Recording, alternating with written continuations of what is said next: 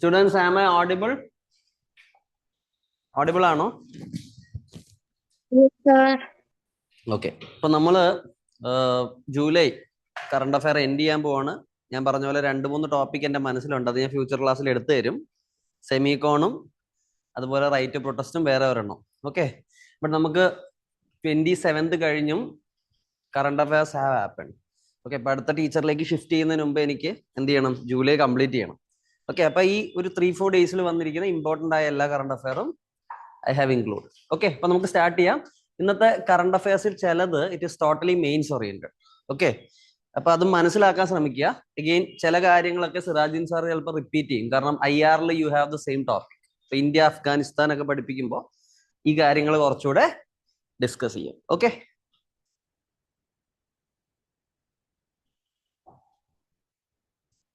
അപ്പൊ നമ്മുടെ first article it is related to, ഇത് വായിച്ചിരുന്നോ, കണ്ടിരുന്നോ ന്യൂസ് പേപ്പറിൽ എവിടെങ്കിലും?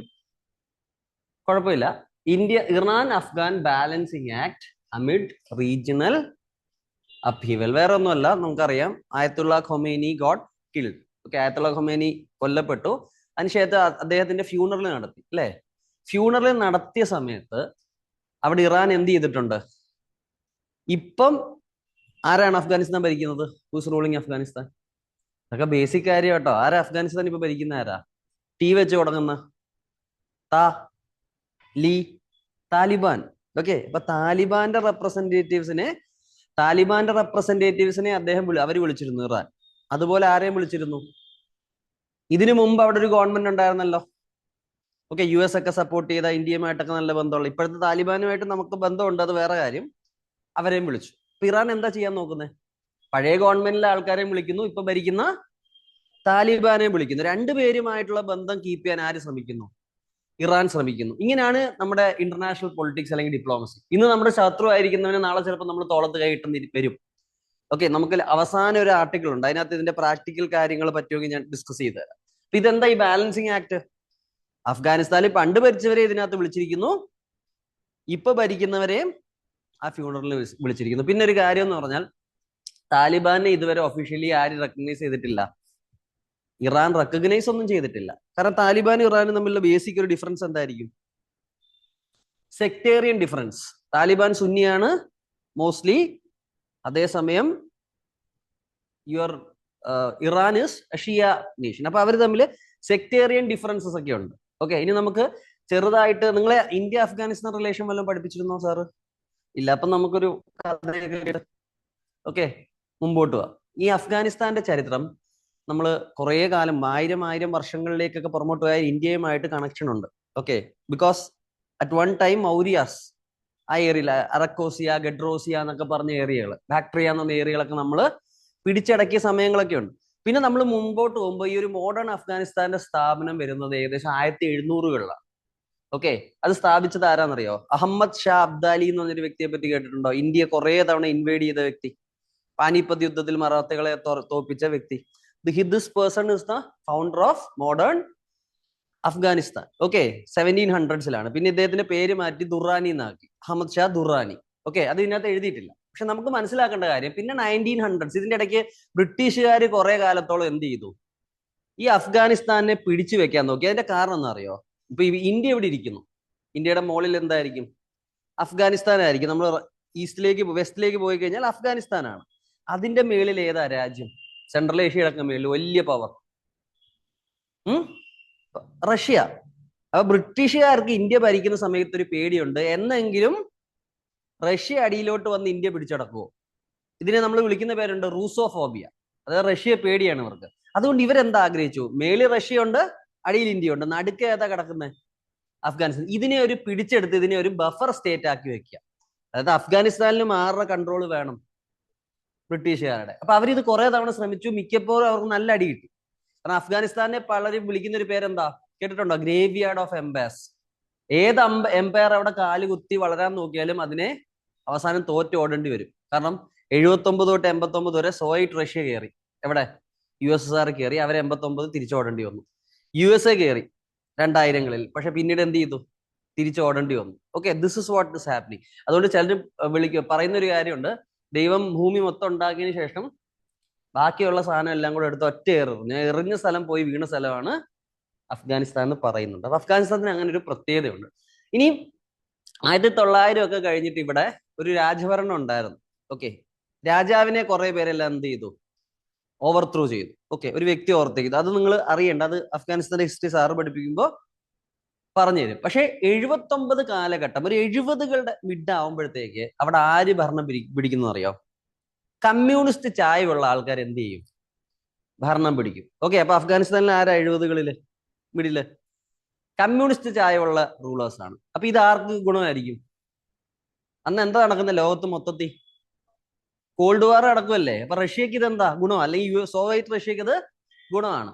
അപ്പൊ അവിടെ പല ഫോഴ്സുകളെയും വെച്ചിട്ട് സോവിയറ്റ് റഷ്യ അവിടുന്ന്, അല്ലെങ്കിൽ ഈ പറയുന്ന കമ്മ്യൂണിസ്റ്റ് ഗവൺമെന്റിനെ വീഴ്ത്താൻ പലരും ശ്രമിക്കുന്നുണ്ട്.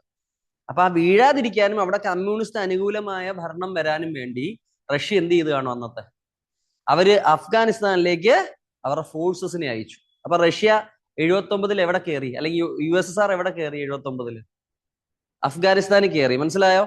അപ്പൊ ഇത് ആർക്കും ഇഷ്ടപ്പെടില്ല. US-നും വെസ്റ്റിനും ഇഷ്ടപ്പെടില്ല. അവരന്ന് തൊട്ട് എന്ത് തുടങ്ങിയെന്നറിയാമോ? മുജാഹിദീനുകളെ ക്രിയേറ്റ് ചെയ്ത് തുടങ്ങി. മുജാഹിദീൻ എന്ന് പറഞ്ഞാൽ റിലീജിയസ് ബേസിൽ. അവർ പറയുന്ന ആർഗ്യുമെന്റ് എന്താ? ഇപ്പൊ USSR സൈനികരും USSR അനുകൂലമായ ഗവൺമെന്റ് ആണ് അഫ്ഗാനിസ്ഥാൻ ഭരിക്കുന്നത്. പക്ഷെ അവർ ഗോഡ്ലെസ് പീപ്പിൾ ആണ്. കമ്മ്യൂണിസ്റ്റ് രാജ്യങ്ങൾ എന്താ? അവർക്ക് ദൈവം ഉണ്ടോ? തിയറട്ടിക്കലി ഇല്ല. അപ്പൊ അതുകൊണ്ട് നിങ്ങൾ എതിർക്കണമെന്ന് പറഞ്ഞ് അമേരിക്ക എന്ത് ചെയ്തു? It created mujahideens. എന്നിട്ട് ഈ മുജാഹിദീൻസിനെ ഉപയോഗിച്ച് എന്ത് ചെയ്തു? അമേരിക്കക്കെതിരെ ഒരു ഗൊറില്ല വാർഫെയർ നടത്തി. അതിന് നമുക്ക് നിങ്ങൾ ഗൂഗിളിലൊക്കെ സെർച്ച് ചെയ്താൽ സ്റ്റിങ്ങർ മിസൈലൊക്കെ കൊടുത്തു. അതായത് തോളത്ത് വെച്ച്, അമേരിക്കയിൽ ഒരു വിമാനം പുറത്തൂടെ പോയാൽ തോളത്ത് വെച്ച് അതിനെ അടിച്ചിടാൻ പറ്റുന്ന സ്റ്റിങ്ങർ മിസൈൽസ് ഒക്കെ കൊടുത്തു. അപ്പൊ 79 തൊട്ട് 89 വരെ ഈ മുജാഹിദീനുകൾ പല സ്ഥലത്തുനിന്നും വന്നു. അവരാരെ തുരത്തി അവിടുന്ന്? അവസാനം 89 ആയപ്പോഴത്തേക്ക് USSRന് തിരിച്ചു പോണ്ടി വന്നു. ഓക്കെ, പക്ഷെ ഒരു പ്രശ്നമുണ്ട്. കുറെ അധികം മുജാഹിദീനുകളെ ക്രിയേറ്റ് ചെയ്ത് വെച്ചിട്ടുണ്ടല്ലോ, അവര് തമ്മിലടിയായി. അപ്പൊ 80 തൊട്ട് 90കളുടെ തുടക്കത്തിൽ എന്ത് പറ്റി? ഇവര് തമ്മിലടിച്ചു. കാരണം ഇവര് മനസ്സിലാക്കാൻ, ഞാൻ പിന്നീട് നിങ്ങളെ കാണിച്ചു തരും, അഫ്ഗാനിസ്ഥാന്റെ ഡെമോഗ്രാഫിക് പ്രൊഫൈൽ ഇവിടെ ഞാൻ കാണിച്ചിട്ടുണ്ട്. ഓക്കെ, അഫ്ഗാനിസ്ഥാനിൽ ഏതൊക്കെ എത്നിസിറ്റി എന്താണെന്ന് അറിയാലോ? കൾച്ചറും റേസും കൂടെ ചേരുന്ന കോൺസെപ്റ്റ്. അപ്പൊ അവിടെ പഷ്തൂണുകളുണ്ട്. നോക്കിയേ, ഈ ഏരിയ മൊത്തം ആരാ? പഷ്തൂണുകളാ. പിന്നെ അവിടെ ആരാ? ഹസാരാസ് ഉണ്ട്. പിന്നെ അവിടെ ആരാ? ഉസ്ബേക്കുകൾ. ഉസ്ബെക്കിസ്ഥാൻ ലിനിയേജ് ഉള്ള ഉസ്ബേക്കുകളുണ്ട്. പിന്നെ ടർക്കിഷ് എത്നിസിറ്റി ഉള്ളവരുണ്ട്, തുർക്കിസ്ഥാനികൾ. പിന്നെ അങ്ങനെ കുറെ ടൈപ്പ് ആൾക്കാരുണ്ട്. ഏറ്റവും കൂടുതൽ ഉസ്ബേക്കുകളും തജീക്കുകളും പഷ്തൂണുകളും. അതിൽ തന്നെ ഏറ്റവും കൂടുതൽ ഏതാ? പഷ്തൂൺ. താലിബാനിൽ ഏറ്റവും കൂടുതൽ ആരാ? പഷ്തൂൺ ആണ്. മനസ്സിലായോ? താലിബാനിൽ ഏറ്റവും കൂടുതൽ പഷ്തൂൺ ആണ്. Taliban is the Pashtun dominated force. ഇത് കഥ അവിടം വരെ എത്തിയിട്ടില്ല. അപ്പൊ എന്താ പറ്റേ? 79 USSR കയറുന്നു, 89 തിരിച്ചു പോകുന്നു. ഇവര് പിന്നെ എന്ത് ചെയ്യുന്നു? തമ്മിലടിക്കുന്നു. ഓക്കെ, കാരണം ഈ തജീക്കുകളുടെ ഹെഡ് ഒരാളായിരിക്കും, ഉസ്ബേക്കുകളുടെ ഹെഡ് ഒരാളായിരിക്കും, താലിബാൻ പോലുള്ള വേറെ, അല്ലെങ്കിൽ ഈ പറയുന്ന പഷ്തൂണുകളുടെ ഹെഡ് വേറെ. ഓക്കെ, ആ പഷ്തൂണിൽ തന്നെ പല ഗ്രൂപ്പുകളുണ്ട്. അതെല്ലാം എനിക്കറിയാം, പക്ഷെ അത് നിങ്ങൾക്ക് ആവശ്യമില്ല. ഇപ്പൊ നമ്മൾ നോക്കിക്കഴിഞ്ഞാല് ഉസ്ബേക്കുകളുടെ ഹെഡ് റഷീദ് ദോസ്തം എന്ന് പറഞ്ഞ ഒരാളായിരുന്നു. ഓക്കെ, അതേസമയം നമ്മുടെ തജീക്കുകളുടെ ഹെഡ് അഹമ്മദ് ഷാ മസൂദ് എന്ന് പറഞ്ഞ ലയൺ ഓഫ് പൻഷീർ താഴ്വരയിൽ നിന്നാണ് പുള്ളി ഫൈറ്റ് ചെയ്തിരുന്നത്. അപ്പൊ അങ്ങനെ കുറെ പേരുണ്ടായിരുന്നു. They are fighting with others. അപ്പൊ ഇവര് തമ്മിലടിക്കുമ്പോൾ എന്ത് പറ്റി? 94 ഒരു പുതിയ ഫോഴ്സ് അവിടെ വരികയാണ്. പുതിയ ഫോഴ്സ് എന്ന് പറഞ്ഞാൽ ശരിക്കും എന്താണെന്നറിയാമോ? ഈ പഴയ മുജാഹിദീനെ പോലെ തന്നെ പാകിസ്ഥാന്റെ മദ്രാസകളിൽ പഠനം കംപ്ലീറ്റ് ചെയ്ത അടുത്ത ജനറേഷൻ ഓഫ് ഫൈറ്റേഴ്സ്. അതായത് ഇപ്പൊ റഷ്യ ഇറങ്ങിപ്പോകുന്ന US-ന് പിടുത്തമൊന്നും ഉണ്ടായിരുന്നില്ലല്ലോ. അപ്പൊ മദ്രാസുകളിൽ ട്രെയിനിങ് നടന്നുകൊണ്ടിരിക്കുകയാണ്. അടുത്ത ജനറേഷൻ ഓഫ് സ്റ്റുഡൻസ് നോക്കിയപ്പോൾ അഫ്ഗാനിസ്ഥാനിലുള്ള ആൾക്കാർ തന്നെ തമ്മിലടിക്കുന്നു. ഇത് വേണ്ട, ഇതിനൊരു അറുതി വരണമെന്ന് പറഞ്ഞ് ഇവര് പുറപ്പെട്ടു. അന്ന് ശരിക്കും പറഞ്ഞാൽ അഫ്ഗാനിസ്ഥാനിലെ കുറെ ജനങ്ങൾ ഇവരെ സപ്പോർട്ട് ചെയ്തു. ആ ഗ്രൂപ്പിന്റെ പേര് താലിബ് എന്ന് തുടങ്ങുന്ന, സ്റ്റുഡൻസ് എന്ന് തുടങ്ങുന്ന വാക്കിൽ നിന്ന് വരുന്ന ഏത് പവറാ അത്? താലിബാൻ. താലിബാൻ വന്നിട്ട് എന്ത് ചെയ്തു? ഈ തമ്മിലടിക്കുന്നവരെ എല്ലാം എന്ത് ചെയ്തിട്ടുണ്ടാവും? ഒതുക്കാൻ ശ്രമിച്ചിട്ടുണ്ടാവും. ഓക്കെ, കാരണം പഴയ മുജാഹിദീനുകൾ 79 തൊട്ട് അഫ്ഗാനിസ്ഥാനിലുള്ള മുജാഹിദീനുകൾ എന്ത് ചെയ്തുകൊണ്ടിരിക്കുക? എല്ലാവർക്കും പവർ വേണം. അപ്പൊ തമ്മിലടിച്ചുകൊണ്ടിരിക്കുക. താലിബാൻ വന്നിട്ട് എന്ത് ചെയ്യും? ഇതിനെ അവസാനിപ്പിക്കാൻ നോക്കും. അതുകൊണ്ട് ചിലരൊക്കെ താലിബാൻ ടാങ്കിൽ വരുമ്പോൾ റോസാപുഷ്പം കൊടുക്കുന്ന ഇതൊക്കെയുണ്ട്. ബട്ട് താലിബാനും എന്താ? വളരെ അൾട്രാ റാഡിക്കലായ ഓർത്തഡോക്സ് ആയിട്ടുള്ള ഒരു സംഘടന തന്നെയാണ്, സംശയമില്ല. പക്ഷെ ഒരു പ്രശ്നമുണ്ട്. താലിബാന്റെ ഒരു പ്രശ്നം എന്ന് വെച്ചാൽ Taliban is Sunni dominated and Taliban is ethnically Pashtun. അപ്പൊ ബാക്കിയുള്ളവർക്ക് ഇതൊരു ചെറിയ പ്രശ്നമാണ്. ആർക്ക്? ഉസ്ബേക്കുകൾക്ക് ഇത് പ്രശ്നമാണ്, തജീക്കുകൾക്ക് ഇത് പ്രശ്നമാണ്. നിങ്ങൾ നോക്കിക്കേ, ഈ ഡെമോഗ്രാഫിക് പ്രൊഫൈൽ നോക്കിയാൽ പാകിസ്ഥാനുമായിട്ട് ചേർന്ന് കിടക്കുന്ന ഈ സദേൺ പാർട്ടിലല്ലേ ഈ പഷ്തൂണുകൾ കൂടുതൽ. നോർത്തേൺ പാർട്ടിൽ ആരുണ്ട്? തജീക്കുകളുണ്ട് ഇവിടെ മൊത്തം. അതുപോലെ നോക്കിക്കഴിഞ്ഞാൽ ഉസ്ബേക്കുകളുണ്ട്. ഇവരിൽ പലരും എല്ലാം കൂടെ ചേർന്ന് ഒരു അലയൻസ് ഫോം ചെയ്തു. ആ അലയൻസിന്റെ പേരെന്താ? ആ അലയൻസിന്റെ പേര് ഇവിടെ ഞാൻ പിക്ചർ ഇട്ടിട്ടുണ്ടെന്നാണ് എന്റെ പ്രതീക്ഷ.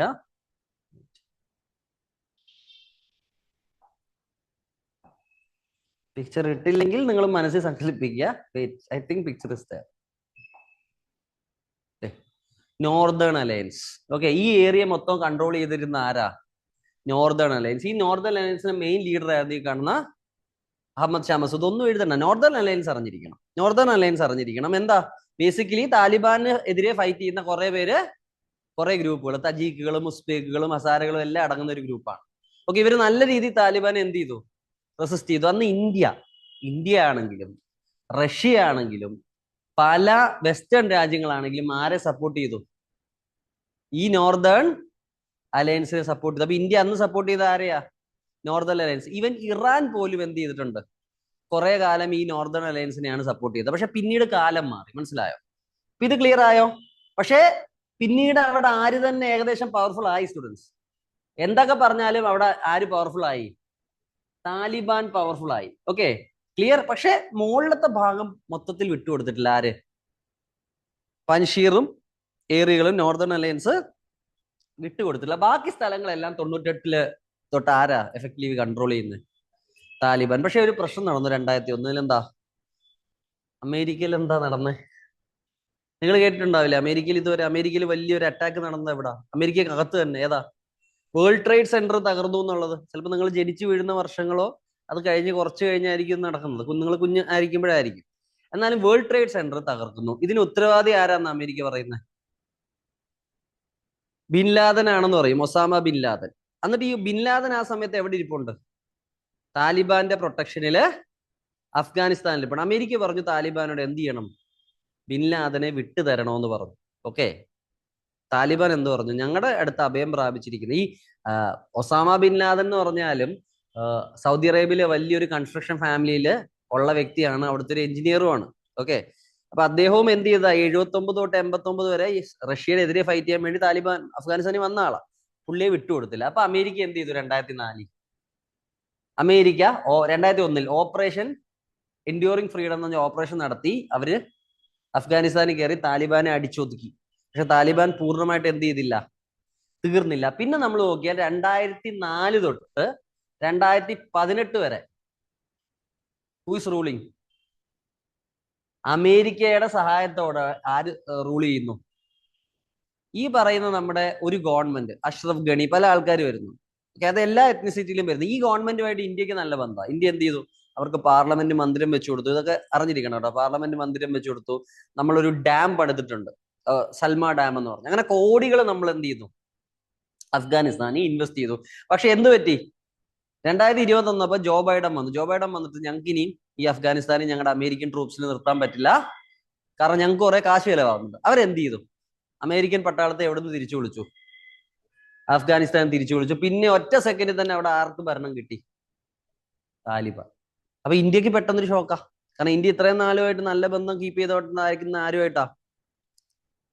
ഗവൺമെന്റുമായിട്ടാണ്, താലിബാനുമായിട്ടല്ല. പക്ഷെ താലിബാനുമായിട്ട് നമ്മൾ ടോക്ക് ഉണ്ട്. താലിബാനുമായിട്ട് നമ്മുടെ ഒരു വലിയ പ്രശ്നം എന്ന് പറഞ്ഞാൽ നമ്മുടെ ഒരു പ്ലെയിൻ നേപ്പാളിൽ നിന്ന് ഇവര് റാഞ്ചി എവിടെ കൊണ്ടുപോയി? കണ്ടഹാറിൽ കൊണ്ടുപോയി. എന്നിട്ട് ഇന്ത്യയിലെ ഏറ്റവും തലവേദന ഉണ്ടാക്കുന്ന ജെയ്ഷെ മുഹമ്മദ് എന്ന് പറഞ്ഞ സംഘടനയുടെ ഹെഡായ മസൂദ് അസറിനെ വിട്ടുതരാൻ പറഞ്ഞു ഇന്ത്യയോട്. താലിബാൻ അന്ന് നമ്മുടെ എതിരെ വർക്ക് ചെയ്തു എന്നുള്ളൊരു സംശയം നമുക്കുണ്ടായിരുന്നു. ഓക്കെ, എനിവേസ് നമ്മള് ഒരു രാജ്യം ഒരിക്കലും, ഇതിന്റെ ഒരു ഹെഡിങ് നിങ്ങൾ കണ്ടല്ലോ, നമ്മൾ ഒരിക്കലും താലിബാനുമായിട്ട് പൂർണ്ണമായിട്ടുള്ള ബന്ധം വിച്ഛേദിച്ചിട്ടില്ല. ഓക്കെ, ഇൻഡയറക്ട് ടോക്സ് നമ്മൾ റെക്കഗ്നൈസ് ചെയ്തില്ലെങ്കിലും ഇൻഡയറക്ട്ലി നമ്മൾ എന്ത് ചെയ്യും? സംസാരിച്ചുകൊണ്ടിരിക്കും. അപ്പൊ നമ്മൾ അഫ്ഗാനിസ്ഥാൻ നോക്കി അവിടെ പ്രശ്നങ്ങൾ എന്താ? സ്ത്രീകൾക്ക് എഡ്യൂക്കേഷൻ കുറെയൊക്കെ ബാൻഡാണ്, എല്ലാവരും കവേർഡ് ആയിട്ട് പോകണം. അങ്ങനെ കുറെ അധികം സ്ത്രീ വിരുദ്ധമായ കുറെ നിയമങ്ങൾ അവിടെ ഉണ്ട്.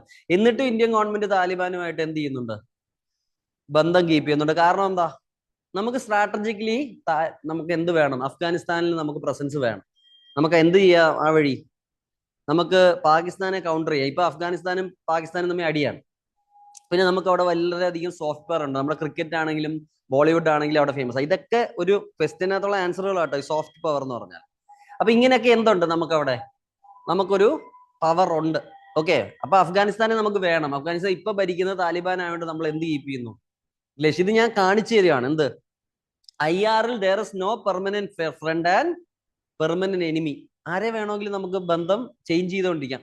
പാകിസ്ഥാനും ഇന്ത്യയായിട്ടുള്ള ബന്ധം 48 തൊട്ട് വലുതായിട്ട് മാറിയിട്ടില്ല. അങ്ങനെ ചില രാജ്യങ്ങൾ തമ്മിലുണ്ട്, സൗത്ത് കൊറിയ, നോർത്ത് കൊറിയ. അല്ലാത്ത കേസിൽ നമ്മൾ പിണങ്ങിയിരിക്കുന്നവരോട് പിന്നീട് ചിലപ്പോൾ എന്ത് ചെയ്യും? ഇണങ്ങും. So this is also happening here. ഇപ്പൊ താലിബാനുമായിട്ട് നമുക്കിപ്പോ എന്തുണ്ട്? താലിബാന്റെ മെയിൻ ഒരാള് ഇന്ത്യയിൽ വന്നിട്ട് പറഞ്ഞു ഇന്ത്യക്കും താലിബാനും അല്ല ഇന്ത്യക്കും അഫ്ഗാനിസ്ഥാനും ഒരേ DNA ആണെന്ന് പറഞ്ഞു. ആര്? താലിബാന്റെ റെപ്രസെന്റേറ്റീവ്. ഓക്കെ, അപ്പൊ ഇങ്ങനെയൊക്കെയാണ് നടക്കുന്നത്. അപ്പൊ ഇതിന്റെ ഇടയ്ക്ക് ഇറാന്റെ ഒരു റോൾ എന്ന് വെച്ചാൽ, ഇറാൻ ഷിയ രാജ്യമാണെങ്കിൽ പോലും അമേരിക്കയുമായിട്ട് ഫൈറ്റ് നടന്ന സമയത്ത്, താലിബാന്റെ ഫൈറ്റ് നടന്നല്ലോ, indirectly it was supporting Taliban. കാരണം ഇവരുടെ ഐഡിയോളജി വ്യത്യാസം ഉണ്ടെങ്കിൽ ഇവർക്ക് കോമൺ എനിമി ആരാ?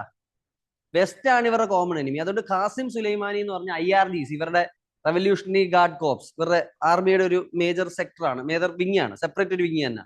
അവരെല്ലാം നിയന്ത്രിക്കുന്നത്, ഇപ്പൊ യുദ്ധം നിയന്ത്രിക്കുന്നതും IRGC ആണ്. IRGCയുടെ അമേരിക്ക കൊന്നു കളഞ്ഞ, പിന്നീട് ഇതൊക്കെ കാരണമായിരിക്കും കൊന്നു കളഞ്ഞത്, കൊന്നു കളഞ്ഞ കമാൻഡറും ആരുടെ കൂടെ ചേർന്ന് വർക്ക് ചെയ്തിരുന്നു? ഇറാന്റെ ജനറലാണ്. പുള്ളി ആരുമായിട്ട് ചേർന്ന് വർക്ക് ചെയ്തു? ഈ താലിബാനുമായിട്ട് വർക്ക് ചെയ്തു. അപ്പൊ ബാലൻസ് കണ്ടോ നിങ്ങൾ? അതായത് ഇറാന് ശരിക്കും പറഞ്ഞാൽ ideologically it is against Taliban. അത് കൂടുതൽ സപ്പോർട്ട് ചെയ്തിരുന്നത് നോർത്തേൺ അലയൻസിനെയാണ്. പക്ഷേ എന്തു പറ്റി? ഇപ്പൊ കോമൺ എനിമി വന്നപ്പോഴത്തേക്ക് ഇറാൻ ആരെ കൂട്ടുപിടിച്ചു അല്ലെങ്കിൽ ആരെ സഹായിച്ചു? താലിബാൻ. ഇന്ത്യക്കും താലിബാനുമായിട്ട് മോശം ബന്ധങ്ങളുള്ള സമയമുണ്ട്. പക്ഷെ പിന്നീട് നമ്മൾ എന്ത് ചെയ്തു? ആ ബന്ധം പാച്ചപ്പ് ചെയ്തു. അതായത് എല്ലാത്തിലും എന്ത് ചെയ്യാണ്? IR-ൽ you are trying to balance. അതായത് നമ്മൾ ഒരു ടൈറ്റ് റോപ്പിൽ കൂടെ നടക്കുന്നത്. ഇവിടെ വെസ്റ്റ് ഉണ്ട്, ഇവിടെ റഷ്യ ഉണ്ട്, ചൈനയുണ്ട്. നമുക്ക് റഷ്യയെ വെറുപ്പിക്കാൻ പറ്റില്ല. ഇന്ത്യയുടെ കാര്യമാണ് ഞാൻ പറഞ്ഞത്. നമുക്ക് വെസ്റ്റിനെ വെറുപ്പിക്കാൻ പറ്റില്ല. രണ്ടിന്റെ നടുക്കൂടെ നമ്മൾ എന്ത് ചെയ്യണം? രണ്ടുപേരെയും ഇണക്കിയും ചില സമയത്ത് നമ്മൾ ഹാർഡായിട്ട് സ്റ്റാൻഡ് എടുക്കും, ചില സമയത്ത് നമ്മൾ എന്ത് ചെയ്യും? കുറച്ച് നമ്മൾ എന്ത് ചെയ്യും? നമ്മൾ ബെൻഡ് ചെയ്ത് കൊടുക്കും ചില സമയത്ത്. അപ്പൊ ഇതൊരു IR-ന്റെ ഒരു ഓവർവ്യൂ ആണ്. ഞാൻ ഒരു എക്സാമ്പിളും ഒരു കഥയും പറഞ്ഞത്. ഈ ആർട്ടിക്കിളിലുള്ള കാര്യങ്ങളാണ് ഞാൻ പറഞ്ഞിരിക്കുന്നത്. കുറച്ചുകൂടെ വാല്യൂ അഡീഷൻ ചെയ്തെന്നുള്ളൂ. ഇപ്പം ഇറാനെ സംബന്ധിച്ചുള്ള അഫ്ഗാനിസ്ഥാൻ ഇമ്പോർട്ടന്റ് ആയതിന്റെ കാരണം they are sharing a border. ഇത് Iran, this is Afghanistan. Clear ആയോ? ഇത് സിറാജ് സാറ് ഇത്തിരി കൂടെ ഡീറ്റെയിൽഡ് ആയിട്ട് പറഞ്ഞു തരുമായിരിക്കും. ഞാൻ ജസ്റ്റ് ഒന്ന് കവർ ചെയ്തു തന്നു. ഓക്കെ, ഇനിയും this we will do towards the end. ഇത് അവസാനം ചെയ്യാം. നമുക്ക് നമ്മൾ നേരത്തെ പഠിച്ച ഒരു ടോപ്പിക്ക് വന്നിട്ടുണ്ട്, അത് ആദ്യം നമുക്കൊന്ന് കവർ ചെയ്യാം. അതുകൊണ്ട് അത് ഇപ്പൊ ഞാൻ പറഞ്ഞു, ഒരു ആർട്ടിക്കിൾ തന്നെ ഞാൻ രണ്ടാമത് കവർ ചെയ്യണമെങ്കിൽ എന്തായിരിക്കും? കുറച്ചുകൂടെ ഡീറ്റെയിൽഡ് ആയിട്ടുള്ള എന്തെങ്കിലുമൊക്കെ വന്നിട്ടുണ്ടെങ്കിലായിരിക്കും ഞാൻ എന്ത് ചെയ്യുന്നത്? കവർ ചെയ്യുന്നത്. ഈ FCRA ബില്ല് നമ്മൾ വളരെ ഡീറ്റെയിൽഡ് ആയിട്ട് കവർ ചെയ്ത അല്ലേ? ശരിക്കും FCRA ബില്ല് ഒറിജിനേറ്റ് ചെയ്യുന്നത് എപ്പോഴാ?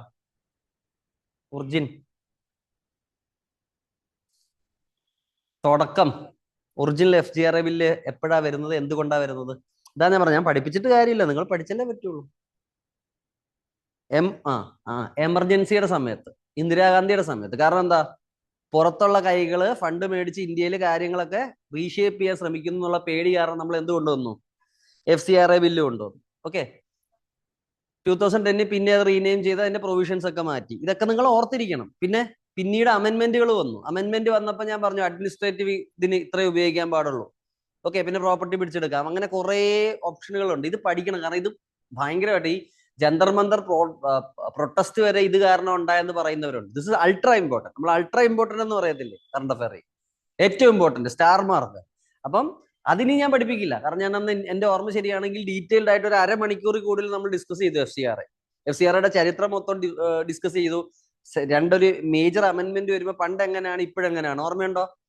പണ്ട് ഏത് ബാങ്കിലും പറ്റുമായിരുന്നു, ഇപ്പം ഡൽഹിയിലുള്ള SBIയുടെ ബ്രാഞ്ച് മാത്രമേ പറ്റൂ. ഈ കാര്യങ്ങളെല്ലാം ഞാൻ ഡീറ്റെയിൽഡ് ആയിട്ട് ഡിസ്കസ് ചെയ്തു. പക്ഷെ ഈ ആർട്ടിക്കിളിൽ എന്താ ഇദ്ദേഹം ഫോക്കസ് ചെയ്യുന്നത്?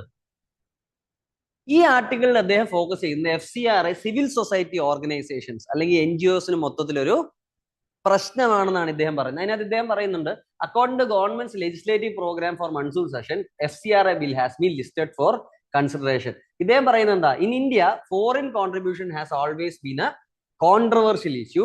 Normally foreign contributions are allowed to support. Normally എന്തിനാ ഫോറിൻ കോൺട്രിബ്യൂഷൻ നമ്മൾ മേടിക്കുന്നത്? ഹ്യൂമാനിറ്റേറിയൻ അസിസ്റ്റൻസ് കൊടുക്കാൻ വേണ്ടി, അല്ലെങ്കിൽ ഹെൽത്ത്, എഡ്യൂക്കേഷൻ, എൻവയോൺമെന്റ് പ്രൊട്ടക്ഷൻ ഒക്കെ വേണ്ടി ഫണ്ട് വരും. ഓക്കെ, അത് ആ കാര്യങ്ങൾ ഉപയോഗിക്കും.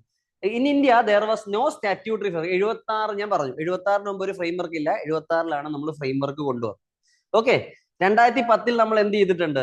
ഇതിന് മാറ്റം വരുത്തിയിട്ടുണ്ട്. അതാണ് ഇവിടെ എഴുതിയിരിക്കുന്നത്. ഓക്കെ, പിന്നെ ഇതിനെ പറ്റി ഉള്ള കുറെ അധികം ക്രിറ്റിസിസംസ് ആണ്. ഓക്കെ, അത് ഈ പത്രത്തിലുള്ളതിനെക്കാട്ടി കുറച്ചുകൂടെ നല്ലോണം എന്ത് ചെയ്തിട്ടുണ്ട്, ഞാൻ ക്രിയേറ്റ് ചെയ്തിട്ടുണ്ട്. Okay, clear? അപ്പൊ FCRA നിങ്ങൾ ശ്രദ്ധിക്കണം. ഇന്നത്തെ നമ്മുടെ ഡിസ്കഷൻ എന്താ? FCRA ബിൽ എന്താണെന്നോ അതിന്റെ ചരിത്രം എന്താണെന്നോ അതിന്റെ അമെന്റ്മെന്റ് എന്താണെന്നോ ഒന്നുമല്ല. ഒറ്റ ആസ്പെക്ട് ഈ ആർട്ടിക്കിൾ പറഞ്ഞേക്കുന്നത്. ഇതിന്റെ ക്രിറ്റിസിസം എന്താണ് ഇതിന്റെ പ്രശ്നം. ഇതിനു മുമ്പും ഞാൻ FCRA ഡിസ്കസ് ചെയ്യുമ്പോൾ ചെറുതായിട്ട് ഇത് പറഞ്ഞു തന്നിട്ടുണ്ട്. പക്ഷെ ഇതിനകത്ത് കുറച്ചുകൂടെ നമ്മൾ ഡീറ്റെയിൽഡ് ആയിട്ട് പോകും. ഓൺലൈൻ സ്റ്റുഡൻസ് നിങ്ങൾക്ക് ക്ലിയർ ആയ ഈ ആർട്ടിക്കിളുടെ ഉദ്ദേശം എന്താണ്? We are trying to discuss the criticisms of FCRA. അപ്പൊ FCRAയുടെ ഒരു ക്രിറ്റിസിസം നിങ്ങൾ നോക്കിക്കഴിഞ്ഞാൽ അതിന്റെ സെക്ഷൻ 16A അനുസരിച്ച് എന്തുണ്ട്? ഒരു NGOയുടെ അല്ലെങ്കിൽ ഓർഗനൈസേഷന്റെ FCRA സർട്ടിഫിക്കറ്റ് ക്യാൻസൽ ആയെന്ന് വെച്ചോ, അതിന്റെ പ്രോപ്പർട്ടീസ് എന്ത് ചെയ്യും? ഒരു ഡെസിഗ്നേറ്റ്, ഇത് ഞാൻ പഠിപ്പിച്ചതാ, ഒരു ഡെസിഗ്നേറ്റഡ് അതോറിറ്റിയുടെ മേളിൽ പ്ലേസ് ചെയ്യും. അപ്പം ഒരു കാര്യം മനസ്സിലാക്കണം, ഇതിനകത്ത് ഒരു ത്രെട്ട് എന്ന് പറഞ്ഞാൽ, ഇപ്പം നിങ്ങൾ ഫോറിൻ ഫണ്ട് മേടിച്ചു, ഓക്കെ, ഇത്ര ഒരു 50 ലക്ഷം രൂപ മേടിച്ചെന്ന് വെച്ചോ, നിങ്ങൾ 1.5 കോടിയുടെ ഒരു ബിൽഡിംഗ് വെച്ചു. മനസ്സിലായോ? 50 ലക്ഷം മേടിച്ചു, 1.5 കോടിയുടെ ബിൽഡിംഗ്. 1 കോടി നിങ്ങൾ കയ്യിൽ നിട്ടതായിരിക്കും, 50 ലക്ഷം ആയിരിക്കും നിങ്ങൾ മേടിച്ചത്. പക്ഷെ നിങ്ങളുടെ FCRA എന്താ പറയാ, ലൈസൻസ് ക്യാൻസൽ ആയാൽ നിങ്ങൾ 1.5 കോടിയുടെ ബിൽഡിംഗ് എടുത്തുള്ളൂ. അതിന്റെ പ്രശ്നം മനസ്സിലായോ? 50 ലക്ഷം അല്ലേ നിങ്ങൾ മേടിച്ചുള്ളൂ, പക്ഷെ 1.5 കോടിയുടെ ബിൽഡിംഗ് എടുത്തോണ്ട് പോകും ആര്? സർക്കാർ. സെക്ഷൻ 16A ക്ലോസ് 2 എന്താ പറയുന്നത്? Empowers authority to vest the entire asset even it has been created only partly from the contribution. അപ്പൊ ചിലര് പറയുന്നത് ഇത് പ്രശ്നമാണ്, ഇത് പ്രപ്പോർഷണേറ്റ് ജസ്റ്റിസ് അല്ല. ഓക്കെ, ഞാനൊരു ഫോറിൻ ഫണ്ട് കൂടെ ഉപയോഗിച്ചിട്ടൊരു സംഭവം ചെയ്തു, ഓക്കെ, പക്ഷേ അതിനകത്ത് അല്ലാത്ത കാശ് ഞാൻ ഇട്ടിട്ടുണ്ടാവും എന്ന് പറഞ്ഞ് എന്റെ ലൈസൻസ് ക്യാൻസൽ ചെയ്തെന്ന് മൊത്തം എടുത്തുകൊണ്ട് പോയാൽ ശരിയാണ്? മനസ്സിലായോ? നിങ്ങളൊരു റോൾസ് റോയ്സ് മേടിച്ചിട്ട് ലോൺ എടുത്തിട്ട് അതിന്റെ 4 ടയർ മാറ്റിയെന്ന് വെച്ചോ, ഓക്കെ, ലോൺ തിരിച്ചടിച്ചില്ലെന്ന് പറഞ്ഞ് റോൾസ് റോയ്സ് ജപ്തി ചെയ്തുകൊണ്ട് പോയാൽ എങ്ങനെ ഇരിക്കും? സെയിം കാര്യമാണ് ഇവിടെ. ക്രിറ്റിസിസം മനസ്സിലായോ? ഇനി അടുത്തത് എന്താന്ന് പറഞ്ഞാൽ 2 ടൈപ്പ് വെസ്റ്റിംഗ് ഉണ്ട്. പ്രൊവിഷണൽ വെസ്റ്റിംഗ് ഉണ്ട്. പ്രൊവിഷണൽ എന്ന് പറഞ്ഞാൽ ആദ്യം നിങ്ങളുടെ സാധനം ഒന്ന് പിടിച്ചെടുക്കും, നിങ്ങൾക്ക് പ്രോപ്പർ ആയിട്ട് റിന്യൂവൽ ചെയ്യാം, റിസ്റ്റോറേഷൻ സർട്ടിഫിക്കറ്റ് തിരിച്ചു കൊണ്ടുവരാമെങ്കിൽ അത് എന്ത് ചെയ്യില്ല, അത് വിൽക്കില്ല, നിങ്ങൾക്ക് തിരിച്ചു തരും. അപ്പൊ ആദ്യം ഒന്ന് പ്രൊവിഷണൽ ആയിട്ട്, നമുക്ക് എക്സാമിലൊക്കെ പ്രൊവിഷണൽ സർട്ടിഫിക്കറ്റ് കിട്ടുമല്ലോ, ഫൈനൽ സർട്ടിഫിക്കറ്റ് കിട്ടുന്നതിന് മുമ്പ്. ഇവിടെ എന്ത് ചെയ്യും? പ്രൊവിഷണൽ വെസ്റ്റിംഗ്, പ്രൊവിഷണൽ ആയിട്ട് അതൊന്ന് പിടിച്ചു വെക്കും, പക്ഷെ അത് എന്ത് ചെയ്യില്ല, അത് വിറ്റൊന്നും സർക്കാർ കളയില്ല. Okay, clear? ഇത് ഞാൻ പറഞ്ഞു, അസറ്റ്സ് പിടിച്ചു കഴിഞ്ഞാൽ അതൊരു ഡെസിഗ്നേറ്റഡ് ഡിപ്പാർട്ട്മെന്റിന് അല്ലെങ്കിൽ ഏജൻസിക്ക് കൈമാറും. ഓക്കെ, ഇനിയും പ്രൊവിഷണൽ വെസ്റ്റിംഗ് അല്ലാതെ കുറച്ചുകൂടെ കഴിഞ്ഞു നിങ്ങൾക്ക് ഉറപ്പായിട്ട് സർട്ടിഫിക്കറ്റ് ഇല്ലെന്ന് ബോധ്യം എന്താവും? പെർമനന്റ് വെസ്റ്റിലേക്ക് പോകും. ഈ പെർമനന്റ് വെസ്റ്റിംഗിലേക്ക് പോയ സാധനം എന്ത് ചെയ്യാൻ പറ്റും? ഇവർക്ക് വിറ്റഴിക്കാനോ ഓപ്ഷൻ ലേലം വിളിച്ചു കൊടുക്കാനോ ഏതെങ്കിലും മെത്തേഡിൽ ഇവർക്ക് എന്ത് ചെയ്യാൻ പറ്റും? സെല്ല് ചെയ്ത് കളയാൻ പറ്റും. ഇതിനകത്ത് കിട്ടുന്ന പൈസ എവിടേക്ക് പോകും? ഗവൺമെന്റിന് കൺസോളിഡേറ്റഡ് ഫണ്ട് ഓഫ് ഇന്ത്യയിലേക്ക് പോകും. ക്ലിയർ ആയോ? അപ്പൊ നിങ്ങൾക്ക് സർട്ടിഫിക്കറ്റ് ഇല്ലെന്ന് പറഞ്ഞ് നിങ്ങളുടെ എന്തെങ്കിലും പ്രോപ്പർട്ടിയോ മൂവബിളോ ഇമ്മൂവബിളോ പിടിച്ചെടുത്തു, അത് സർക്കാർ വിറ്റിട്ട് ആ കാശ് കൺസോളിഡേറ്റഡ് ഫണ്ടിലേക്ക് വിടും. ഇതൊന്നും അല്ല പ്രശ്നം, ഇതൊരു പ്രശ്നമാണ്. മനസ്സിലായോ? പാർഷ്യലി ഫണ്ടഡ് ആണെങ്കിലും മൊത്തം പിടിച്ചെടുക്കും. മനസ്സിലായല്ലോ ഇത്? പിന്നെ ഇതാണ് അതിന്റെ FCRA സർട്ടിഫിക്കറ്റ് ക്യാൻസൽ ആയാൽ ആദ്യം നിങ്ങളുടെ അസറ്റ്സ് എന്ത് ചെയ്യും? പ്രൊവിഷണലി പിടിക്കും. അത് കഴിഞ്ഞ് എന്ത് ചെയ്യും? നിങ്ങൾക്ക് പുതിയ സർട്ടിഫിക്കറ്റോ റിന്യൂവേഷനോ റെസ്റ്റോറേഷനോ ഒന്നും ചെയ്യാൻ പറ്റിയില്ലെങ്കിൽ ഒരു അതോറിറ്റിക്ക് കൈമാറും. ആ അതോറിറ്റിക്ക് എന്ത് ചെയ്യാതെ പ്രിസ്ക്രൈബ് മെത്തേഡിൽ അത് വിറ്റഴിക്കാം. പൈസ എങ്ങോട്ട് പോകും? കൺസോളിഡേറ്റഡ് ഫണ്ട് ഓഫ് ഇന്ത്യയിൽ പോകും. ഇപ്പൊ ഒരു ക്രിറ്റിസിസം ഇവിടെ കിടക്കും. ഇനി സ്പീഡ് കൂടുതലാണെന്ന് തോന്നുന്നുണ്ടോ?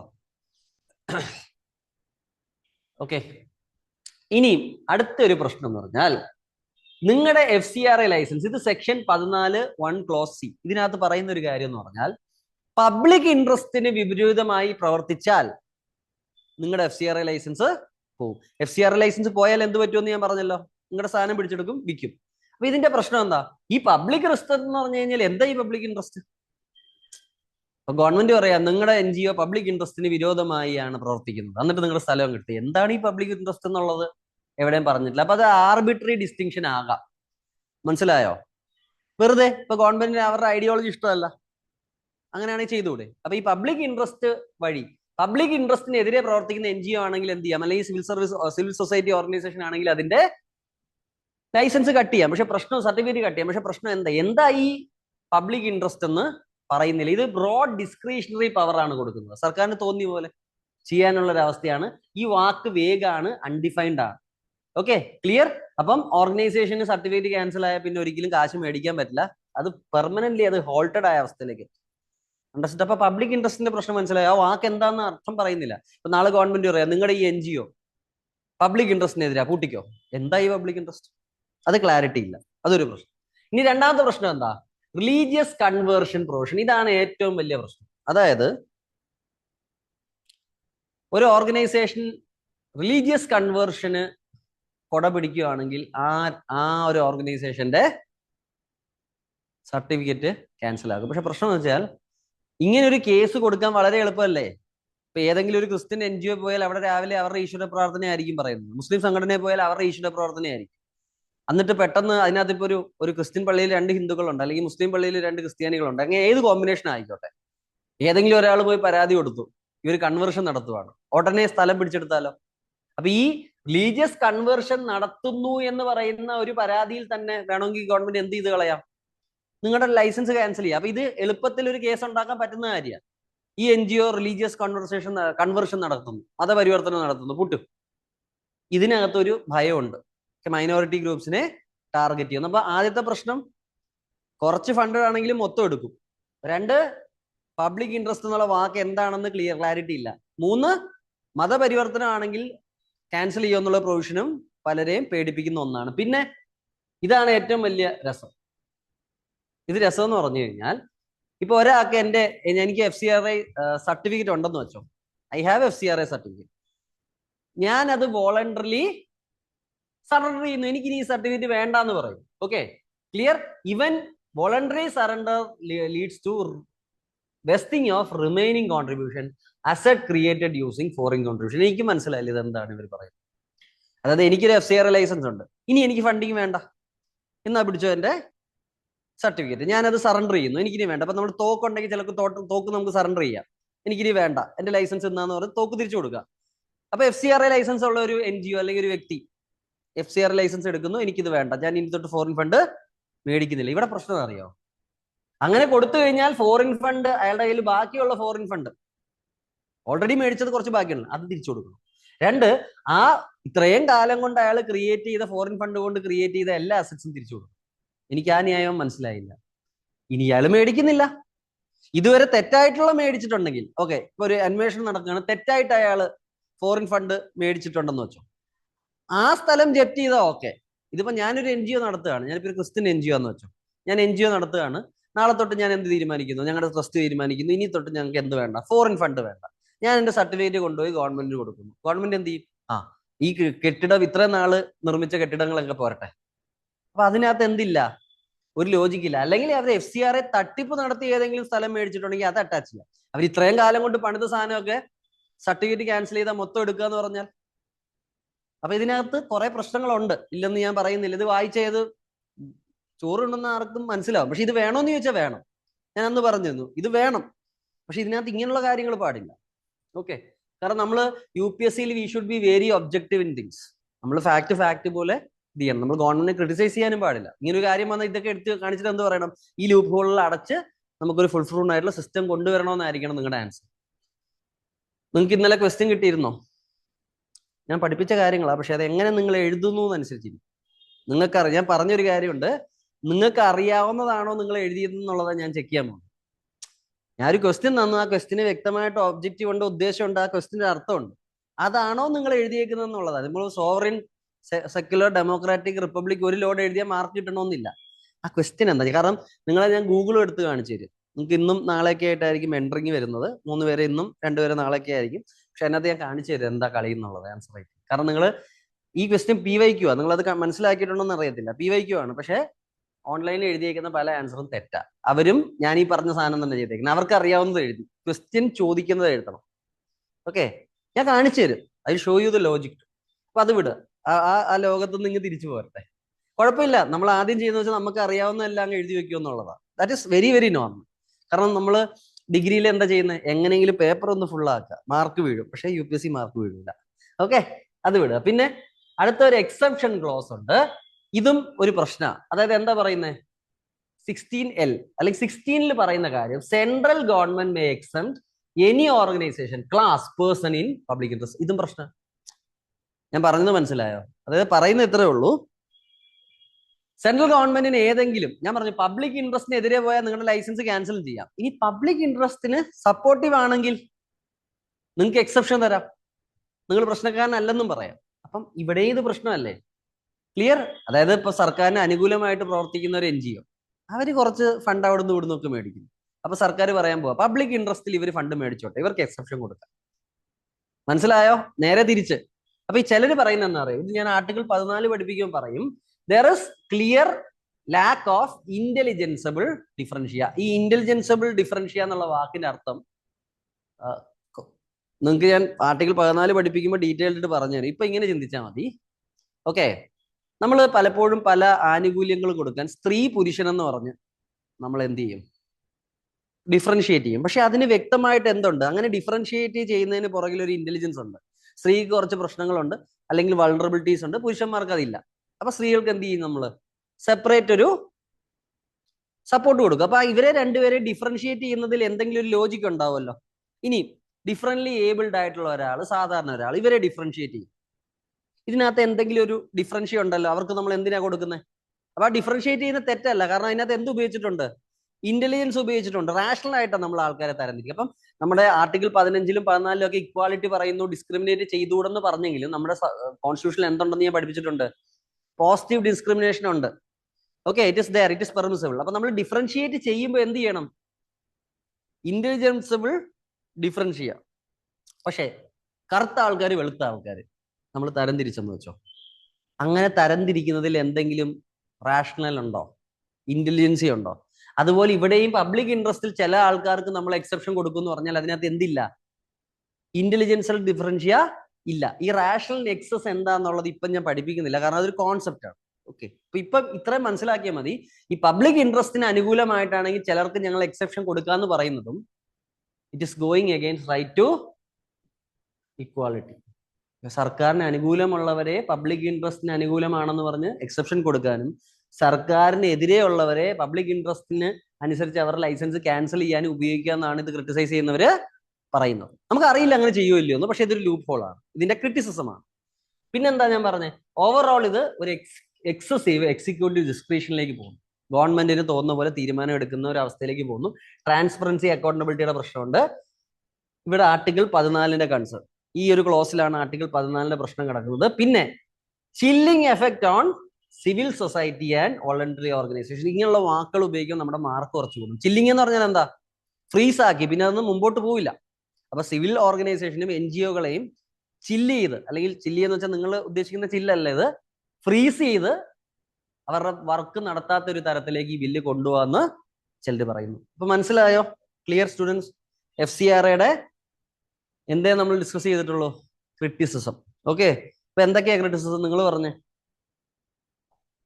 What is the criticism? പറയൂ. ഒന്ന്, കുറച്ച് ഞാനത് മലയാളത്തിൽ സിംപ്ലിഫൈ ചെയ്ത് പറയാം, നിങ്ങൾ പിന്നെ പഠിച്ചോളൂ. അതായത് നിങ്ങളുടെ ഫണ്ട് കൊണ്ട് നിങ്ങൾക്ക് ഒരു asset fully funded NGO foreign contribution അല്ലെങ്കിലും നിങ്ങളുടെ ലൈസൻസ് പോയി കഴിഞ്ഞാൽ നിങ്ങൾ കോൺട്രിബ്യൂഷൻ കൊണ്ട് ഉണ്ടാക്കിയതും അല്ലാത്തതും മൊത്തം എന്ത് ചെയ്യും? പിടിച്ചെടുക്കും. പിന്നെ പബ്ലിക് ഇൻട്രസ്റ്റ് എന്ന് പറഞ്ഞൊരു വാക്ക് ഉപയോഗിച്ച് നിങ്ങളുടെ ലൈസൻസ് വേണമെങ്കിൽ കളയും. ഈ പബ്ലിക് ഇൻട്രസ്റ്റ് എന്താന്ന് എവിടെയും മര്യാദയ്ക്ക് പറഞ്ഞിട്ടില്ല. പിന്നെ റിലീജിയസ് കൺവേർഷൻ നടത്തിയെന്ന് പറഞ്ഞിട്ട് നിങ്ങളുടെ ലൈസൻസ് കട്ട് ചെയ്യാം. പക്ഷെ അതും കേസൊക്കെ, കള്ളക്കേസൊക്കെ കൊടുക്കാനുള്ള സ്കോപ്പ് കൂടുതലാണ്. പിന്നെ പബ്ലിക് ഇൻട്രസ്റ്റിന് എന്തും ചെയ്യാം, സപ്പോർട്ട് ചെയ്ത് കഴിഞ്ഞാൽ അവർക്ക് ചിലപ്പോൾ പബ്ലിക് ഇൻട്രസ്റ്റ് സപ്പോർട്ട് ആണെങ്കിൽ അവർക്ക് എന്ത് ചെയ്യും? എക്സെപ്ഷൻസ് കൊടുക്കുകയും ചെയ്യാം. ഇതും വേഗം. ഓക്കെ, പിന്നെ വോളണ്ടറി, അത് വോളണ്ടറി ആയിട്ട് നിങ്ങളുടെ കാര്യങ്ങൾ സറണ്ടർ ചെയ്താൽ നിങ്ങൾ FCRA കൊണ്ട് ഉണ്ടാക്കിയത് മാത്രമല്ല എല്ലാം പിടിച്ചെടുക്കും. പിന്നെ വേറെ ഒരു പ്രശ്നം കൂടെ ഉണ്ടായിരുന്നു, അതിനകത്ത് ഇല്ലെന്ന് തോന്നുന്നു. അതായത് നിങ്ങളൊരു റിലീജിയസ് ടെമ്പിളോ അങ്ങനെയുള്ള സാധനങ്ങൾ കൺസൾട്ട് ചെയ്താലും ചിലപ്പോൾ എന്ത് ചെയ്യാം? പിടിച്ചെടുക്കാം. ഓക്കെ, അങ്ങനെ ഒരു ക്രിറ്റിസിസം ഇതിനകത്ത് ഞാൻ കണ്ടിരുന്നു. ഓക്കെ, അപ്പൊ നമ്മൾ രണ്ട് ആർട്ടിക്കിൾ, ഒന്ന് അഫ്ഗാനിസ്ഥാൻ, ഒന്ന് FCRA. വേണമെങ്കിൽ എനിക്ക് FCRA ആദ്യം തൊട്ട് പഠിപ്പിക്കുകയായിരുന്നു, പക്ഷെ ഞാൻ ഓൾറെഡി പഠിപ്പിച്ചെന്നുള്ള വിശ്വാസത്തിലാണ്. നിങ്ങളുടെ നോട്ട്സിൽ അത് ഉണ്ടാവണം. You should go and revise. ഞാൻ നിങ്ങളോട് പറഞ്ഞ് ബുക്കിൽ എഴുത്ത് പ്രശ്നമാവുന്നത് കൊണ്ടാണ്. പേപ്പർ ആണെങ്കിൽ എന്ത് ചെയ്യായിരുന്നു, ആ FCRAയുടെ കൂടെ ഇതങ്ങ് ഒട്ടിച്ചാൽ പോരെ, ഒറ്റ നോട്ടായില്ലേ. അത് ചെയ്തു തുടങ്ങണം. Okay, clear. ഇനി നമുക്ക് എന്ത് ചെയ്യാം, നമുക്ക് ഈ ഒരു ആർട്ടിക്കിളോട് നോക്കിയിട്ട് വിൽ ടേക്ക് ബ്രേക്ക്. ഓക്കെ, അപ്പൊ ഈ ആർട്ടിക്കിളിൽ എന്താ പറയുന്നത്, എന്താ ഇത് വായിച്ചിട്ടുണ്ടോ? ഇത് 20-ാം തീയതി ഇത് ന്യൂസിൽ വന്നിരുന്നു. അപ്പൊ ഞാനൊന്ന് ചവിട്ടി. പക്ഷെ പിന്നീടും 29-ാം തീയതി 31-ാം തീയതി വന്നപ്പോൾ പിന്നെ ഞാൻ എന്ത് ചെയ്തു, ഇനി എനിക്കിത് ഡിസ്കസ് ചെയ്യാതെ നിവൃത്തിയില്ലെന്നുള്ളത് മനസ്സിലായി. Okay, clear. അമിഡ് റുക്കസ് എന്ന് പറയാൻ കാരണം എന്താ, ഈ ജന്തർ മന്തർ ഇഷ്യൂ ഒക്കെ ഉള്ളത് കൊണ്ട് ആണ് ഈ റുക്കസ് എന്ന് പറയുന്നത്. നാഷണൽ സോങ് ഉണ്ട്, നാഷണൽ ആന്തം അല്ല, നാഷണൽ സോങ്. ഓക്കെ, നാഷണൽ സോങ്ങിനെ ഇൻസൾട്ട് ചെയ്താൽ ഇനി മുതൽ എന്താവും, കേസാവും. അതിന്റെ ബാക്ക്ഗ്രൗണ്ട് ഞാൻ പറഞ്ഞുതരാം. ബേസിക് ബാക്ക്ഗ്രൗണ്ട് ഇതാണ്. അപ്പൊ നമ്മുടെ നാഷണൽ ഫ്ലാഗിനെ ഇൻസൾട്ട് ചെയ്താൽ, നമ്മുടെ ഭരണഘടനയെ ഇൻസൾട്ട് ചെയ്താൽ, നമ്മുടെ നാഷണൽ ആന്തത്തെ ഇൻസൾട്ട് ചെയ്താൽ പ്രശ്നമായിരുന്നു. പക്ഷെ അമേരിക്ക ചിലർ പറയും അവരുടെ കൊടി കത്തിച്ചാൽ പോലും പ്രശ്നമില്ല, അത് പ്രൊട്ടസ്റ്റ് ആയിട്ട് എടുക്കും. ഇവിടെ പോയി ഇന്ത്യയുടെ കൊടി നിങ്ങൾ കത്തിച്ചാൽ നിങ്ങൾ വിവരം അറിയും. ഓക്കെ, അപ്പൊ ഈ ഇൻസൾട്ടിന്റെ ഇടയ്ക്ക് ആരെയും കൂടെ കൊണ്ടിട്ടു, നാഷണൽ സോങ്ങിനെ ഇനി നിങ്ങൾ ഇൻസൾട്ട് ചെയ്താൽ നിങ്ങൾക്ക് പണി വീഴും. Okay, that is what. ഇനി ഇതിന്റെ ഹിസ്റ്റോറിക്കൽ നോക്കിക്കഴിഞ്ഞാൽ നമുക്ക് എന്തുണ്ട്, prevention of insults to national honour act എന്ന് പറഞ്ഞൊരു ആക്ട് എപ്പോൾ ഉണ്ട്, 1971 ഓക്കെ, ക്ലിയർ. അപ്പൊ അതിനകത്ത് സെക്ഷൻ 3 നമ്മൾ എന്ത് ചെയ്തിട്ടുണ്ട്, അമെൻഡ് ചെയ്തിട്ടുണ്ട്. അപ്പൊ ഈ ആക്ട് എന്താ, any person who intentionally prevent singing, disturbs people singing it can face imprisonment up to 3 years, fine or both. അതായത് ഈ സെക്ഷൻ 3ലേക്ക് എന്തിനേയും കൂടെ നമ്മൾ കൊണ്ടിട്ടു, നാഷണൽ സോങ്ങിനെയും കൂടെ കിട്ടും. അപ്പൊ ആരെങ്കിലും നിങ്ങളെ നാഷണൽ സോങ് നിങ്ങൾ പാടിക്കൊണ്ടിരിക്കുമ്പോൾ പാടണ്ടടാ നമുക്ക് സിനിമ പാട്ട് പാടാന്ന് പറഞ്ഞാൽ അവനെ പിടിച്ച് എന്ത് ചെയ്യാം, അവനെ പണിഷ് ചെയ്യാൻ പറ്റും. Okay, clear. നിങ്ങൾ പാടിക്കൊണ്ടിരിക്കുമ്പം ഒച്ചത്തിൽ ആന്ന് പാടിക്കഴിഞ്ഞാൽ അപ്പോഴും പ്രശ്നമാണ്. Okay, clear. അപ്പൊ നിങ്ങൾക്ക് എന്ത് കിട്ടാം, ഇംപ്രിസൺമെന്റ്, 3 വർഷത്തേക്ക് ഇംപ്രിസൺമെന്റ്, അല്ലെങ്കിൽ ഫൈൻ, അല്ലെങ്കിൽ ഫൈൻ ഇംപ്രിസൺമെന്റ്. നിങ്ങൾ ഏത് തരത്തിലാണ്, ഇപ്പം നാഷണൽ സോങ് പാടിക്കൊണ്ടിരിക്കുന്നതിന് നിങ്ങൾ പോയി തല്ലിയാൽ ചിലപ്പോൾ നിങ്ങൾ 3 വർഷം അകത്ത് കിടക്കും, അല്ലെങ്കിൽ ചിലപ്പോൾ ഫൈൻ അടച്ചാൽ മതിയായിരിക്കും. ഓക്കെ, അപ്പം നിങ്ങൾ മനസ്സിലാക്കണം, ഈ prevention of national honour act എന്ന് പറഞ്ഞാൽ അതിനകത്ത് ഓൾറെഡി എന്തിന്റെയൊക്കെ എതിരുള്ള പ്രൊട്ടക്ഷൻ ഉണ്ടായിരുന്നു, ഓൾറെഡി കോൺസ്റ്റിറ്റ്യൂഷനെ നിങ്ങൾക്ക് ഡിസ്റെസ്പെക്ട് ചെയ്തുകൂടാ. ഓക്കെ, നാഷണൽ ആന്തത്തെ ഡിസ്റെസ്പെക്ട് ചെയ്തുകൂടാ, നാഷണൽ ഫ്ലാഗിനെ ചെയ്യാൻ പാടില്ല, ഓക്കെ, ഇൻസൾട്ട് ചെയ്യാൻ പാടില്ല. ഇതിന്റെ കൂടെ നമ്മൾ സെക്ഷൻ 3 എന്തിനേയും കൂടെ ഇട്ടു, നാഷണൽ സോങ്ങിനെയും കൂടെ ഇട്ടു. ഇതാണ് ഇവിടെ നടന്നിരിക്കുന്നത്. ക്ലിയർ ആണോ? Online are you clear? Okay, ഇനി ഇതിനകത്തുള്ള കോൺട്രവേഴ്സി എന്താണെന്ന് നോക്കാം. അതായത് നമ്മുടെ നാഷണൽ സോങ്ങിന്റെ സ്റ്റാൻസ നമ്മൾ മുമ്പോട്ട് പരിശോധിച്ചാൽ, ഓക്കെ, ആദ്യത്തെ കുറച്ച് സ്റ്റാൻസ ഒഴിച്ച് നമ്മൾ നോക്കിക്കഴിഞ്ഞു കഴിഞ്ഞാൽ അതിനകത്ത് ദുർഗയെ പറ്റിയും ലക്ഷ്മിയെ പറ്റിയും സരസ്വതിയെ പറ്റിയൊക്കെയാ പറയുന്നത്. ഓക്കെ, അപ്പൊ ഇതിനകത്തൊരു സീരിയസ് ആയിട്ടുള്ള, ഇപ്പം സെക്യുലർ ആയിട്ട് ചിന്തിക്കുന്നവർക്ക് ഇതിനകത്ത് കൺസേൺ കാണാൻ പറ്റും. അതായത് ഇത് നാഷണൽ സോങ് ആയിട്ട് എടുത്തപ്പോൾ, ഓക്കെ, ഫുള്ള് പാർട്ട് നമ്മൾ യൂസ് ചെയ്തിട്ടില്ല.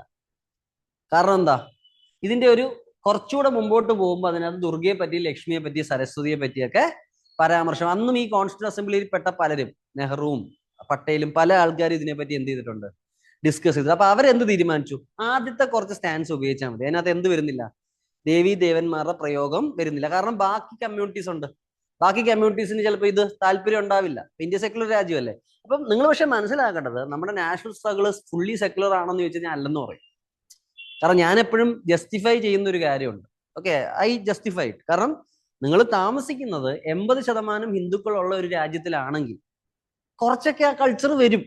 ഓക്കെ, അതിനെ നിങ്ങൾ എതിർക്കാൻ നോക്കിയാൽ ദാറ്റ് ഇസ് എ പ്രോബ്ലം. അവരുടെ കൾച്ചർ അല്ലേ, അവരല്ലേ മെജോറിറ്റി. ഓക്കെ, അത് നിങ്ങളുടെ മുകളിൽ ഇമ്പോസ് ചെയ്ത പ്രശ്നമാണ്. If you are forced to follow that culture, that is a problem. അല്ല, അവരുടെ കൾച്ചർ അവരുടെ രാജ്യത്തിൽ പല ചടങ്ങുകളിലൊക്കെ ഉപയോഗിച്ചാൽ അതിനെ കുറ്റം പറയാൻ നമുക്ക് പറ്റില്ല. ഇപ്പൊ സൗദി അറേബ്യയിൽ പോയി നമ്മൾ സെക്യുലർ എന്ന് പറഞ്ഞാൽ അവർ സമ്മതിക്കുമോ?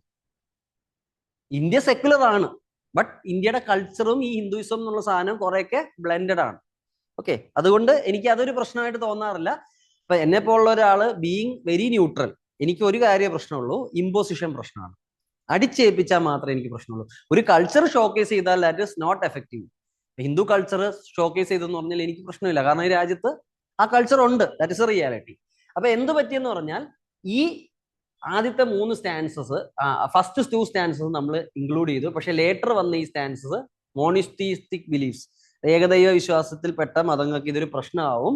അതുകൊണ്ട് നമ്മൾ എന്ത് ചെയ്തോളൂ, ആദ്യത്തെ 2 സ്റ്റാൻസസ് നമ്മൾ അക്സെപ്റ്റ് ചെയ്തോളൂ അന്ന്. അപ്പൊ ഇപ്പൊ ആൾക്കാരുടെ പ്രശ്നം എന്തായിരിക്കും?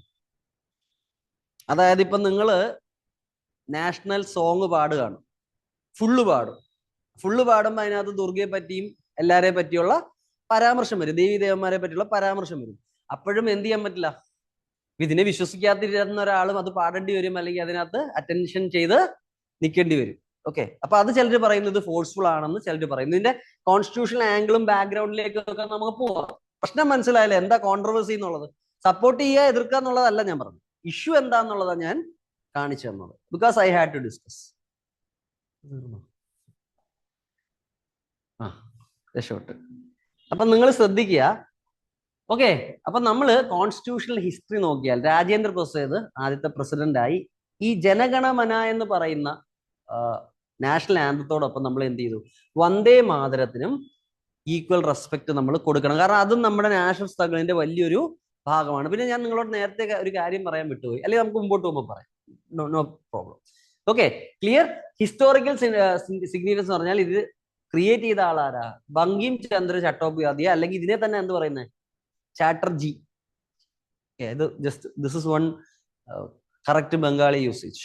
Okay, clear. അപ്പൊ ഇത് ഫ്രീഡം ഫൈറ്റേഴ്സിനെ ഇൻസ്പയർ ചെയ്തിട്ടുണ്ട്. സ്വദേശി മൂവ്മെന്റ് കടന്നിരുന്നു പണ്ട്. സ്വദേശി മൂവ്മെന്റിൽ ഈ പാട്ട് വളരെ വലിയ റോൾ ചെയ്തിട്ടുണ്ട്. ഇത് നമ്മുടെ ആന്റി കൊളോണിയൽ സ്ട്രഗിളിന്റെ ഒരു ചിഹ്നമാണ്. Okay, clear. അപ്പം നാഷണൽ സോങ്ങിനെ നമ്മൾ റെസ്പെക്ട് ചെയ്ത് കഴിഞ്ഞാൽ നമ്മുടെ പേട്രിയോട്ടിസം കൂടും, നാഷണൽ ഇന്റഗ്രേഷന്റെ ഫീലിംഗ് കൂടും, കോൺസ്റ്റിറ്റ്യൂഷണൽ നാഷണലിസം കൂടുമെന്നാണ് ഇതിനെ സപ്പോർട്ട് ചെയ്യുന്നവർ പറയുന്നത്. Okay, clear. ഇനി ഇതിന്റെ പ്രശ്നം എന്ന് പറഞ്ഞാൽ ഇതാണ് നമുക്ക് കൂടുതൽ ഇമ്പോർട്ടന്റ് കേട്ടോ. This slide is more important for us. This is more important. ശ്രദ്ധിക്കുക, ഞാൻ ഒരു കാര്യം ഇവിടെ പറഞ്ഞു തരാൻ ആഗ്രഹിക്കുന്നു. നമ്മുടെ നാഷണൽ സ്ട്രഗിൾ ഇത് പൂർണ്ണമായിട്ട് സെക്യുലർ ആണെന്ന് നമുക്ക് പറയാൻ പറ്റില്ല. കാരണം തിലക്, ഓക്കെ, തിലകിനെ കേട്ടിട്ടുണ്ടോ? ലോകമാന്യ തിലക്, ഓക്കെ, ബാൽ ഗംഗാധർ തിലക്. ഇദ്ദേഹം പലപ്പോഴും ശിവാജി ഫെസ്റ്റിവൽസിനെയും ഗണേഷ് ഫെസ്റ്റിവൽസിനെയും എന്ത് ചെയ്തിട്ടുണ്ട്, പ്രൊമോട്ട് ചെയ്തിട്ടുണ്ട്. എന്തിന്? നാഷണലിസം കൂട്ടാൻ വേണ്ടി. അദ്ദേഹം അങ്ങനെയാണ് അദ്ദേഹം വർക്ക് ചെയ്തിരുന്നത്. പിന്നെ നമ്മുടെ അവിടെ ബംഗാളിന്റെ പാർട്ടീഷൻ ഉണ്ടായി, ബംഗാളിന്റെ വിഭജനം, അതിനെതിരെ ഫൈറ്റ് ഉണ്ടായപ്പം അന്ന് ജനങ്ങൾ പലരും ചെയ്തുകൊണ്ടിരുന്നത് എന്താ? ഗംഗയിൽ സ്നാനം ചെയ്തു, പലരും പരസ്പരം രാഖി കെട്ടി. ഇതൊരിക്കലും ഒരു സെക്യുലർ കാര്യമാണോ? അല്ല. അപ്പൊ നമ്മുടെ നാഷണൽ മൂവ്മെന്റിൽ ഇടയ്ക്കിടയ്ക്ക് ഇങ്ങനെയുള്ള കാര്യങ്ങൾ, ഇപ്പൊ ഗാന്ധിജി എപ്പോഴും ഗാന്ധിജി ഹേ റാം എന്നും പറയുന്ന അദ്ദേഹത്തിന്റെ ഫിലോസഫിയിലും റിലീജിയനും പൊളിറ്റിക്സും സെപ്പറേറ്റബിൾ അല്ല. അപ്പൊ നമ്മുടെ നാഷണൽ മൂവ്മെന്റിലും പലപ്പോഴും എന്ത് വന്നിട്ടുണ്ട്, റിലീജിയസ് ആസ്പെക്ട്സ് കയറി വന്നിട്ടുണ്ട്. അന്നൊന്നും അതിനെ എതിർക്കുന്ന ഗ്രൂപ്പുകൾ, ഇപ്പൊ ചിലർ പറയും സ്വദേശി മൂവ്മെന്റ്സിൽ മുസ്ലിംസ് കുറെ വിട്ടു നിന്നു, അവസാനം ചിലർ ചേർന്നു, ചിലർ വിട്ടു നിന്നു. കാരണം ഇതൊക്കെയാന്ന് പറയുന്ന ബുക്സിൽ നമുക്ക് കാണാം, നിങ്ങളുടെ സ്പെക്ട്രത്തിൽ ഉണ്ടെന്നാണ് എന്റെ വിശ്വാസം. ഓക്കെ, അപ്പൊ ഇതാണ് ഒരു പ്രശ്നം. ഇനി ഇതിന്റെ കോൺസ്റ്റിറ്റ്യൂഷണൽ പ്രശ്നങ്ങൾ, നമ്മൾ ജനറലി ആൾക്കാർ എന്തുകൊണ്ട് ഇത് പ്രശ്നമാണെന്ന് പറയുന്നതിന്റെ കോൺസ്റ്റിറ്റ്യൂഷണൽ ആംഗിൾ നോക്കാം. ഒന്ന്, ആർട്ടിക്കിൾ 19(1)(a) നമുക്ക് എന്ത് തരുന്നു? Freedom of speech and expression. ഞാൻ ഈ 19 പഠിപ്പിക്കുമ്പോൾ ഒരു കാര്യമാണ് നമുക്ക് പറയും. ആർട്ടിക്കിൾ 19 എന്താ? 19(a) right to freedom of speech and expression. Okay, സംസാരിക്കാനും എക്സ്പ്രസ് ചെയ്യാനുള്ള സ്വാതന്ത്ര്യം. പക്ഷേ അതിനെ പലതലത്തിൽ സുപ്രീം കോടതി എന്ത് ചെയ്തിട്ടുണ്ടാവും? എക്സ്പാൻഡ് ചെയ്തിട്ടുണ്ടാവും. അപ്പൊ അതിനകത്ത് വന്ന ഒരു എക്സ്പാൻഷൻ അല്ലെ എല്ലാവരും മനസ്സിലാക്കേണ്ടത്, ഫ്രീഡം ഓഫ് സ്പീച്ച് എക്സ്പ്രഷൻ സംസാരിക്കാനുള്ള സ്വാതന്ത്ര്യം മാത്രമല്ല, സംസാരിക്കാതിരിക്കാനുള്ള സ്വാതന്ത്ര്യം കൂടാണ്. Right to silence. സംസാരിക്കാനുള്ള സ്വാതന്ത്ര്യം പോലെ നമുക്ക് സംസാരിക്കാൻ ഇരിക്കാതിരിക്കുന്ന സ്വാതന്ത്ര്യമുണ്ട്. അപ്പൊ ഇത് സംസാരിക്കാതിരിക്കാനുള്ള സ്വാതന്ത്ര്യത്തിനെതിരാണെന്നാ ചോദിക്കുന്നത്. ഇപ്പൊ എനിക്ക് ഈ നാഷണൽ സോങ് മൊത്തത്തിൽ പറയാൻ താല്പര്യമില്ല, പാടാൻ താല്പര്യമില്ല, എന്റെ വിശ്വാസത്തിനെതിരാണ്, എനിക്ക് മിണ്ടാതിരിക്കാൻ പറ്റുമോ? മനസ്സിലായി? ഇപ്പൊ നാളെ നാഷണൽ സോങ് പാടുമ്പോ ആദ്യത്തെ 2 സ്റ്റാൻസ് കഴിഞ്ഞ് ഞാൻ ഇറങ്ങിപ്പോയാലോ? ഇറങ്ങിപ്പോകുമ്പോ എന്ത് പറയും? Insult to national honour act, fine, അല്ലെങ്കിൽ ജയില്. അങ്ങനെ പറഞ്ഞാൽ ഇതൊരു പ്രശ്നമാവില്ല. എന്റെ ആർട്ടിക്കിൾ 19 വയലേഷൻ അതല്ലേന്ന് ഫസ്റ്റ് ചോദ്യം. ക്ലിയർ ആയോ? കോൺസ്റ്റിറ്റ്യൂഷണൽ ആംഗിൾ, അതായത് right to freedom of speech and expression indirectly അതിനകത്ത് എന്തുകൊണ്ട്? നോട്ട് ടു സ്പീക്ക് അല്ലെങ്കിൽ സൈലൻസ്. ക്ലിയർ ആയ ഓൺലൈൻ സ്റ്റുഡൻസ്? ഇത് ക്ലിയർ ആണോ? ഇനി ആർട്ടിക്കിൾ 25 നമുക്ക് എന്താ തരുന്നത്? Right to freedom of religion ഉണ്ട്. 25 തൊട്ട് 28 വരെ റിലീജിയസ് റൈറ്റ്സ് ആണ്. അതിനകത്തൊരു കാര്യമുണ്ട്, എനിക്ക് എന്റെ മതപരമായ വിശ്വാസമുണ്ട്, ഈ പാട്ട് പാടുന്നത് എന്റെ മതപര വിശ്വാസത്തിനെതിരാണെങ്കിൽ എനിക്ക് റെഫ്യൂസ് ചെയ്തുകൂടെ എന്നുള്ളതാണ് രണ്ടാമത്തെ കോൺസ്റ്റിറ്റ്യൂഷൻ ചോദ്യം. മൂന്നാമത്തെ എന്ന് പറഞ്ഞാൽ ആർട്ടിക്കിൾ 51A എന്ത് പറയുന്നു? ഫണ്ടമെന്റൽ ഡ്യൂട്ടിയാണ്. 51A എന്ന് പറഞ്ഞാൽ ബിക്കോസ് ഇറ്റ് ഇസ് അമെന്റ്മെന്റ്. അതിന്റെ ഫസ്റ്റ് ക്ലോസ് എന്താ പറയുന്നത്? ഓരോ പൗരന്റെയും ഫണ്ടമെന്റൽ ഡ്യൂട്ടിയാണ് എന്ത്? കോൺസ്റ്റിറ്റ്യൂഷനെ റെസ്പെക്ട് ചെയ്യുക, നാഷണൽ ഫ്ലാഗിനെ റെസ്പെക്ട് ചെയ്യുക, നാഷണൽ ആന്തത്തെ റെസ്പെക്ട് ചെയ്യുക. അപ്പൊ ഇതിനകത്തും ഇവർ പറയുന്നത് എന്താ? ഇങ്ങനൊരു ഫണ്ടമെന്റൽ ഡ്യൂട്ടി ഉണ്ടപ്പോഴും നമ്മൾ എന്താ പറഞ്ഞിരിക്കുന്നത്? ഈ മൂന്ന് കാര്യമേ പറഞ്ഞിട്ടുള്ളൂ. നമ്മൾ എന്തിനെ റെപ്രസെന്റ് ചെയ്തിട്ടില്ല? നാഷണൽ സോങ്ങിനെ. അപ്പം സ്റ്റാറ്റ്യൂട്ട് എന്ത് ചെയ്തു? ഇവിടെ ഒന്നും പറഞ്ഞില്ലെങ്കിലും ഈ ഒരു പ്രൊട്ടക്ഷനെ നാഷണൽ സോങ്ങിനൂടെ എക്സ്റ്റെൻഡ് ചെയ്തിരിക്കും. അപ്പൊ നമ്മളിപ്പം കോൺസ്റ്റിറ്റ്യൂഷനെ ഡിസ്റെസ്പെക്ട് ചെയ്താലും, നാഷണൽ ഫ്ലാഗിനെ ഡിസ്റെസ്പെക്ട് ചെയ്താലും, നാഷണൽ ആന്തത്തെ ഡിസ്റെസ്പെക്ട് ചെയ്താലും, നാഷണൽ സോങ്ങിനെ ഡിസ്റെസ്പെക്ട് ചെയ്താലും ഇപ്പൊ പണി കിട്ടും. Okay, this is the issue. അപ്പൊ ഇതാണ് ക്രിറ്റിസിസത്തിന്റെ കോൺസ്റ്റിറ്റ്യൂഷൻ. ഇനി കോടതിയുടെ കേസുണ്ട്. കോടതിയുടെ ഒരു കേസുണ്ട്, എക്സ്പെഷ്യലി ഇത് കേരളത്തിൽ നടന്നതാണ്. ബിജോയ് ഇമ്മാനുവൽ കേസ് 1986. അതായത് നാഷണൽ ആന്തം ഉണ്ടല്ലോ, നാഷണൽ ആന്തം ചിലര് പാടില്ല. ഈ യഹോവ സാക്ഷികൾ എന്ന് പറയുന്ന ഒരു ഗ്രൂപ്പ് ഉണ്ട്. ഓക്കെ, നിങ്ങൾ അവരെ ക്രിസ്ത്യൻ ആയിട്ട്, എന്റെ സജഷനിൽ, I have studied the theology, Christianity ആയിട്ട് വലിയ ബന്ധം അവർക്കില്ല. അവർ ക്രിസ്ത്യാനിറ്റി എന്ന് പറയുമെങ്കിലും അവർക്ക് ജീസസിന്റെ റോളും പല കാര്യങ്ങളും ഇറ്റ് ഇസ് എൻറ്റയർലി ഡിഫറെന്റ്. ഈ ഇടയ്ക്ക് കുറച്ചാൾ മുമ്പ് ഒരു കളമശ്ശേരിയിൽ ഒരു ബ്ലാസ്റ്റ് നടന്നു പറഞ്ഞിട്ടുണ്ടോ? കളമശ്ശേരിയിൽ ഒരു ബ്ലാസ്റ്റ്, മാർട്ടിൻ എന്ന് പറഞ്ഞ ഒരാൾ ബ്ലാസ്റ്റ് നടത്തി, കുറെ പേര് മരിച്ചുപോയി. അപ്പം ഇത് ക്രിസ്ത്യൻ ടെററിസത്തിന്റെ എക്സാമ്പിൾ ആണെന്ന് പറഞ്ഞു. പക്ഷേ യഹോവ സാക്ഷികളും ക്രിസ്ത്യൻസുമായിട്ട് വലിയ ബന്ധമില്ല. അവരുടെ തിയോളജിയും ഈ തിയോളജിയും വളരെ ഡിഫറെന്റാണ്. ക്രൈസ്റ്റിൽ അവർ വിശ്വസിക്കുന്നില്ല, കുരിശ് വിശ്വസിക്കുന്നില്ല, ഒത്തിരി വ്യത്യാസമാണ്. ഓക്കെ, അങ്ങനെ കുറെ കാര്യങ്ങൾ നമുക്ക് ആവശ്യമില്ല. പക്ഷെ ഇവരെന്ത് പറഞ്ഞു? ഞങ്ങൾ നാഷണൽ ആന്തം പാടാൻ ഞങ്ങൾക്ക് സൗകര്യം ഇല്ലാന്ന് കുറെ കുട്ടികൾ എന്ത് ചെയ്തില്ല, നാഷണൽ ആന്തം അവർ പാടില്ലെന്ന് പറഞ്ഞു. ഇവരെ സ്കൂളിൽ നിന്ന് എന്ത് ചെയ്തു? പുറത്താക്കി. അപ്പം കോടതിയുടെ അടുത്ത് പറഞ്ഞു, കോടതി എന്ത് പറഞ്ഞു? ഇതൊരു ഇമ്പോർട്ടന്റ് കേസാണ്. കോടതി പറഞ്ഞു നിങ്ങൾക്ക് പാടണ്ടെങ്കിൽ പാടണ്ട. പക്ഷെ എന്ത് പറഞ്ഞു? നാഷണൽ ആന്തം നടക്കുമ്പോൾ അവിടെ കബഡിയോ ഡിസ്കോ ഡാൻസോ കളിക്കാൻ പാടില്ല. നമ്മൾ റെസ്പെക്ട്ഫുൾ ആയിട്ട് എന്ത് ചെയ്താൽ മതി? നിങ്ങൾ അവിടെ നിന്നാ മതി. നിങ്ങൾ എന്ത് ചെയ്യണ്ട? പാടണ്ട എന്ന് ബിജോയ് ഇമ്മാനുവൽ കേസ് പറഞ്ഞു. No citizen can be forced to sing if refusal is from genuine religious belief എന്ന് കോടതി പറഞ്ഞു. ആർട്ടിക്കിൾ 19, 25 ഉദ്ധരിച്ച് കോടതി പറഞ്ഞു. അപ്പൊ ഈ കേസ് വേണമെങ്കിൽ ഇതിനെ എതിർക്കുന്നവർക്ക് ഉപയോഗിക്കാം. ഇവര് പറയുന്നത് എന്താ? നാഷണൽ ആന്തമായിട്ട് പോലും അതിനെ റെഫ്യൂസ് ചെയ്യാമെന്ന് ഏത് കേസിൽ പറഞ്ഞിട്ടുണ്ട്? നമ്മൾ അതിനെ അവഹേളിച്ചുകൂടുന്നേ ഉള്ളൂ, പാടാതിരിക്കാൻ വേണം. ഓക്കെ, ക്ലിയർ, ജെന്യുവിൻ ആയിട്ടുള്ള ബിലീഫ് ആണെങ്കിൽ. ഇനി നമുക്ക് എന്തുണ്ട്? ശ്യാം നാരായൺ ചൗക്സി കേസുണ്ട്. ഒരു ഫ്രോഡ് ചെയ്ത ബിസിനസ്മാനുണ്ട്, പേരെന്താണെന്ന് അറിയാമോ? മേഹുൽ ചോക്സി, കേട്ടിട്ടുണ്ടോ? ഇന്ത്യയിൽ നിന്ന് രക്ഷപ്പെട്ടു പോയ ഫ്രോഡ് ചെയ്ത കുറെ ബിസിനസ്മാൻമാരുണ്ട്. ഓക്കെ, മല്യ ഉണ്ട്, മേഹുൽ ചോക്സി ഉണ്ട്, അങ്ങനെ കുറച്ച് പേരുണ്ട്. Okay, clear. അപ്പൊ ശ്യാം നാരായൺ ചൗസ്കി കേസിൽ സിനിമ ഹാൾ, ഇത് രസമാട്ടോ. ഇതെന്ന് പറഞ്ഞാൽ ഇത് ഞാൻ അന്ന് എതിർത്തിരുന്ന ഒരു കാര്യമാണ്. അതായത് ഞങ്ങൾക്ക് അന്ന് ഇന്ത്യയിലെ തന്നെ ഏറ്റവും നല്ല എത്തിക്സ് ഫാക്കൽറ്റിയുടെ അടുത്ത് ഞാൻ ഇത് പഠിക്കാൻ പോയി, എത്തിക്സ് പഠിക്കാൻ. അപ്പോ സുപ്രീം കോടതി ഒരു ഉത്തരവ് ഇറങ്ങിയിരുന്നു. അതായത് നിങ്ങൾ സിനിമാ കൊട്ടകയിൽ പോകുമ്പോൾ നാഷണൽ ആന്തം പ്ലേ ചെയ്യുക, എന്നിട്ട് എല്ലാവരും എണ്ണീറ്റ് ഇങ്ങനെ നിൽക്കുക. അപ്പൊ എല്ലാവരും അന്ന് വളരെ ഇത് പറഞ്ഞു, ഇത് നാഷണലിസത്തെ പ്രൊമോട്ട് ചെയ്യുന്ന സാധനമാണ്, പാട്രിയോട്ടിസത്തെ പ്രൊമോട്ട് ചെയ്യുന്നൊക്കെ പറഞ്ഞ് എല്ലാവരും പറഞ്ഞു. ഞാൻ പറഞ്ഞു ഈ പരിപാടി എനിക്ക് താല്പര്യമില്ല. എൻ്റെ രാജ്യത്തോടുള്ള എൻ്റെ സ്നേഹം ഉള്ളിലാണ്, because I am a patriot. ഞാൻ അന്ന് പറഞ്ഞ കാര്യം ഇത്. എന്നിട്ട് ഞാൻ പറഞ്ഞു നാഷണൽ സോങ് വെക്കുമ്പോൾ ആൾക്കാർ എണ്ണീറ്റ് നിൽക്കുന്നത് ശരിയാണ്, നല്ലതൊക്കെയാണ്, പക്ഷെ അത് ഉള്ളിൽ നിന്ന് വരണം. അല്ലെങ്കിൽ എണ്ണീറ്റ് നിന്നു എന്നുള്ളതല്ല നമ്മുടെ നാഷണൽ സ്നേഹം. ആ സാറ് എന്ത് ചെയ്തെന്ന് അറിയാം? സാറ് പറഞ്ഞൊരു കാര്യം, ഇങ്ങനെ നമുക്ക് പാട്രിയോട്ടിസം ആണ് വേണ്ടത്, ഇത് ബാഹ്യമായ കാര്യങ്ങളിലല്ല ഉള്ളിലാണ് വേണ്ടത്. കോടതി ഇങ്ങനെ ഫോഴ്സ് ചെയ്ത് ഇങ്ങനെയുള്ള കാര്യങ്ങൾ ചെയ്യിക്കരുതെന്ന് അദ്ദേഹം പറഞ്ഞു, എത്തിക്സിന്റെ കേസ് സ്റ്റഡി. അപ്പൊ കുറെ കുട്ടികൾക്ക് സംശയമുണ്ട്, ഈ സാർ എന്താ ഇങ്ങനെ പറഞ്ഞു. പക്ഷേ കുറച്ച് കളഞ്ഞ് കോടതി എന്ത് ചെയ്തു? കോടതി തന്നെ കോടതിയുടെ വിധി തിരുത്തി. അപ്പൊ later SC modified the order, made it optional. അതായത് നിങ്ങൾക്ക് സിനിമ കൊട്ടകയില് നാഷണൽ ആന്തം പ്ലേ ചെയ്യുമ്പോൾ എണ്ണിക്കണമെങ്കിൽ എണ്ണിക്കാം, ഇരിക്കണമെങ്കിൽ ഇരിക്കാം. ഓക്കെ, നിങ്ങളുടെ ചോയ്സ് ആണ്. അപ്പൊ കോടതിയും അന്ന് ആ സാറ് പറഞ്ഞത് ഞാൻ പറഞ്ഞ കാര്യങ്ങൾ തന്നെ കോടതിയും പറഞ്ഞു. എന്താ? Patriotism should not become forced ritualism. Ritualism എന്ന് പറഞ്ഞാൽ നമ്മൾ കാണിക്കുന്ന റിച്വൽസ് ഇല്ലേ, അതല്ല നാഷണലിസം. നാഷണലിസം അല്ലെങ്കിൽ പാട്രിയോട്ടിസം എവിടെ നിന്ന് വരണം? ഉള്ളിൽ നിന്ന് വരണം. അണ്ടർസ്റ്റുഡ്? അപ്പൊ ഈ കേസുകൾ ഉപയോഗിച്ച് നമുക്ക് എന്ത് ചെയ്യാം? നാഷണൽ സോങ്ങിന്റെ ഫുൾ സ്റ്റാൻഡ്സെ ക്രിട്ടിസൈസ് ചെയ്യണമെങ്കിൽ ക്രിട്ടിസൈസ് ചെയ്യാം. ഓക്കെ, ക്ലിയർ ആണോ?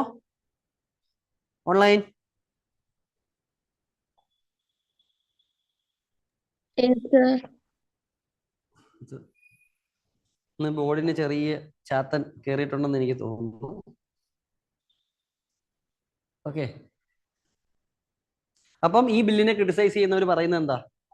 ഈ ബില്ല് ഓവർ ക്രിമിനലൈസേഷനാ ചെയ്യുന്നത്. 3 വർഷം പിടിച്ച് അകത്തിടുന്നു. എക്സിസ്റ്റിംഗ് നിയമങ്ങൾ തന്നെ മതി, മിസ്യൂസ് ചെയ്യപ്പെടാൻ സാധ്യതയുണ്ട്. അതായത് നാളെ തൊട്ട് നീ നാഷണൽ സോങ് പഠിച്ച് പാടിയില്ലേടാ, തല്ലി നിന്നെ. അങ്ങനെ ചെയ്തിട്ടുണ്ട് നോർത്ത് ഇന്ത്യയിലൊക്കെ, കൊട്ടകയിൽ എണീക്കാത്തവരെയൊക്കെ തല്ലി. ഓക്കെ, പിന്നെ contradiction with Jan Vishwas philosophy. Okay, clear. പിന്നെ ഇത് നാഷണലിസം വെസസ് കോൺസ്റ്റിറ്റ്യൂഷണൽ പാട്രിയോട്ടിസത്തിന് ഡിഫറൻസ് ആണ്. അതായത് ഞാൻ നിങ്ങളോട് പഠിപ്പിച്ചു എന്നാണ് എന്റെ വിശ്വാസം. പാട്രിയോട്ടിസവും നാഷണലിസവും നമ്മൾ വ്യത്യാസം പഠിപ്പിച്ചില്ലായിരുന്നു. അപ്പൊ ശരിക്കും നമുക്ക് വേണ്ടത് എന്താ? പാട്രിയോട്ടിസം ആണ്. നാഷണലിസം ഒരു പരിധി വിട്ടുപോയാൽ അത് ജിങ്കോയിസമായി മാറും, അത് അൾട്രാ നാഷണലിസമായിട്ട് മാറും. ഓക്കെ, അപ്പം സൊസൈറ്റിയെ ക്രിമിനലൈസ് ചെയ്യാനുള്ള ഒരു ഇതാ ഈ ജൻവിശ്വാസ് ഫിലോസഫിയും. എന്താണെന്ന് അറിയാമോ നമുക്ക്?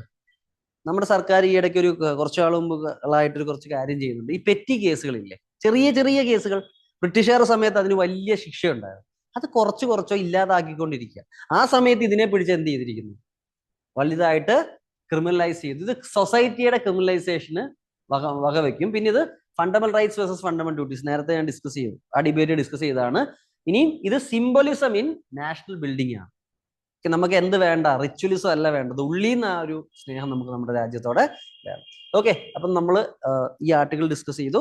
V are taking a 5 minutes break. Okay, 12 മണി. ഇനി നമുക്ക് കുറച്ച് ആർട്ടിക്കിൾസ് കൂടെ ഉണ്ട്, കുറച്ച് അധികം ഉണ്ടോ എന്നാണ് ഈ സംശയം. അതിന്റെ ഒരു എത്തിക്സിന്റെ ആർട്ടിക്കിൾ ഉണ്ട്, അതൊന്നും നമ്മൾ കവർ ചെയ്തില്ലെങ്കിൽ I will teach while I teach you ethics. Okay, ഇനി നമുക്കുള്ളത് ഗിഗ് വർക്കേഴ്സിന്റെ ഒരു ആർട്ടിക്കിൾ കണ്ടിരുന്നോ? ഗിഗ് വർക്കേഴ്സ്, ഈ സ്വിഗ്ഗി സൊമാറ്റോ പ്ലാറ്റ്ഫോം വർക്കേഴ്സ്, അതിന്റെ ഒരു ആർട്ടിക്കിൾ ഉണ്ട്. പിന്നെ ഞാൻ പറഞ്ഞു വെസ്റ്റേൺ ഗാർഡ് ഇനിയും കയറി വന്നാൽ ഞാൻ എടുക്കുമെന്നും പറഞ്ഞു. വെസ്റ്റേൺ ഗാർഡ് ഫുള്ളും ഇന്ന് നമ്മൾ എടുക്കുന്നുണ്ട്. These are some big articles. Okay, ഇത്ര ഉള്ളെന്നാണ് എൻ്റെ പ്രതീക്ഷ. പിന്നെ 2 ആർട്ടിക്കിൾസ് കൂടെ ഉണ്ട്. പിന്നെ ഈ ടൈഗർ ഇന്ന് തീരുമെന്ന് നമുക്കറിയില്ല. ഇന്ന് തീർന്നില്ലെങ്കിൽ നാളെ ഞാൻ എന്ത് ചെയ്യും? I will try to finish. Okay, അപ്പൊ 5 minutes ബ്രേക്ക് ആണ്. Online we are having a 5 minute break. Okay,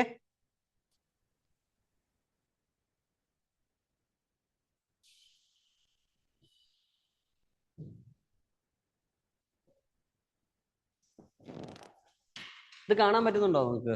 എനിക്ക് തോന്നുന്നു കുറെയൊക്കെ ഇല്ലാത്തത് ഞാൻ എഴുതി വെച്ചിട്ടുണ്ട്, ഇവിടെ ഞാൻ കാണിച്ചിട്ടുണ്ടോ എന്നേ ഉള്ളൂ. ഓക്കെ, അപ്പൊ 5 minutes ബ്രേക്ക് ആണ്.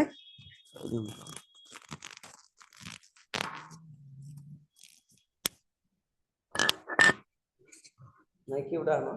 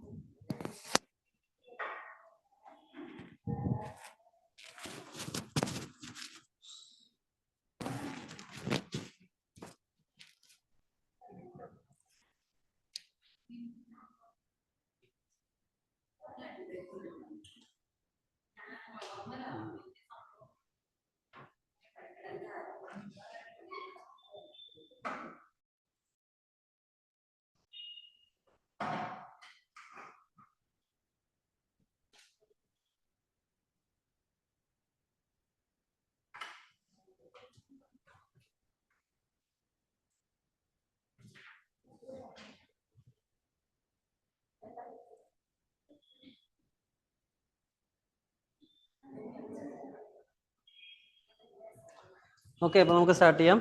Online, am I audible? Yes, sir. Okay, അപ്പം India's refusal to uphold a global gig worker law. അപ്പൊ നമ്മുടെ ഈ ലേബർ റിലേറ്റഡ് ആയിട്ടൊക്കെ വർക്ക് ചെയ്യുന്ന ഇമ്പോർട്ടന്റ് ആയ യുഎൻ റിലേറ്റഡ് ഓർഗനൈസേഷൻ ആണ് ഏത്? International labour organisation, ILO. അപ്പൊ ILO ഇങ്ങനെ പല പല കൺവെൻഷൻസ് കൊണ്ടുവരും. ഓക്കെ, കൺവെൻഷൻസ് കൊണ്ടുവരും. ഇതിനകത്ത് ഗിഗ് വർക്കേഴ്സിനൊക്കെ അനുകൂലമായിട്ട് കൊണ്ടുവരുന്ന ഒരു കൺവെൻഷൻ അവർ കൊണ്ടുവരും. നമുക്ക് ഈ ന്യൂസ് വരാൻ കാരണം എന്താ? ഇന്ത്യ ഇത് സൈൻ ചെയ്തില്ല. Clear? That is the news. Okay, clear? ഇവിടെ ഈ കാര്യങ്ങൾ വളരെ വ്യക്തമായിട്ടുണ്ട്. India abstained. എന്തിൽ നിന്ന്? ജനീവയിലായിരുന്നു. The ILO adopted convention number, ഇത് ഞാൻ ഈ ആർട്ടിക്കിളിൽ നിന്നല്ല പഠിപ്പിക്കാൻ പോകുന്നത്, I will take you to the slides. പക്ഷെ ഇവിടെ എന്താ എഴുതിയിരിക്കുന്നത്? ജനീവയിലുള്ള ഇന്റർനാഷണൽ ലേബർ കോൺഫറൻസ് എന്ത് അഡോപ്റ്റ് ചെയ്തു? Convention number 193. എന്താണത്? Decent work in platform economy. Platforms അറിയാലോ നമുക്ക്, ഇ കൊമേഴ്സ് പ്ലാറ്റ്ഫോംസ്. അപ്പൊ പ്ലാറ്റ്ഫോം വഴിയുള്ള വർക്കിന് ഡീസന്റ് ആയിട്ടുള്ള ഫെസിലിറ്റീസ് കൊടുക്കണമെന്ന് പറഞ്ഞ് വന്ന ഒരു കൺവെൻഷനാണ്, which is the binding first binding international treaty written for rider, driver, picker and data labour who earns living through an app. മനസ്സിലായോ? അതിപ്പോ സ്വിഗ്ഗി എടുത്തു കഴിഞ്ഞാൽ അതിനകത്ത് ആരുണ്ട്? ബൈക്ക് ഓടിച്ചോ, കാർ ഓടിച്ചോ, നിങ്ങൾക്ക് സാധനം ഡെലിവറി ചെയ്യുന്ന ആളുണ്ട്. അതുപോലെ എന്തുണ്ട്? പിക്കർ ഉണ്ട്, അത് പിക്ക് ചെയ്യുന്ന ആളുണ്ട് ഗോഡൌണിൽ. അതുപോലെ ഡേറ്റ ലേബൽ ചെയ്യുന്ന ആളുണ്ട്. ഇവരുടെ എല്ലാം പ്രൊട്ടക്ഷൻ, ഈ പ്ലാറ്റ്ഫോം എക്കണോമിയിലുള്ള ആൾക്കാരുടെ പ്രൊട്ടക്ഷന് വേണ്ടി ആദ്യമായിട്ട് ബൈൻഡിങ് ആയിട്ടുള്ള ഒരു കൺവെൻഷൻ വരുന്നു. ആര് കൊണ്ടുവരുന്നു? ILO കൊണ്ടുവരുന്നു. ആരൊപ്പിട്ടില്ല? ഇന്ത്യ ഒപ്പിട്ടില്ല. അപ്പൊ നമ്മൾ വിചാരിക്കും ഇന്ത്യ എന്താ തൊഴിലാളികളുടെ എതിരെയാണോ? നമുക്ക് ഡിസ്കസ് ചെയ്യാം. ഓക്കെ, കോണ്ടെക്സ്റ്റ് മനസ്സിലായോ? Why this is in news? ILO convention കൊണ്ടുവരുന്നു, കൺവെൻഷൻ നമ്പർ 193. നമ്മൾ ഈ നമ്പർ ഇമ്പോർട്ടന്റ് അല്ലെന്ന് വിചാരിക്കും, പക്ഷേ I will tell you this is important. കാരണം അറിയോ, ഇതിനു മുമ്പ് UPSC ഇതുപോലെ ഒരു കൺവെൻഷൻ നമ്പർ എടുത്ത് എഴുതിയിട്ട് ഇത് എന്ത് റിലേറ്റഡ് ആണെന്ന് ചോദ്യം വന്നു ILO. അപ്പൊ PYQ ഉണ്ട് നമുക്ക് ഇത് പോകാം വ്യക്തമായിട്ട്. അപ്പൊ ഇത് നമ്മൾ പഠിക്കും. 193 എന്താണ്?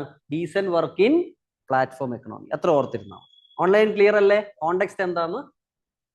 Yes, sir. Okay, clear. അപ്പം നമുക്ക് ആദ്യം കുറച്ച് ബേസിക്സ് ഒക്കെ പഠിച്ചിട്ട് നമുക്ക് ഈ ആർട്ടിക്കിളിലേക്ക് കൂടുതൽ ഇറങ്ങിച്ചെല്ലാം.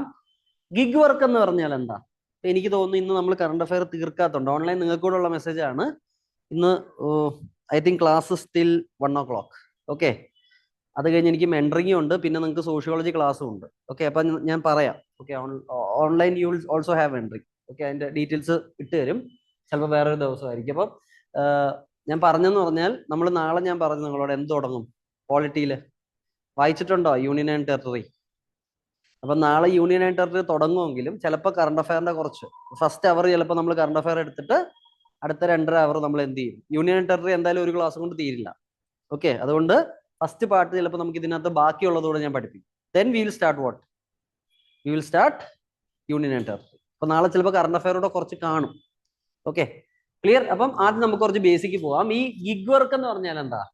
ഷോർട്ട് ടേം എൻഗേജ്മെന്റ്, ചെറിയ ടാസ്കുകൾ ചെയ്യും നമ്മൾ. ഓക്കെ, ഇപ്പൊ സ്വിഗ്ഗി ഉണ്ടല്ലോ, ചെറിയൊരു ടാസ്ക് ആണ്, ഫുഡ് എടുക്കുക, ഓർഡർ ചെയ്യുക. Okay, it is task based. ഓരോ ടാസ്ക് കംപ്ലീറ്റ് ചെയ്യുമ്പോൾ നിങ്ങൾക്ക് അതിന്റെ പൈസ കിട്ടും. ഓക്കെ, പിന്നെ ഇത് വളരെയധികം ഫ്ലെക്സിബിൾ ആണ്. ഓക്കെ, സ്വിഗ്ഗി ഒരാൾക്ക് ഓടണമെങ്കിൽ ഓടാം, ഓടണ്ടെങ്കിൽ ഓടണ്ട. ഓക്കെ, ഊബർ എടുക്കുന്ന ആൾക്ക് എന്ത് ചെയ്യാൻ വേണമെങ്കിൽ ആ റൈഡ് എടുക്കണമെങ്കിൽ എടുത്താൽ മതി. Okay, clear? അപ്പൊ ഇത് പല ടൈപ്പ് ഉണ്ട്. പ്ലാറ്റ്ഫോം ബേസ്ഡ് ഗിഗ് വർക്കേഴ്സ് ഉണ്ട്. ഇപ്പൊ യൂബർ, സൊമാറ്റോ, സ്വിഗ്ഗി എല്ലാം എന്താ? പ്ലാറ്റ്ഫോം ബേസ്ഡ് വർക്കേഴ്സ് ആണ്. അതല്ലാതെ നോൺ പ്ലാറ്റ്ഫോം ഗിഗ് വർക്ക് ചെയ്യുന്നവരും ഉണ്ട്. അണ്ടർസ്റ്റുഡ്? അപ്പൊ രണ്ടും ചെറിയ വ്യത്യാസമുണ്ട്. ഇനി നമ്മൾ ഡേറ്റ നോക്കിയാൽ 2021 ഏകദേശം 77 ലക്ഷം അല്ലെങ്കിൽ 7.7 മില്യൺ ഗിഗ് വർക്കേഴ്സ് എവിടെ ഉണ്ടാവും?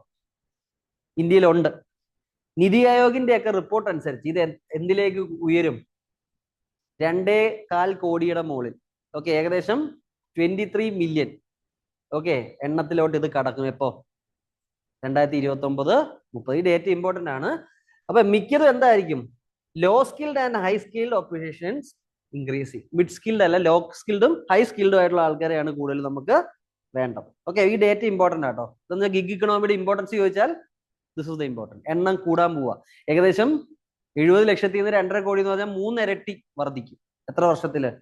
ഇപ്പം 8 വർഷമാണ്. ഇപ്പം നമ്മൾ 2025-ലായിരിക്കും. അപ്പൊ ഡേറ്റ കൂടിയിട്ടുണ്ട്. ഇപ്പൊ 7 മില്യൺ ആയിരിക്കില്ല, 1 കോടിയുടെ പുറത്തായിരിക്കും. ഓക്കെ. ഇനി എന്തുകൊണ്ടാണ് ഈ ഗിഗ് വർക്കേഴ്സിന്റെ എണ്ണം ഇങ്ങനെ കൂടുന്നത്, അല്ലെങ്കിൽ ഗിഗ് എക്കണോമി ഡെവലപ്പ് ആവുന്നത്? ഒന്ന്, നമുക്ക് ഓൺലൈൻ മാർക്കറ്റ് പ്ലേസുകൾ വന്നു. പണ്ട് ആകെ നിങ്ങൾക്ക് ഓർമ്മ കാണാൻ വഴിയില്ല, നമ്മൾ ഈ വെബ്സൈറ്റ്സ് ഒക്കെ എടുത്ത് നോക്കുമ്പോൾ ആദ്യം ഏതായിരുന്നു അറിയോ? പണ്ട് മുതലേ ഉള്ള വെബ്സൈറ്റ് ഏതാ? E commerce. നിങ്ങൾ കേട്ടേക്കുന്ന ആദ്യത്തെ വെബ്സൈറ്റ് ഏതാ? നിങ്ങൾ ഷോപ്പ് ചെയ്തൊക്കെ തുടങ്ങി? മിന്ത്രയും ഫ്ലിപ്കാർട്ടും ഒന്നും പറയരുത്, അതൊക്കെ റീസെന്റ് ആണ്. ഞങ്ങളുടെ കാലത്ത് ജബോങ് എന്നൊക്കെ പറഞ്ഞ സാധനം ഉണ്ടായിരുന്നു, ഇപ്പൊ ഇല്ല. ഇപ്പൊ നൈക്ക, എല്ലാ വെബ്സൈറ്റും എനിക്കും അറിയാം. അപ്പൊ ഞാൻ പറഞ്ഞെന്ന് പറഞ്ഞാൽ, ഇപ്പം ഡ്യൂപ്ലിക്കേറ്റ് സാധനം വേണമെങ്കിൽ മീശ, അല്ലെങ്കിൽ മീശയല്ല, മീഷോ, അല്ലെങ്കിൽ സ്നാപ്ഡീൽ. ഓക്കെ, ഇപ്പൊ സ്നാപ്ഡീൽ ഉണ്ടോന്ന് എനിക്കറിയില്ല. ഇതിനൊക്കെ മുമ്പ് ഏതായിരുന്നു? ഏറ്റവും ഫേമസ് ഏതാ? ഏറ്റവും വലുത്, ഏറ്റവും ഭീകരൻ? ആമസോൺ ഏറ്റവും പഴയതിലും, അല്ലെങ്കിൽ ഏറ്റവും പഴയ ഒരെണ്ണമാണ് വേൾഡില്. ഇന്ത്യയിൽ അതിന് മുമ്പ് ഒരു സാധനം ഉണ്ടായിരുന്നു, US-ലൊക്കെ ഉള്ള. കേട്ടിട്ടുണ്ടോ? ഇത് കേട്ടിട്ടുണ്ടോ എവിടെയെങ്കിലും? ഈബേ എന്ന് പറഞ്ഞ സാധനം ഉണ്ടായിരുന്നു പണ്ട്. ഗൂഗിളിൽ നോക്കിയാൽ കിട്ടും. ഈബേ ആയിരുന്നു. ഓക്കെ, മീശ ആണെങ്കിലും അറിഞ്ഞാൽ പോരെ. ഓക്കെ, അപ്പൊ ഞാൻ പറഞ്ഞതുപോലെ, അപ്പൊ ഡിജിറ്റൽ പ്ലാറ്റ്ഫോംസിന്റെയും ഓൺലൈൻ മാർക്കറ്റ് പ്ലേസിന്റെ എണ്ണം കൂടിയിട്ടുണ്ട്. ഓക്കെ, അപ്പോൾ ഗിഗ് പ്ലാറ്റ്ഫോംസ് വന്നതോടെ ആപ്പ് ബേസ്ഡ് ആയിട്ടുള്ള വർക്ക്, സൊമാറ്റോ, സ്വിഗ്ഗി, ഊബർ എല്ലാം കൂടിയിട്ടുണ്ട്. പിന്നെ ജോബ് മാർക്കറ്റ് അൺസർട്ടനിറ്റി വന്നു. കോവിഡ് വന്നപ്പോൾ എന്ത് പറ്റി? ഓക്കെ, വർക്ക് ഫ്രം ഹോം ആൾക്കാരുടെ ആവശ്യങ്ങളും കൂടി. അപ്പൊ ജിഗ് എക്കണോമി അങ്ങനെ എന്ത് ചെയ്തിട്ടുണ്ട്? വളർന്നിട്ടുണ്ട്. പിന്നെ പലരും എന്ത് ചെയ്തിട്ടുണ്ട്? സ്റ്റാർട്ടപ്സ് തുടങ്ങി. സ്റ്റാർട്ടപ്സിന്റെ ഒരു പ്രശ്നം അറിയോ? സ്റ്റാർട്ടപ്പ് തുടങ്ങുമ്പോൾ നമ്മുടെ കയ്യിൽ പൈസ വലുതായിട്ട് ഉണ്ടാവണമെന്ന് നിർബന്ധമില്ല.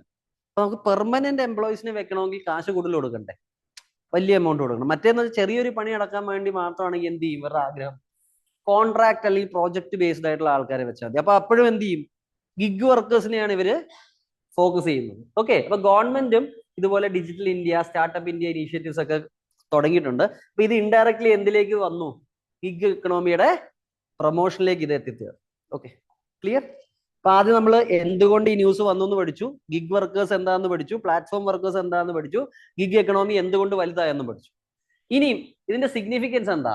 ഇത് ശ്രദ്ധിക്കുക കേട്ടോ. ഈ ഓർഗനൈസേഷൻസ് എന്തുകൊണ്ടാ ഈ ഗിഗ് എക്കണോമി ഇത്രയും സപ്പോർട്ട് ചെയ്യുന്ന വെച്ചാൽ, ഒന്ന് നിങ്ങൾ മനസ്സിലാക്കുക, നേരത്തെ ഞാൻ പറഞ്ഞ പോയിന്റ് തന്നെ, അവരുടെ ഓപ്പറേഷണൽ കോസ്റ്റ് കുറയും. അതായത് നമ്മൾ എന്ത് ചെയ്യുക? ചെറിയ ചെറിയ ടാസ്ക് ഉണ്ടെങ്കിൽ പെർമനന്റ് എംപ്ലോയീസിനെ എടുക്കാതെ അതിനെ എന്ത് ചെയ്ത് കളയും? ഔട്ട്സോഴ്സ് ചെയ്യും. ചെറിയ പൈസ കൊടുത്താൽ എംപ്ലോയിക്ക് പെൻഷനും ബോണസും പല സാധനങ്ങളും കൊടുക്കേണ്ടി വരും. ഓക്കെ, എജിലിറ്റി വരും, സ്പീഡ് കൂടും, കോമ്പോസിഷനും ചേഞ്ച് ആവും. പിന്നെ വർക്കേഴ്സിന് എന്തുകൊണ്ടാണ്? വർക്കേഴ്സിന് ഇത് വളരെ ചിലർക്ക് ബെനിഫിഷ്യൽ ആണ്. കാരണം എന്താ? ഫ്ലെക്സിബിലിറ്റി ഉണ്ട്. വെൻ, വേർ, ഹൗ മച്ച്, എവിടെ വർക്ക് ചെയ്യണം, എങ്ങനെ വർക്ക് ചെയ്യണം, അല്ലെങ്കിൽ എത്രത്തോളം വർക്ക് ചെയ്യണം എന്നൊക്കെ നമുക്ക് എന്ത് ചെയ്യാം? തീരുമാനിക്കാം. എനിക്കിന്ന് സ്വിഗ്ഗി ഓടണമെങ്കിൽ ഓടണ്ട, ആ കോൾ എടുക്കണമെങ്കിൽ എടുക്കാം. ഊബർ, എനിക്ക് റൈഡ് എടുക്കണമെങ്കിൽ എടുക്കാം. എനിക്ക് റെസ്റ്റ് ചെയ്തിട്ട് രാത്രി ഓടണമെങ്കിൽ ഓടാം. ആ ഫ്ലെക്സിബിലിറ്റി എവിടെ കിട്ടും? ഈ ഗിഗ് എക്കണോമിയിൽ കിട്ടും. പിന്നെ നോൺ ഡിസ്ക്രിമിനേറ്ററി ആക്സസ്. ഇപ്പൊ സ്വിഗ്ഗി ഓടിക്കാൻ വേണ്ടി നിങ്ങളുടെ മതമോ നിങ്ങളുടെ വലിയ എഡ്യൂക്കേഷണൽ ക്വാളിഫിക്കേഷനോ ഒന്നും നോക്കില്ല. You are ready to work, you will get the work. Okay, പിന്നെ ഒരാൾക്ക് തന്നെ പല ഗിഗ് എക്കണോമിയിലും ഓടാം. ഇപ്പൊ എനിക്ക് രാത്രി ഓട്ടോ ഓടാം, രാവിലെ ഊബർ ഓടാം, രാവിലെ നമ്മുടെ എന്ത് ചെയ്യുക, സ്വിഗ്ഗിക്ക് ഓടാം. പല പല പ്ലാറ്റ്ഫോമിൽ എനിക്ക് വർക്ക് ചെയ്യാം. അപ്പൊ ഡൈവേഴ്സ് ആയിട്ട് പലയിടത്തും എനിക്ക് ഇൻകം ഉണ്ടാക്കാം. ഓക്കെ, പിന്നെ സോഷ്യോ എക്കണോമിക് ഇമ്പോർട്ടൻസ് എന്താ? ഞാൻ ആദ്യം ഇത് ഓർഗനൈസേഷൻ എന്തുകൊണ്ടാ? കോസ്റ്റ് കുറയ്ക്കും. വർക്കേഴ്സിന് എന്താ? ഫ്ലെക്സിബിലിറ്റി, നോൺ ഡിസ്ക്രിമിനേറ്ററി, പല ഓപ്ഷൻസും ഉണ്ട്. പിന്നെ സോഷ്യോ എക്കണോമി നോക്കിയാൽ labour participation for woman and students കൂടിയിട്ടുണ്ട്. ഓക്കെ, സ്വിഗ്ഗി ഓടുന്നിടത്ത് പലയിടത്തും സ്ത്രീകൾ ഓടുന്നുണ്ട്. ഓക്കെ, അതുപോലെ സ്റ്റുഡൻസിന്റെ പാർട്ടിസിപ്പേഷൻ വളരെ കൂടുതലാണ്. ഈ പഠിക്കുന്ന കുട്ടികൾ രാവിലെ കോളേജിൽ പോയിട്ട് വൈകിട്ട് സ്വിഗ്ഗി. പണ്ടൊക്കെ ബാംഗ്ലൂർ ഞാൻ കാണുന്നു, ഇവിടെ ഞങ്ങളുടെയൊക്കെ 2006-2007 കാലഘട്ടത്തിലൊക്കെ ഇപ്പൊ ഒരു KFC പോയി നിന്നാലൊക്കെ സ്റ്റിഗ്മറ്റൈസ് ചെയ്യും ചില ആൾക്കാർ. അതായത് ഇവനെന്താ ഹോട്ടലിൽ പോയാണോ നിൽക്കുന്നത്, അല്ലെങ്കിൽ തുണിക്കടയിൽ നിൽക്കുന്നത്. പക്ഷെ ഞാൻ ആ സമയത്ത് തന്നെ ബാംഗ്ലൂർ പോയിട്ടുണ്ട്. പച്ചയ്ക്ക് ഞങ്ങളുടെയൊക്കെ അന്നത്തെ ഭാഷ പറഞ്ഞ നല്ല ഫ്രീക്കം പിള്ളേർ എന്ത് ചെയ്യുന്നുണ്ട്? അവർ ഈ പറയുന്ന മെക്ഡിയിലും പബ്ബുകളിലും എല്ലാം നിൽക്കുന്നുണ്ട്. പക്ഷെ ആ കൾച്ചർ ഇപ്പൊ നമ്മുടെ കേരളത്തിലേക്ക് വന്നു. കാരണം ഒരു ജോലിയും അത്ര മോശമല്ലെന്നുള്ളൊരു കൾച്ചർ നമ്മുടെ നാട്ടിലോട്ട് വരുന്നു. ഇപ്പൊ പിള്ളേർ ചിലപ്പം സമയം ഒഴിവുള്ളപ്പോൾ തുണിക്കടയിൽ പോയി നിൽക്കുക, അവർ എന്ത് വർക്കും റെഡിയാണ്, ദേ ആർ ഏണിങ് എനി. Okay, clear? അപ്പം സ്ത്രീകളും സ്റ്റുഡൻസും കൂടുതൽ എന്ത് ചെയ്തു? ഗിഗ് എക്കോണമി വന്നതോടെ വർക്കിൽ they are able to engage. Okay, പിന്നെ റീജിയണൽ ഡെവലപ്മെന്റ് ഉണ്ടാവുന്നു. ചില സ്ഥലത്ത് വേറെ ഓപ്പർച്യൂണിറ്റി ഇല്ലാത്തടത്ത് ഗിഗ് എക്കണോമി വഴി എന്ത് ചെയ്യുന്നുണ്ട്? വർക്ക് നടക്കുന്നുണ്ട്. Okay, clear? ഞാൻ കുറച്ച് സ്പീഡിലാട്ടോ പോകുന്നത്, കാരണം എനിക്ക് ഒരു ആർട്ടിക്കിൾ ഇത്ര സമയത്തും കൂടെ സ്പെൻഡ് ചെയ്താൽ നാളെ 1 മണിക്കൂർ കൂടുതൽ എടുക്കേണ്ടി വരും. ഓക്കെ, ബട്ട് ആവശ്യത്തിന് കാര്യങ്ങൾ നമ്മൾ പറഞ്ഞു പോകുന്നു. ഇനി ഇതിന്റെ ചാലഞ്ചസ് എന്താന്ന് നോക്കിക്കഴിഞ്ഞാൽ ഇതിനകത്ത് ഇൻകം ഇൻസ്റ്റെബിലിറ്റി ഉണ്ട്. ഈ മിനിമം വേജിന്റെ കാര്യം ഇവർക്ക് പലപ്പോഴും ഇവർക്ക് കിട്ടുന്ന വേജ് സഫീഷ്യന്റ് അല്ല. അതിന്റെ ഡേറ്റ ഞാൻ ഇവിടെ കാണിക്കാം. ഇവിടെ ഞാൻ ഇട്ടിട്ടുണ്ട്. നിതി ആയോഗയുടെ ഡേറ്റ എന്താ പറയുന്നത്? 39% ഗിഗ് വർക്കേഴ്സും എത്ര പൈസ ഏൺ ചെയ്യുന്നുള്ളൂ? 10,000 തൊട്ട് 25,000 വരെ. ഓക്കെ, അതൊരു വലിയ ഇൻകം അല്ല. ചിലപ്പോൾ നമുക്ക് കേരളത്തിലുള്ള ഒരു IT കാരനും കയറുമ്പോൾ ഈ പൈസയൊക്കെ കിട്ടുന്നുണ്ടാവുള്ളൂ. പക്ഷേ ഒരു ഗ്ലോബൽ സ്റ്റാൻഡേർഡ്സ് വെച്ച് നോക്കുമ്പോൾ ഇത് വലിയ പൈസയല്ല. പിന്നെ 34% എത്ര ഏൺ ചെയ്യുന്നുള്ളൂ? 25,000 തൊട്ട് 40,000. അപ്പൊ 40,000 ഒക്കെയാണ് ഇതിന്റെ മാക്സിമം ഒരു സാധാരണ ഒരു ഗിഗ് വർക്കർ കിട്ടുന്നത്. അതും അത്രത്തോളം പണിയെടുക്കണം. ഓക്കെ, വിത്ത് വേജസ് സ്പ്രെഡ്ഡ് അക്രോസ് 12 hour ഷിഫ്റ്റ്. ഇനി 40,000 ഉണ്ടാക്കണമെങ്കിൽ 8 മണിക്കൂർ 9 to 5 അല്ല, ചിലപ്പോൾ 12 മണിക്കൂറും പണി എടുക്കേണ്ടി വരും. ഓക്കെ, അപ്പൊ ഫ്യൂവൽ എന്ത് ചെയ്യും? പലപ്പോഴും വർക്കർ തന്നെ കൊടുക്കേണ്ടി വരും. അതുപോലെ ഓവർ ടൈം ചിലപ്പോൾ അവർ തരില്ല. പിന്നെ അതുപോലെ തന്നെ only 15% have any social security. ഇതൊരു വലിയ പ്രശ്നമാണ്. ഇവർക്കൊരു അപകടം വരികയോ എന്തൊക്കെയാ ചെയ്ത് കഴിഞ്ഞാൽ ഇവർക്ക് ഇൻഷുറൻസ് വേണ്ടേ? 15% പേർക്ക് 100 ഗിഗ് വർക്കേഴ്സിൽ 15 പേർക്ക് എന്ത് കാണുള്ളൂ? ഇൻഷുറൻസ് കാണും. അപ്പൊ ഇൻഷുറൻസ് ഇല്ല, പേയ്മെന്റ് കുറവാണ്, ഇനി ഇച്ചിരി പേയ്മെന്റ് കൂടുതൽ ഉണ്ടാക്കണമെങ്കിൽ 12 മണിക്കൂർ വർക്ക് ചെയ്യണം. ഇതൊക്കെ അറിഞ്ഞിരിക്കണം കേട്ടോ. ക്വസ്റ്റ്യൻ വരുമ്പോൾ നമുക്ക് ആൻസർ ചെയ്യാൻ പോയിന്റ് വേണം. Okay, the test ride in Indian traffic each morning with no accident cover, no sick pay, no pension. ഇവർക്ക് ഇതൊന്നും കിട്ടുന്നില്ല. ആക്സിഡന്റ് കവർ കിട്ടുന്നില്ല, സിക്ക് പേ കിട്ടുന്നില്ല, പെൻഷൻ കിട്ടുന്നില്ല. ആൻഡ് അൽഗൃതം പലപ്പോഴും എന്ത് ചെയ്യുന്നറിയോ? നിങ്ങൾ എന്തെങ്കിലും ഒരു ഇത്തിരി ലേറ്റ് ആയി, അല്ലെങ്കിൽ നിങ്ങൾ മാനേജറുമായിട്ട് ഉടക്കി എന്നൊക്കെ പറഞ്ഞ് പെട്ടെന്ന് നിങ്ങളെ ആപ്പിൽ നിങ്ങൾ ബ്ലോക്ക് ചെയ്യും. പിന്നെ നിങ്ങൾക്ക് വർക്ക് ചെയ്യാൻ പറ്റില്ല. അങ്ങനെയുള്ള പല പ്രശ്നങ്ങളും ആര് ഫേസ് ചെയ്യുന്നു? നമ്മുടെ ഗിഗ് വർക്കേഴ്സ് ഫോഴ്സ് ചെയ്യുന്നു. മനസ്സിലായോ? ഇത് പ്രോബ്ലംസ് ഞാൻ ന്യൂസ് പേപ്പറിൽ നിന്ന് തന്നെ എടുത്തിട്ടേക്കാം. ഫ്രണ്ടിലത്തെ ന്യൂസ് പേപ്പർ നിങ്ങൾ കാണുമ്പോൾ അതിനകത്ത് മാർക്ക് ചെയ്തിട്ടുണ്ട്. നമ്മൾ ജനറലി പറഞ്ഞാൽ ഇൻകം ഇൻസ്റ്റെബിലിറ്റി ഉണ്ട്, ജോബ് സെക്യൂരിറ്റി ഇല്ല. ഇവരെ എപ്പോ വേണമെങ്കിലും പറഞ്ഞു വിടാം. ഓക്കെ, പിന്നെ സോഷ്യൽ സെക്യൂരിറ്റി നെറ്റ് എന്ന് പറഞ്ഞാൽ ഇൻഷുറൻസ് കവറേജ് എത്ര പേർക്കേ ഉള്ളൂ? 15% പേർക്കേ ഉള്ളൂ. പിന്നെ ഇൻഫോർമലൈസേഷൻ ഓഫ് ലേബർ. ഇവർക്ക് ബാർഗെയിനിങ് പവർ ഇല്ല. അതാണ് വലിയൊരു പ്രശ്നം. ബാർഗെയിനിങ് പവർ ഇവർക്ക് വേണമെന്നും ലേബറിന് ഇമ്പോർട്ടൻറ്റ് പാർട്ടിസിപ്പേഷൻ വേണമെന്ന് ഏത് DPSP പറയുന്നത് ഓർമ്മയുണ്ടോ? ലേബേഴ്സിന്റെ പാർട്ടിസിപ്പേഷൻ ഉൾപ്പെടുത്തണമെന്നുള്ളത്. പക്ഷേ ഇവരുടെ കാര്യത്തിൽ പ്രശ്നമാണ്. കാരണം ഇവർക്ക് സാധാരണ ഇപ്പൊ ട്രേഡ് യൂണിയൻ ഉണ്ടെങ്കിൽ അവർക്ക് സമരം ചെയ്യാം, അവരുടെ കാര്യങ്ങൾ എന്ത് ചെയ്യാം, നേടിയെടുക്കാം. ഈ ഗിഗ് വർക്കേഴ്സിന് എന്തില്ല? ഈ സ്വിഗ്ഗിയുടെ സമരമൊക്കെ നിങ്ങൾ കണ്ടിട്ടുണ്ടോ? വലിയ കാര്യമായിട്ട് നടക്കുന്നില്ല. കാരണം അവർക്ക് എന്തില്ല? ഒരു ഓർഗനൈസ്ഡ് ആയിട്ടുള്ള ട്രേഡ് യൂണിയൻ ഒന്നുമില്ല. സ്വിഗ്ഗി അല്ലെങ്കിൽ സൊമാറ്റോ, ഗിഗ് വർക്കേഴ്സ് അസോസിയേഷൻ വലിയ ആക്റ്റീവ് അല്ല. അവർ ശ്രമങ്ങൾ നടത്തുന്നുണ്ടെങ്കിലും ഇപ്പൊ CIT പോലോ INTUC പോലോ ഒന്നും വലിയ, അല്ലെങ്കിൽ ഭാരതീയ കിസാൻ മസ്ദൂർ സംഘ് പോലുള്ള BMS പോലുള്ള ഒരു ഓർഗനൈസേഷൻ അവർക്ക് ഇല്ല. അതുകൊണ്ട് അവർക്ക് എന്ത് ചെയ്യാൻ പറ്റുന്നില്ല? ഒത്തുചേർന്നിട്ട് പ്രതിഷേധിക്കാൻ പറ്റുന്നില്ല. അപ്പൊ സ്കാറ്റേർഡ് യൂണിയനൈസേഷൻ ആണ്. ഓക്കെ, പിന്നെ റെഗുലേറ്ററി പ്രൊട്ടക്ഷൻ ഇവർക്ക് കുറവാണ്. സാധാരണ ഒരു ജോലിക്കാരന് എന്ത് ചെയ്യുന്നുണ്ട്? പ്രൊട്ടക്ഷൻ ഉണ്ട് ഗവൺമെന്റിന്റെ. പക്ഷെ ഇവർക്ക് അതുപോലെ ഒരു പ്രൊട്ടക്ഷൻ ഇല്ല. പിന്നെ റീജിയണൽ ഡിസ്പാരിറ്റി ഉണ്ട്. ചില സ്ഥലത്ത് ഇതുണ്ട്, ചില സ്ഥലത്ത് ഇല്ല. പിന്നെ ചില സ്ഥലത്ത് ഇന്റർനെറ്റ് സേവനം കൂടുതലുള്ളിടത്തല്ല ഇത് കൂടുതൽ നടക്കുകയുള്ളൂ. അപ്പൊ ഇല്ലാത്തടത്ത് അത് പ്രശ്നമാണ്. അത് മാത്രമല്ല, ഇത് എന്ത് ക്രിയേറ്റ് ചെയ്യും? Urban rural digital divide create ചെയ്യും.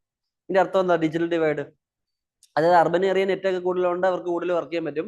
റൂറൽ ഏരിയയിൽ അതുപോലെ ചെയ്യാൻ പറ്റില്ല. അതിനെയാണ് നമ്മൾ വിളിക്കുന്നത് എന്ത്? Urban rural digital divide. Okay, നിങ്ങൾക്ക് ഇത് കേട്ടിട്ടുണ്ടാവും. അതായത് ഇപ്പൊ നമ്മൾ സപ്പോസ് ഇതിനകത്ത് കുറെ പ്രശ്നങ്ങൾ നമ്മൾ കണ്ടിട്ടുണ്ട്. സ്വിഗ്ഗിയിൽ പോയ ഒരാള് തൽക്കാലം ഒരാൾ പോയതുകൊണ്ട് അയാൾക്കൊരു അത്യാവശ്യം വന്നപ്പോൾ അയാളുടെ ഫ്രണ്ടിനെ വിട്ടു ഡെലിവറി ചെയ്യാൻ. ആ ഫ്രണ്ട് പോകുന്ന വഴി മരിച്ചുപോയി. അവനൊരു ഇൻഷുറൻസും കിട്ടത്തില്ല. സ്വിഗ്ഗിയുടെ യൂണിഫോം ഇട്ടാണ്ടാ പോയത്, പക്ഷെ കിട്ടില്ല. പിന്നെ നമ്മൾ ന്യൂസിലൊക്കെ കണ്ടിട്ടുണ്ട്, ചില സ്ഥലത്ത് ഡെലിവറി ചെയ്യാൻ നോക്കുമ്പോൾ പട്ടി ഉണ്ടാവും. പട്ടി പുറത്തോട്ട് ചാടും, സ്വിഗ്ഗിയിലുള്ള ഡെലിവറി ബോയ് പേടിച്ചു ഓടും, തലയും കുത്തി വീഴും. മരിച്ചിട്ടുള്ള കേസുകളുണ്ട്, കൈയും കാലും ഒടിഞ്ഞ കേസുകളുണ്ട്. അപ്പൊ ഇവർക്ക് സെക്യൂരിറ്റിയും പ്രൊട്ടക്ഷനും ഒക്കെ വളരെ കുറവാണ്. ഇവരെ പെട്ടെന്ന് തഴിഞ്ഞു കളയാം. കാരണം ഇവരെ പ്രൊട്ടക്ട് ചെയ്യുന്ന വലിയ വലിയ നിയമങ്ങളൊന്നും ഇല്ല. ക്ലിയർ ആയോ ഇഷ്യൂ? ഓക്കെ, അപ്പൊ എന്തുകൊണ്ട് ഇത് വന്നു എന്ന് പഠിച്ചു, ഗിഗ് വർക്കേഴ്സ് ആരാന്ന് പഠിച്ചു, അവരുടെ നമ്പേഴ്സ് പറഞ്ഞു, ഇമ്പോർട്ടൻസ് പറഞ്ഞു, എന്തുകൊണ്ട് ഗിഗ് വർക്ക് കൂടി എന്നുള്ളത് പറഞ്ഞു, ഗിഗ് വർക്കിന്റെ ഇമ്പോർട്ടൻസ് പറഞ്ഞു. ഗിഗ് വർക്കിന്റെ നിങ്ങൾ നോക്കണം, ഒരു 5-6 ഏരിയാസ് നമ്മൾ എന്ത് ചെയ്തിട്ടുണ്ട്? ഡിസ്കവർ ചെയ്തിട്ടുണ്ട്. ഇനി നമ്മൾ എന്ത് ചെയ്യണമെന്ന് വെച്ചാൽ, തുടക്കത്തിൽ ഞാൻ ആ ന്യൂസിൽ മാർക്ക് ചെയ്ത കാര്യങ്ങൾ ഒന്നുകൂടെ കാണിക്കുകയാണ്. ഓക്കെ, ഈ ILOയുടെ കോൺഫറൻസ് ഒക്കെ നടക്കുമ്പോൾ 3 പാർട്ടികൾ അവിടെ പോരും രാജ്യത്ത്. ആരൊക്കെയാ? ഒന്ന് ഗവൺമെന്റ് ILOയുടെ കോൺഫറൻസിന് പോകുന്നു. ഒന്ന് ഗവൺമെന്റ് പോവും, ഒന്ന് ആര് പോവും? എംപ്ലോയേഴ്സ്, ഉടമസ്ഥന്മാര് പോവും. 3 തൊഴിലാളികൾ പോവും. 3 പേരൂടെ. അപ്പൊ ഈ ഒരു 193 എന്ന് പറഞ്ഞ കൺവെൻഷൻ പാസ്സാക്കാൻ വേണ്ടി ശ്രമിച്ചപ്പോൾ അതിനെന്താ? Decent work in platform economy. അതിനകത്ത് 406 പേര് ഫേവർ ആയിട്ട് പറഞ്ഞു. അതിനകത്ത് നിങ്ങൾ പറയേണ്ട ഒരു കാര്യം, ബ്രസീലും ജർമ്മനി ഫ്രാൻസ് സൗത്ത് ആഫ്രിക്ക എല്ലാം സപ്പോർട്ട് ചെയ്തു. 8 പേരാണ് എഗെയിൻസ്റ്റ് പോയത്. 36 പേര് ആബ്സ്റ്റൈൻ. ഇന്ത്യ എന്ത് ചെയ്തു? എതിർത്തൊന്നുമില്ല, പക്ഷെ മുങ്ങിയാലും വോട്ടിട്ടാലും മുങ്ങിയാലും എതിർത്താലും ഏകദേശം ഒരുപോലെ ഉള്ളൂ. നമ്മൾ ഒപ്പിട്ടില്ല ഫലത്തിൽ. ഓക്കെ, അപ്പൊ എന്താന്ന് പറഞ്ഞാൽ ചൈന വരെ ഇതിനെ സപ്പോർട്ട് ചെയ്യുന്നു എന്നുള്ളതാണ്.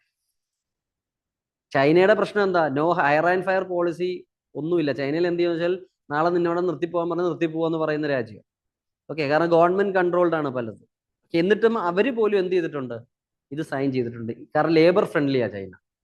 അതിന്റെ ഒരു കാര്യം ചൈനീസ് കോടതികൾ എന്ത് ചെയ്യുന്ന പറയുക, എക്കെതിരെ പല ജഡ്ജ്മെന്റും ഇറക്കിയിട്ടുണ്ട്. കാരണം കമ്മ്യൂണിസം എന്ന് പറഞ്ഞാൽ ജനങ്ങൾ, ലേബർ എന്നുള്ള ഒരു കോൺസെപ്റ്റ് ഉണ്ട് അവർക്ക്. അപ്പൊ കൂടുതൽ വന്നാൽ എന്ത് പറ്റും? ആൾക്കാരുടെ ജോലി പോവും. അത് കാരണം ചൈനീസ് കോടതികൾ എന്ത് ചെയ്യുന്നുണ്ട്? പലപ്പോഴും എക്കെതിരെ നിയമങ്ങൾ അവർ പറയുന്നുണ്ട്, ഡിസിഷൻസ് എടുക്കുന്നുണ്ട്. അപ്പൊ ചൈന പോലും എന്ത് ചെയ്തിട്ടുണ്ട്?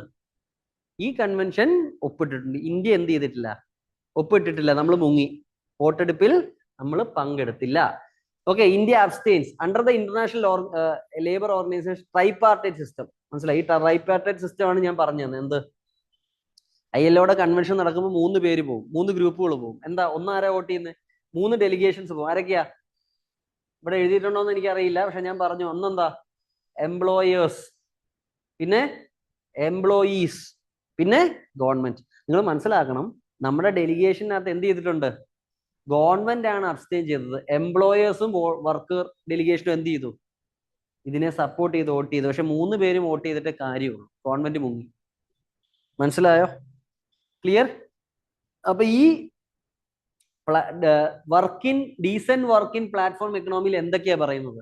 അവർ കുറെ പ്രൊട്ടക്ഷൻസ് ആർക്ക് കൊടുത്തിരുന്നു? ഗിഗ് വർക്കേഴ്സിന് കൊടുക്കുന്നു.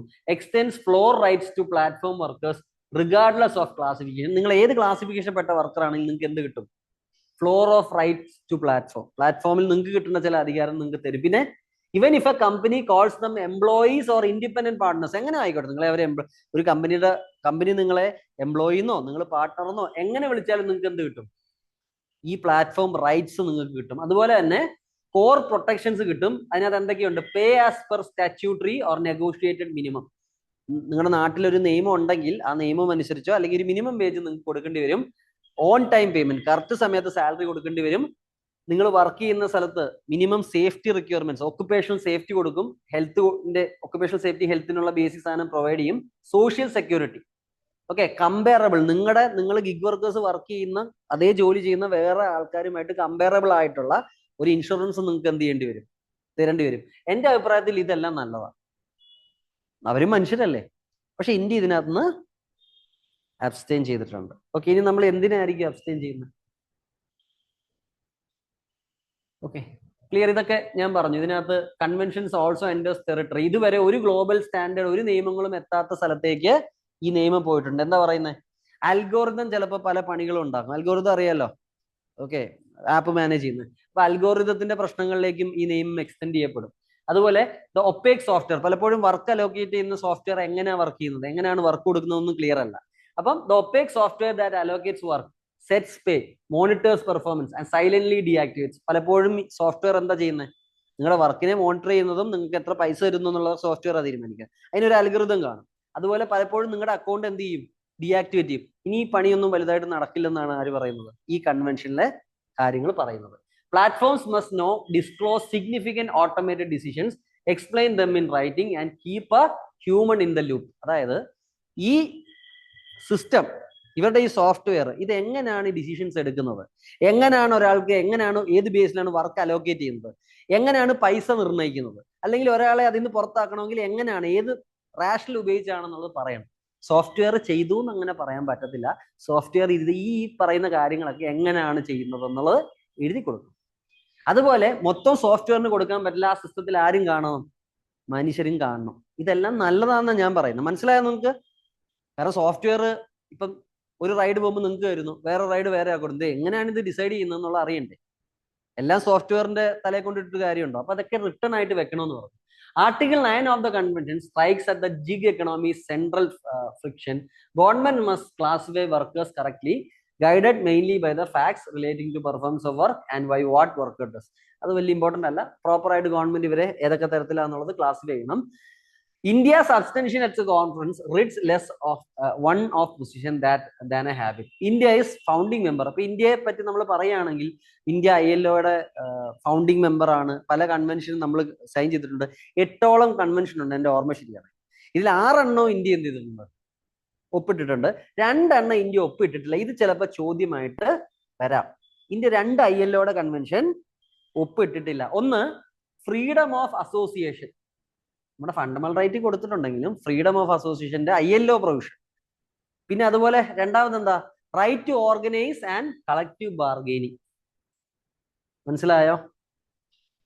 അത് രണ്ടും നമ്മുടെ രാജ്യം കാണുന്ന എന്താ? ഒരു ത്രെട്ടായിട്ട്. അങ്ങനെ ILO കൺവെൻഷൻ നമ്മൾ ഒപ്പിട്ടാൽ നമുക്ക് പല ബാധ്യതകളുണ്ടാവും. ഇതൊക്കെ നമ്മളിപ്പോൾ ഒരു വലിയ സമരം ഉണ്ടായാൽ നമുക്ക് അവരെ അടിച്ചമർത്താനൊക്കെ എന്തുണ്ടാവും? കുറച്ച് പാടായിരിക്കും. ഓക്കെ, അപ്പൊ നമ്മൾ ആ റൈറ്റ്സ്, നമ്മുടെ ഫണ്ടമെന്റൽ റൈറ്റ്സ് കൊടുത്തിട്ടുണ്ട്. പക്ഷെ ILOയുടെ ഏതൊക്കെ കൺവെൻഷൻ കൊടുത്തിട്ടില്ല? റൈറ്റ് ടു ഫ്രോം അസോസിയേഷനും റൈറ്റ് ടു ഓർഗനൈസ്, അതായത് യൂണിയനുകൾക്ക് ഒരുമിച്ച് ഉണ്ടാവാനും നമ്മുടെ കളക്റ്റീവ് ബാർഗെയിനിങ്, മനസ്സിലായല്ലോ? ഒരുമിച്ച് ചെന്നിട്ട് മാനേജ്മെന്റിനോട് ബാർഗെയിൻ ചെയ്യാനുള്ള അധികാരത്തിനുള്ള 2 കൺവെൻഷനും ഇന്ത്യ എന്ത് ചെയ്തിട്ടില്ല?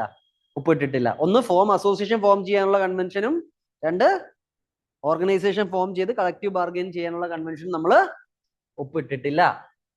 Okay, clear? അപ്പം ഗവൺമെന്റിന്റെ പേടി എന്തായിരുന്നു? ഇതൊക്കെ നമ്മൾ ഒപ്പിട്ട് കഴിഞ്ഞാൽ ജോലിക്കാർക്ക് റൈറ്റ് ടു സ്ട്രൈക്ക് വരും. ഇപ്പൊ ഇന്ത്യയിൽ ഇപ്പോഴും ഫണ്ടമെന്റൽ റൈറ്റ് ടു സ്ട്രൈക്ക് ഇല്ല, പ്രൊട്ടസ്റ്റ് ഉണ്ട്. സമരം ചെയ്യാനുള്ള ഫണ്ടമെന്റൽ റൈറ്റ് ഒന്നും ഇല്ല. പിന്നെ വിച്ച് ഡൊമസ്റ്റിക് റൂൾസ് ബാർ. അപ്പൊ നമ്മുടെ ഡൊമസ്റ്റിക് നിയമങ്ങൾ എതിർക്കുന്ന കാര്യങ്ങൾ ഇതിനകത്ത് വരാം. അപ്പം ചിലർ പറയുന്ന ഒരു ആംഗിൾ ഉണ്ട്, ഇന്ത്യ എന്തുകൊണ്ട് ഇത് സൈൻ ചെയ്തില്ല എന്നോ. അത് നമ്മുടെ ഡൊമസ്റ്റിക് നിയമങ്ങളും ഇതൂടെ സിങ്ക് ആവുന്നില്ല. നമുക്ക് ലേബർ കോഡുകളുണ്ട്, പല നിയമങ്ങളുണ്ട്, അതും ഇതുമായിട്ട് സിങ്ക് ചെയ്യുന്നില്ല. പിന്നെ നമ്മൾ പറയുന്ന ഓൾറെഡി നമുക്ക് ഗിഗ് വർക്കേഴ്സിനെയൊക്കെ പ്രൊട്ടക്ട് ചെയ്യാൻ ചില നിയമങ്ങളൊക്കെ ഉണ്ട്, അത് മതി, ഇത് വേണ്ട എന്നുള്ള ഒരു ആർഗ്യുമെന്റും ഉണ്ട്. പക്ഷെ ഞാൻ മനസ്സിലാക്കുന്ന ഒരു കാര്യം എന്ന് വെച്ചാൽ ക്യാപിറ്റലിസത്തെ ഗവൺമെന്റ് പ്രൊമോട്ട് ചെയ്യുന്നതാണ്. എന്തിനാണ്? ക്യാപിറ്റലിസം ഇല്ലെങ്കിൽ നമുക്ക് അങ്ങനെ ഗ്രോ ചെയ്യാൻ പറ്റത്തില്ല. അപ്പൊ ഞാൻ പറഞ്ഞു, ഏത് ടൈപ്പ് ഓഫ് ഗവൺമെന്റാ ക്യാപിറ്റലിസം പ്രൊമോട്ട് ചെയ്യുന്നത്? ഇത് ആൻസർ പേപ്പറിൽ എഴുതുന്നതല്ല, നിങ്ങൾക്ക് ഐഡിയോളജി ഞാൻ പറഞ്ഞപ്പോൾ പറഞ്ഞു. Right wing. നമ്മുടെ ഗവൺമെന്റ് എന്താ? It is considered to be a right wing. അപ്പൊ ക്യാപിറ്റലിസ്റ്റ്. ഓക്കെ, കമ്പനികളെ ആയിരിക്കും അത് കൂടുതൽ സപ്പോർട്ട് ചെയ്യുന്നത്. ഇത് പേപ്പറിൽ എഴുതാനുള്ളതല്ല കേട്ടോ, ഇതൊരു റിയാലിറ്റിയാണ്. ഓക്കെ, അപ്പം നമ്മുടെ ഗവൺമെന്റ് പറഞ്ഞ ആർഗ്യുമെന്റ്സ് എന്താ? നമ്മുടെ നിയമങ്ങളുമായിട്ട് ഒത്തുപോകുന്നില്ല, വേറെ നിയമങ്ങളുണ്ടല്ലോ ഇവരെ പ്രൊട്ടക്ട് ചെയ്യാൻ, അത് മതി. ഇതാണ് ഗവൺമെന്റിന്റെ വാദം. ഓക്കെ, പിന്നെ ഇത് ഓർത്ത് വെക്കണം, നമ്മൾ സൈൻ ചെയ്യാത്ത കൺവെൻഷൻ തന്നിട്ട് എന്ത് പറയും? ഇത് ഇന്ത്യ സൈൻ ചെയ്തിട്ടുണ്ടോ ഇല്ലയോ എന്നുള്ള ചോദിക്കാം. പിന്നെ clear, India has a settled posture, endorse the principles but withhold the obligation. The logic is consistent. India ratifies, ഞാൻ പറഞ്ഞു, India ratifies conventions only to once national laws in full conformity. ഇതാ ഞാൻ പറഞ്ഞത്. നമ്മുടെ ദേശീയ നിയമങ്ങളുമായിട്ട് ചേർന്ന് പോകുന്നുണ്ടെങ്കിലേ നമ്മൾ എന്ത് ചെയ്യുള്ളൂ? ഏതെങ്കിലും കൺവെൻഷൻ ഒപ്പിടുള്ളൂ, അല്ലെങ്കിൽ നമ്മൾ കുടുങ്ങും. നിയമം ഒന്ന്, കൺവെൻഷൻ വേറെ എന്ന് പറഞ്ഞാൽ നമ്മൾ കുടുങ്ങും. അതിനുവേണ്ടി there is a federalism argument too, as labor is a concurrent subject. Okay, but abstention does not protect federalism. The states are already moving. ഇതെന്ന് വെച്ചാൽ ചിലർ പറയുന്നത് ഇത് സെൻട്രൽ ഗവൺമെന്റ് മാത്രം എടുക്കുന്ന തീരുമാനമാണോ? കാരണം വെച്ചാൽ ഇങ്ങനെയുള്ള കാര്യങ്ങൾ, ഈ ട്രേഡും സാധനങ്ങളും ഒക്കെ എന്ത് സബ്ജക്റ്റാ? കൺകറന്റ് സബ്ജക്റ്റ് ആണ്. സ്റ്റേറ്റിനും സെൻട്രലിനും നിയമം ഉണ്ടാക്കാം. ക്ലിയർ? ഇനി നമ്മൾ ഓൾറെഡി ചില കാര്യങ്ങൾ നമ്മൾ ചെയ്തിട്ടുണ്ടെന്ന് പറയുന്നില്ലേ? അത് നോക്കാം. നമുക്ക് ഓൾറെഡി ഒരു കോഡ് ഓൺ സോഷ്യൽ സെക്യൂരിറ്റി ഉണ്ട്. അതിനകത്ത് എന്ത് പറയുന്നുണ്ട്? ഗിഗ് വർക്കർ ആരാണെന്നും അവർക്ക് ലൈഫ് ആൻഡ് ഡിസബിലിറ്റി കവർ കൊടുക്കുന്നുണ്ട്, ആക്സിഡന്റ് ഇൻഷുറൻസ് നമ്മൾ കൊടുക്കുന്നുണ്ട്. പക്ഷെ ഇതൊക്കെ പ്രാക്ടീസിൽ വരുമ്പോൾ പ്രശ്നം. കാരണം നമ്മൾ കണ്ടു, എത്ര ശതമാനമേ ഉള്ളൂ ഇൻഷുറൻസ് ഉള്ളവർ അല്ലെങ്കിൽ കവർ ഉള്ളവർ? 15% ഉള്ളൂ. അപ്പൊ ഇതൊക്കെ പറഞ്ഞിട്ടുണ്ടെങ്കിൽ 85% ഇത് ഇപ്പോഴും ഇല്ല. മനസ്സിലായോ പ്രശ്നം? നിയമമൊക്കെ ഉണ്ട്, പക്ഷെ നിയമം പ്രോപ്പറായിട്ട് നടപ്പിലാവുന്നില്ല. ഓൺലൈൻ സ്റ്റുഡൻസ് ക്ലിയർ ആയോ? സ്പീഡ് കൂടുതലാണെങ്കിൽ പറയണേ, ഞാൻ നിർത്തിയാ പോകുന്നത്. ഇതൊക്കെ കണ്ടില്ല, ഇതൊരു ആൻസറാണ്. അതായത് ഗിഗ് വർക്കേഴ്സിനെ പറ്റി എന്ത് ചോദിച്ചാലും നിങ്ങൾക്ക് എഴുതാൻ പറ്റണം. അവരെന്താണെന്നും അവരെന്തുകൊണ്ട് വളർന്നു എന്നും എന്താണ് അവരുടെ ചാലഞ്ചസ് എന്നും ഓക്കെ എന്താണ് അവരുടെ ഗുണമെന്നും ഓക്കെ എന്തുകൊണ്ട് ഇന്ത്യ ഇത് സൈൻ ചെയ്തില്ലെന്നുള്ളതും ഓക്കെ ഇപ്പൊ ഇതുവരെ ഇന്ത്യ എന്താ ചെയ്തിട്ടുള്ളതെന്ന് വെച്ചാൽ എല്ലാം every aspect of A topic is cover. പിന്നെ നമുക്കൊരു ശ്രാം പോർട്ടലുണ്ട് അൺഓർഗനൈസ്ഡ് സെക്ടറിന് വേണ്ടി. അതിനകത്ത് ആരെ ഉൾപ്പെടുത്തും? ഗിഗ് വർക്കേഴ്സിനെ ഉൾപ്പെടുത്തും. അപ്പം അവർക്ക് ഗവൺമെന്റിന്റെ വെൽഫെയർ സ്കീമുകളിലേക്ക് ആക്സസ് കൊടുക്കും, സോഷ്യൽ സെക്യൂരിറ്റി ബെനിഫിറ്റ്സ് കൊടുക്കും. പിന്നെ നമുക്കൊരു നാഷണൽ സെക്യൂരിറ്റി ബോർഡ് ഉണ്ട് to oversee implementation of social security for organised plus unorganised sector. Okay, അവര് ഗിഗ് വർക്കേഴ്സിന് ഇവരെന്ത് പറയുന്നുണ്ട്? ചില വെൽഫെയർ സ്കീമുകൾ സജസ്റ്റ് ചെയ്യുന്നുണ്ട്. ജസ്റ്റ് അറിഞ്ഞു വരുന്നത് എക്സ്പ്ലെയിൻ ചെയ്യാനൊന്നുമില്ല, അല്ലെങ്കിൽ ഈ സ്കീമുകൾ ഞാൻ ഡീറ്റെയിൽ ആയിട്ട് പോയി കഴിഞ്ഞാൽ സമയം പോകും. ഗിഗുമായിട്ട് റിലേറ്റഡ് ചെയ്ത പോയിന്റ്സ് മാത്രമേ ഞാൻ എന്ത് ഇട്ടിട്ടുള്ളൂ. നമുക്കൊരു കോഡ് ഓഫ് സോഷ്യൽ സെക്യൂരിറ്റി ഉണ്ട്, ഈശ്രാം പോർട്ടർ ഉണ്ട്, നാഷണൽ സോഷ്യൽ സെക്യൂരിറ്റി ബോർഡ് ഉണ്ട്. ഇതിനകത്ത് എല്ലാം എന്തുണ്ട്? ഡയറക്ട്ലി ഓർ ഇൻഡയറക്ട്ലി ഗിഗ് വർക്കേഴ്സിന് വേണ്ടിയുള്ള പ്രൊവിഷൻസ് ഉണ്ട്. ഓക്കെ, ഇതൊക്കെ ഉള്ളതുകൊണ്ടാണ് ഇന്ത്യ പറയുന്നത്. നമുക്ക് ഓൾറെഡി ഇതൊക്കെ ഉണ്ട്. പക്ഷെ ഞാൻ പറഞ്ഞു പ്രശ്നം, ഇവര് സോഷ്യൽ കവറൊക്കെ കൊടുക്കുമെന്ന് പറഞ്ഞെങ്കിലും 100 വർക്കേഴ്സ് ഉണ്ടെങ്കിൽ 15 പേർക്ക് എന്തുള്ളൂ? സോഷ്യൽ പ്രൊട്ടക്ഷൻ അല്ലെങ്കിൽ ഇൻഷുറൻസ് കവറൊക്കെ ഉള്ളൂ. Okay, clear.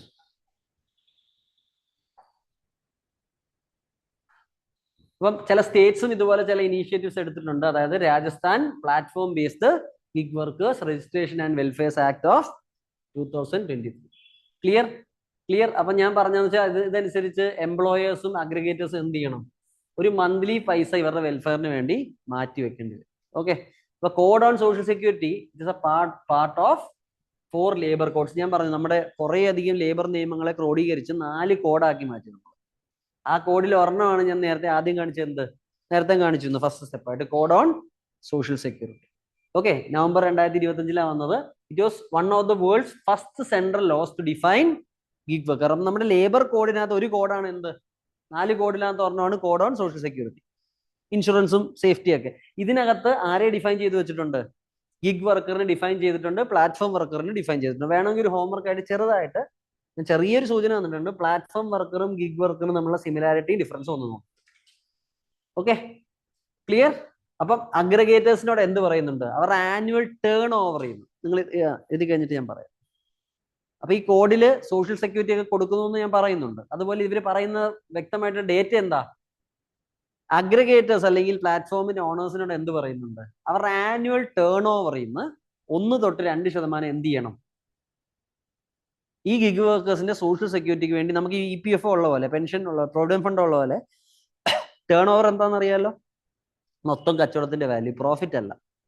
പ്രോഫിറ്റിൽ നിന്നല്ല മാറ്റാൻ പറയുന്നത്. മൊത്തം കച്ചവടത്തിന്റെ 1 തൊട്ട് 2% വരെ എന്ത് ചെയ്യണമെന്ന് പറഞ്ഞിട്ടുണ്ട് മിനിമം. ഇവരുടെ സോഷ്യൽ സെക്യൂരിറ്റിക്ക് വേണ്ടി കമ്പനി അല്ലെങ്കിൽ അഗ്രഗേറ്റേഴ്സ് എന്ത് ചെയ്യണം? മാറ്റി വെക്കണം. മാക്സിമം എത്ര വരെ പോകാം? കമ്പനിക്ക് അങ്ങനെ വലിയ സ്നേഹമാണെങ്കിൽ 5% മാറ്റി വെച്ചു. അതിൽ കൂടുതൽ മാറ്റി വെക്കാനും പാടില്ല. അപ്പൊ 1 to 2% നോർമലി, മാക്സിമം എത്രയാ? 5% for of worker payouts into a social security fund. Okay, clear. അതായത് പറയുന്നത് ക്ലിയർ ആവുക. ഞാൻ പറഞ്ഞ ചിലപ്പോൾ തെറ്റിട്ടുണ്ടാവും. ഓക്കെ, ഒന്നുകിൽ 1 തൊട്ട് 2% വരെ എന്തിന്റെ? ടോട്ടൽ ടേൺ ഓവറിന്റെ. അല്ലെങ്കിൽ എന്തായിരിക്കും? മാക്സിമം എവിടം വരെ പോവാം? നിങ്ങൾ വർക്കേഴ്സിന് പേ ചെയ്യുന്നില്ല മൊത്തം ഒരു സാലറി പോലെ, അതിന്റെ മാക്സിമം എത്ര വരെ പോവാം? 5% വരെ. ക്ലിയർ ആണോ? ക്ലിയർ. ഓക്കെ, അപ്പം ഞാൻ പറഞ്ഞ പോലെ തന്നെയാണ്. ഇതിനകത്ത് പ്രശ്നം എന്താണ്? പേപ്പറിൽ ഇതൊക്കെ വളരെ മനോഹര വാഗ്ദാനമായിട്ട് തോന്നും, മധുര മനോഹര വാഗ്ദാനം പോലെ തോന്നും. പക്ഷെ എന്തല്ല നടക്കുന്നില്ല? ശരിക്കും ഇത് നടക്കുന്നില്ല. Neither the central law nor most of the state laws specify the nature, quantum and eligibility of benefits. The contribution mechanism remain largely unoperationalized. ആരും ഇതൊന്നും ചെയ്യുന്നില്ല. Okay, clear clear. അപ്പം നമുക്ക് ഓൾറെഡി രാജസ്ഥാനുണ്ട് ഒരു ആക്ട്. അതുപോലെ ഇപ്പൊ തന്നെ welfare board draft in Karnataka and Telangana, അവരും ഇതിനെക്കുറിച്ച് ഡീൽ ചെയ്യുന്നുണ്ട്. അപ്പൊ ഞാൻ പറഞ്ഞ എന്താ പ്രശ്നം? ശരിക്കും എന്റെ അഭിപ്രായത്തിൽ ഇത് കുറച്ചൊക്കെ സൈൻ ചെയ്യുന്നതായിരുന്നു നല്ലത്. പക്ഷെ സൈൻ ചെയ്ത കമ്പനികൾക്ക് പണി വരും. റിയാലിറ്റി അതാണ്. ഇവ ഈ ഗിഗ് വർക്കേഴ്സിന് എല്ലാ ആനുകൂല്യങ്ങളും കൊടുത്തു കഴിഞ്ഞാൽ അവർക്ക് കമ്പനിക്ക് ചെലവ് കൂടും. ചെലവ് കൂടിയാൽ ചിലപ്പോൾ ഇത് പൂട്ടിപ്പോന്നുള്ള പേടിയായിരിക്കും. അല്ലെങ്കിൽ ബിസിനസ് ഫ്രണ്ട്ലിനെസിന്റെ എതിരാണെന്ന് തോന്നും. മനസ്സിലായോ? ഈ തൊഴിലാളികൾക്ക് കുറെ അധികാരം കൊടുക്കുന്ന സ്ഥലത്ത് ആരെങ്കിലും ബിസിനസ് തുറക്കാൻ നോക്കൂ? ചിന്തിച്ചു നോക്കിയേ. പല സ്ഥലത്തും നമ്മൾ എന്തിനാ മാനുഫാക്ചറിങ് പ്ലാന്റ്സ് വെക്കുന്നത്? അവിടെ ലേബർ ജീപ്പ് ആയതുകൊണ്ടാണ്. അവിടെയുള്ള എംപ്ലോയി ഫുള്ളി അവെയർ ആണ്, അവൻ ഭയങ്കര ലേബറും യൂണിയനും ഉള്ളിടത്ത് ആരെങ്കിലും ബിസിനസ് തുടങ്ങും? ആ ഒരു ചിന്താഗതി ആവാം. Okay, clear. നമ്മുടെ ആൻസർ ബാലൻസ് ചെയ്തിട്ട് വേണം. നമുക്ക് വേണ്ട എന്താ? ഇനി നമ്മൾ ILOട് ഇത് സൈൻ ചെയ്തില്ലെങ്കിലും നമ്മൾ പ്രോപ്പർ റെഗുലേറ്ററി മിഷൻസ് എടുക്കണം. മിനിമം വേജസ് ഇവർക്ക് ഉറപ്പാക്കണം. ജീവിതകാലം മൊത്തം 24 മണിക്കൂറും വർക്ക് ചെയ്യുന്ന ഒരു പരിപാടി ആവരുത്. മിനിമം വർക്കിംഗ് അവേഴ്സ് ഫിക്സ് ചെയ്യണം. പെയ്ഡ് ലീവ്സ് ഇവർക്ക് ഉണ്ടാവണം. ഇവർക്ക് ടാക്സ് ഹോളിഡേസ് ബിസിനസ്സുകൾ, പ്രോപ്പറായിട്ട് ഇതൊക്കെ ചെയ്യുന്ന ബിസിനസ്സുകൾക്ക് കുറച്ച് ഇളവുകൾ കൊടുക്കാം. വർക്കേഴ്സിനെ മര്യാദയ്ക്ക് നോക്കുന്നത്. പ്രോപ്പർ സോഷ്യൽ സെക്യൂരിറ്റി കൊടുക്കണം. വെറുതെ കോഡിൽ എഴുതി വെച്ചിട്ട് പോരാ. എന്ത് ചെയ്യണം? പ്രോപ്പർ ഇവർക്ക് ഇൻഷുറൻസ് ഒക്കെ ലഭിക്കും എന്നുള്ളത് നമ്മൾ ഉറപ്പാക്കണം. അപ്പൊ നമുക്ക് എന്ത് ചെയ്യാം? നമുക്ക് PM ജൻ ആരോഗ്യ യോജനയുണ്ട്. ഓക്കെ, പിന്നെ അതുപോലെ PMJJBY ഉണ്ട്. Okay, Jan Jyoti Bima Yojana, PM Jan Jyoti Bima Yojana, PM Jan Arogya Yojana, health life insurance. ഇത് ഹെൽത്ത് ഇൻഷുറൻസും ഇത് ലൈഫ് ഇൻഷുറൻസും. ഇങ്ങനെയുള്ള സ്കീമുകളിലേക്കൊക്കെ അവരെ എന്ത് ചെയ്യണം, ആഡ് ചെയ്യാം. അപ്പൊ അവർക്ക് അതിന്റെ കവറേജെങ്കിലും കിട്ടുമല്ലോ. ലൈഫ് ഇൻഷുറൻസും ഹെൽത്ത് ഇൻഷുറൻസും നമ്മൾ വ്യത്യാസം അറിയാമെന്ന് പ്രതീക്ഷിക്കുന്നു. പിന്നെ പ്രൊട്ടക്ഷൻ ഫ്രം അൽഗോരിതം അബ്യൂസ്. അതായത് അൽഗോരിതം എന്താ ചെയ്യുന്നത്, നിങ്ങളുടെ ശമ്പളം എങ്ങനെയാ തീരുമാനിക്കുന്നതൊക്കെ ഒരു എഴുതി വെക്കണം എവിടെയെങ്കിലും. അൽഗോരിതം ഏത് ഐഡിയ ഉപയോഗിച്ചിട്ടാണ് തീരുമാനിക്കുന്നതെന്ന് അറിയണ്ടേ. പിന്നെ നിങ്ങളുടെ ഒരു ദിവസം നിങ്ങൾ നോക്കുമ്പോൾ ആപ്പിൽ നിങ്ങൾക്ക് ആക്സസ് ഇല്ല, അങ്ങനെ ഒന്നും ചെയ്യാൻ പാടില്ല. അൽഗോരിതത്തിനെതിരെ നമ്മൾ എന്ത് ചെയ്യണം, ഈ ഗിഗ് വർക്കേഴ്സിന് പ്രൊട്ടക്ഷൻ നടക്കണം. ആർബിട്രറി ഡീആക്ടിവേഷൻ സമ്മതിക്കരുത്. അതായത് കാരണമില്ലാതെ നിങ്ങളുടെ അക്കൗണ്ടിൽ നിന്ന് നിങ്ങളെ പുറത്താക്കാൻ പാടില്ല. പിന്നെ വേജ് ഡിഡക്ഷൻ, ഇത് തെറ്റാണ്. വേജ് ഡിഡക്ഷൻ വിട്ടുകളയാ. Transparency in ratings, incentives and ഇവർക്ക് എന്തും കൊടുക്കണം, അഡീഷണലി സ്കിൽ ട്രെയിനിങ് കൂടെ കൊടുക്കണം. ഓക്കെ, ഈ wage deduction I think it is about paid leave and. അപ്പൊ നമ്മൾ എന്ത് ചെയ്തിട്ടുണ്ട്, ഇത് ഒന്നുകൂടെ വെക്കണോ സ്ലൈഡ്? എനിക്ക് തോന്നുന്നു ഇനിയും ഗിഗ് വർക്കേഴ്സ് കഴിഞ്ഞു. ഇപ്പൊ നമ്മൾ ഏതൊക്കെ ആർട്ടിക്കിൾ ഡിസ്കസ് ചെയ്തു? അഫ്ഗാനിസ്ഥാൻ, ഇറാൻ ഇഷ്യൂ, FCRA, ഇത് 3 ആർട്ടിക്കിൾ അല്ലേ? എത്തിക്സിന്റെ ഒരു ആർട്ടിക്കിൾ ഉണ്ട്, അത് പക്ഷെ ഇന്ന് എനിക്ക് കവർ ചെയ്യാൻ പറ്റുമെന്ന് നോക്കുന്നില്ല. നമുക്ക് ഈ വെസ്റ്റേൺ ഘാട്ടൂടെ കവർ ചെയ്യാം കേട്ടോ. നമുക്ക് ബാക്കി ഒരു ശാന്തി ആക്ട് ഉണ്ട്. ശാന്തി ആക്ടിന്റെ ഒരു പ്രശ്നം വെച്ചാൽ ശരിക്കും നമുക്ക് ന്യൂക്ലിയർ റിലേറ്റഡ് ആയിട്ടുള്ള ഒരു ശാന്തി ആക്ട് ഉണ്ട്. ഈ ശാന്തി അതല്ല, രണ്ടാ. ഓക്കെ, പണ്ട് നമുക്കൊരു എന്താ പറയാ ഇന്ദ്രധനുഷ് സ്കീം ഉണ്ടായിരുന്നു. ഇപ്പൊ ഇല്ല. ഇന്ദ്രധനുഷ് സ്കീം എന്ന് വെച്ചാൽ ഒരെണ്ണം വാക്സിനേഷനും ഒരെണ്ണം ബാങ്കിങ്ങോ, രണ്ടിനും ഒരു പേരായിട്ടേ. അപ്പൊ ശാന്തി എനിക്ക് പഠിപ്പിക്കണം. ഞാൻ എവിടം വരെ എന്തൊക്കെയാ ഉള്ളതെന്നുള്ളത് ഞാൻ നോക്കുകയാണ്.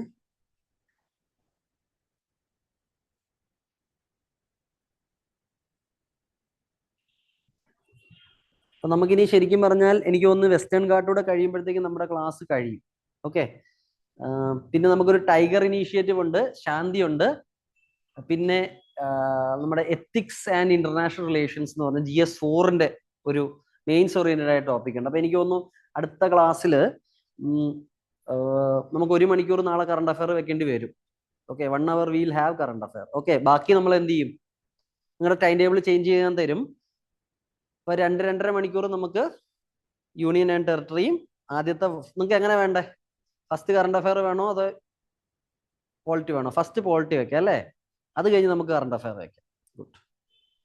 കാരണം പോളിറ്റി പുതിയൊരു സബ്ജക്റ്റ് അല്ലേ, അത് ഫ്രഷ് ആയിട്ട് കേൾക്കുന്നത്. അപ്പൊ രാവിലെ പോളിറ്റി, അവസാനത്തെ 1 മണിക്കൂർ കറണ്ട് അഫയർ. അപ്പൊ നമുക്ക് വെസ്റ്റേൺ ഘാട്ട് നാളെ ചെയ്യാം.